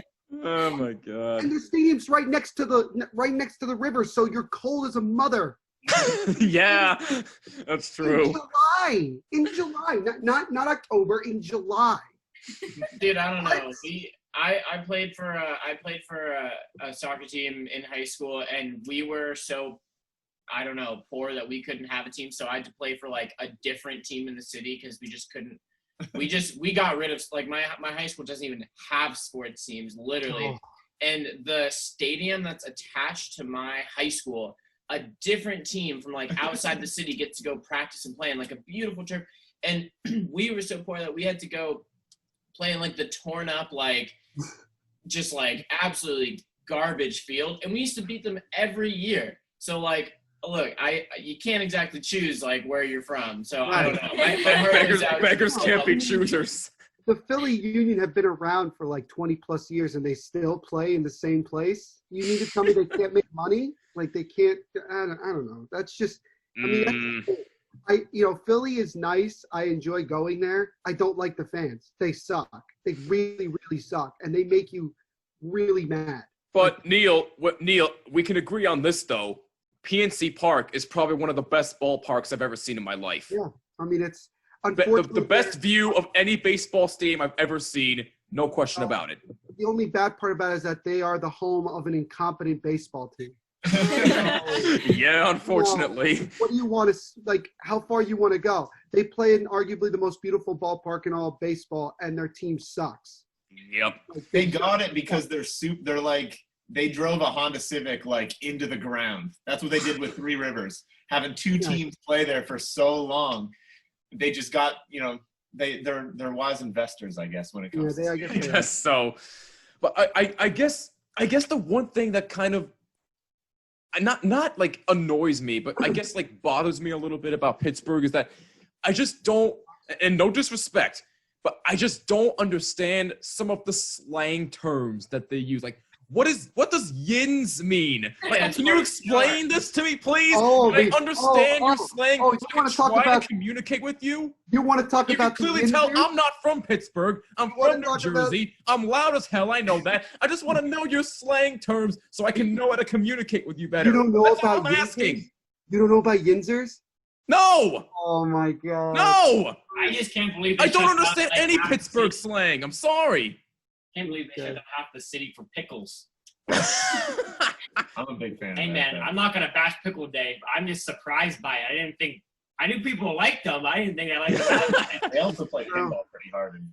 That's definitely one thing I learned. You'd be very shocked. The Yinzers gotta. Oh my god! But they're the worst. Actually, Yinzers. The reason that it's so big is because those are the real like sports fans. Those are the ones that are like the ones that really piss you off. Any Pittsburgh fan that really pisses you off is a Yinzer. Is a guy who thinks he or she is above everyone else. Whether they win or lose, they are above everyone else. Gotcha. It's actually awful. It's actually awful. I'm sorry, but like, there's another reason why I don't like the Steelers. Right there. Right there. I can't. Sorry to disappoint you there, Audra. But if I went to Pittsburgh with a Raiders jersey on, you don't think I'd get murdered? You'd be kicked out in 5 seconds. Oh, and I don't care. Bring it on. I'm from New Jersey. I go to New York sporting events all the time. There's nothing that they can do that I've never seen. Fair enough. Nothing. Fair enough. But anyway, though, I didn't know we were crapping on States 2.0 here, but I digress. I'll keep going. Let's talk about Boston real quick. Massachusetts. Oh my God. God, it sucks. Boston. God, why is Boston in existence? Like, why is what the hell? I don't know. I kind of like Boston. I do too. Boston, so I don't like those sports teams, but the city's really nice. I like it. You have a team that doesn't even play in freaking Boston. You have them playing in Foxborough. The New England Patriots. Yeah, I know. Where in the hell is Foxborough? It's in the middle of nothing. If you ever go, it's literally in the middle of nothing. There's nothing there. There's absolutely nothing there. I'm sorry. And the one thing that pisses me off more than anything about Boston, they're trolleys. It's awful. What? They can't drive. Yeah. They can't drive trolleys, bro. It's a trolley. Are they like on track trolleys or are they like fake trolleys? No, they're like the track trolleys. That's what makes it worse. We have a trolley here that's just not on a track. It's just a decorated bus. Yeah. It's a decorated bus, exactly. I mean, we have a couple of those, I think, here in New Jersey. But, like, that's what I'm saying. Boston, shipping up to Boston, no thank you. I'm good. Never say hello to your trolleys? Come on. Yeah, dude, that's the one good thing that came out of Pittsburgh, Mr. Rogers. God. Right, Mr. Rogers probably is the real reason that Pittsburgh. Now, whenever I'm in Pittsburgh, I cannot stop thinking about Mr. Rogers' Neighborhood. I can't. I can't stop thinking about it because that's the only thing that comes to my head. So what you do is you get on the trolley and then you take your phone and you blast "It's a Beautiful Day in the Neighborhood." We'll see what happens because people will be okay with it too. By the way, has anybody here seen the movie "It's a Beautiful Day in the Neighborhood" yet? Mm-hmm. No. Oh, I will promise you this: you watch that movie, you will cry. It is so good. Tom Hanks, I'm telling you, you wouldn't even think it. He portrays a perfect Mr. Rogers. The movie is absolutely fantastic. I would highly recommend it if you guys haven't seen it yet. Please watch it. You probably will cry a million times, but it's worth it. Ryan will cry a million times. I'll cry if it has people and talking in it. No promises there, Ryan. But anyway, so we're going from crapping on States 2.0 to now this. But no, if you guys have a couple more questions, please feel free to fire them away. We're having too much fun here with this. Yeah. I'm out. Yeah, let's say you answered all mine. I think they're out of questions. Officially burned out. I think they're burned out. I think we're good. Oh my goodness, but no, seriously. But unfortunately, that has to wrap it up for now. And for unfortunately this episode, which is a damn shame because I wish it could have been longer, but then we'd be here for probably 12 hours. But I don't want it to be a 12-hour episode, so there's that. But in all seriousness, guys, we seriously can't thank you enough for, again, not only agreeing to come back on and deal with our shenanigans again, but just being a part of our big milestone of 200 episodes. It really does mean a lot. I feel like you guys have been a few of our biggest supporters lately, and we can't thank you enough. Seriously, you guys are the absolute best. Thanks for having us back. Yeah, happy 200th episode. Congratulations! Thank you guys. Thank you so much. That really does mean a lot, and we'll definitely have to have you back on again real soon, because this is definitely too much fun. But Neil, I'm telling you right now, if you ever suggest a Mario Kart race again, I'm walking out of the room. Because I'm officially done with that. Unless for some reason when Super Smash Bros. When Mario Kart Live comes out, I'll definitely be all over that game. Matt, I know you probably will be too. But not Smash Brothers. No, maybe Mario Kart. A little more practice. Wait, my apologies. Repeat that. Wait, what was that, Ryan? I'm sorry. I didn't hear you. Don't play Smash, period. Oh my God. You know what? Maybe with a little more practice, then we'll talk about a rematch. But for right now, no. Out of the question. That's it. But no, seriously, guys, thank you so much. This really was an absolute treat. You guys have been nothing but great friends to us and great supporters, and we're always going to support you guys. And we'll definitely have you back on again real soon. Thank you so much. Thank you. Thanks for having us. Anytime, guys. Looking forward to doing it all again soon. That is First to 11, and unfortunately, that is going to wrap it up for our 200th episode of the Bottom Line Podcast. If you have a favorite memory of the podcast so far, please let us know on Twitter and Instagram at BottomLineWMCX, and follow Neil on Twitter as well at the MVP Show. Use hashtag BottomLine, and please, if you're watching on YouTube, please make sure you leave a like and a comment down below. Helps out tremendously. And please make sure you subscribe. And please subscribe on all audio listening platforms as well. And while you're at it, since we still have these guys on, please make sure you go subscribe to First to 11 on their YouTube channel, as well as Spotify. They just came out with a new cover album, Covers Volume 7, which Neil and I both have. Make sure you go buy that on iTunes, follow it get it on Spotify, or heck, buy it off their website, first211.com. I got an autographed copy. It's fantastic. I've been listening to it nonstop, and I might be listening to it whenever I have to edit this all together, but it should make for good entertainment. But seriously, though, this episode has been an absolute blast. Neil, I can't wait for 200 more. It's been a pleasure working with you. I'm looking forward to doing it all again real soon, Neil. Feelings mutual, my friend. Feeling is mutual. All right. Well, just one last thing here before we sign off for the day. I normally don't get too sentimental on this podcast. I normally keep my feelings in, which I know isn't really that good for me, but I truly mean this from the bottom of my heart when I say thank you to anybody who has supported not just me, but Neil and whoever has listened to us from the very beginning. Like I said in the beginning of the episode, I don't care how long you've been listening. If you've been listening since I first started this podcast, if you've been listening since 2 years ago, a year ago, heck, if you or even now, yeah, absolutely. If you're just new, welcome, and we cannot thank you enough for all of your love and support. It really does mean an absolute ton to us, and we really do hope that you'll stick around for many more episodes to come. But the overwhelming amount of support that we've gotten ever since we started doing this really has meant a ton. So from the bottom of our hearts, thank you so much. And here's the 200 more episodes. For Neil Villapiano and for First to 11, I'm Jimmy Finizzi. This is the Bottom Line Podcast. Cheers to 200 more. We'll see you next time. Peace and love. Take care of yourselves.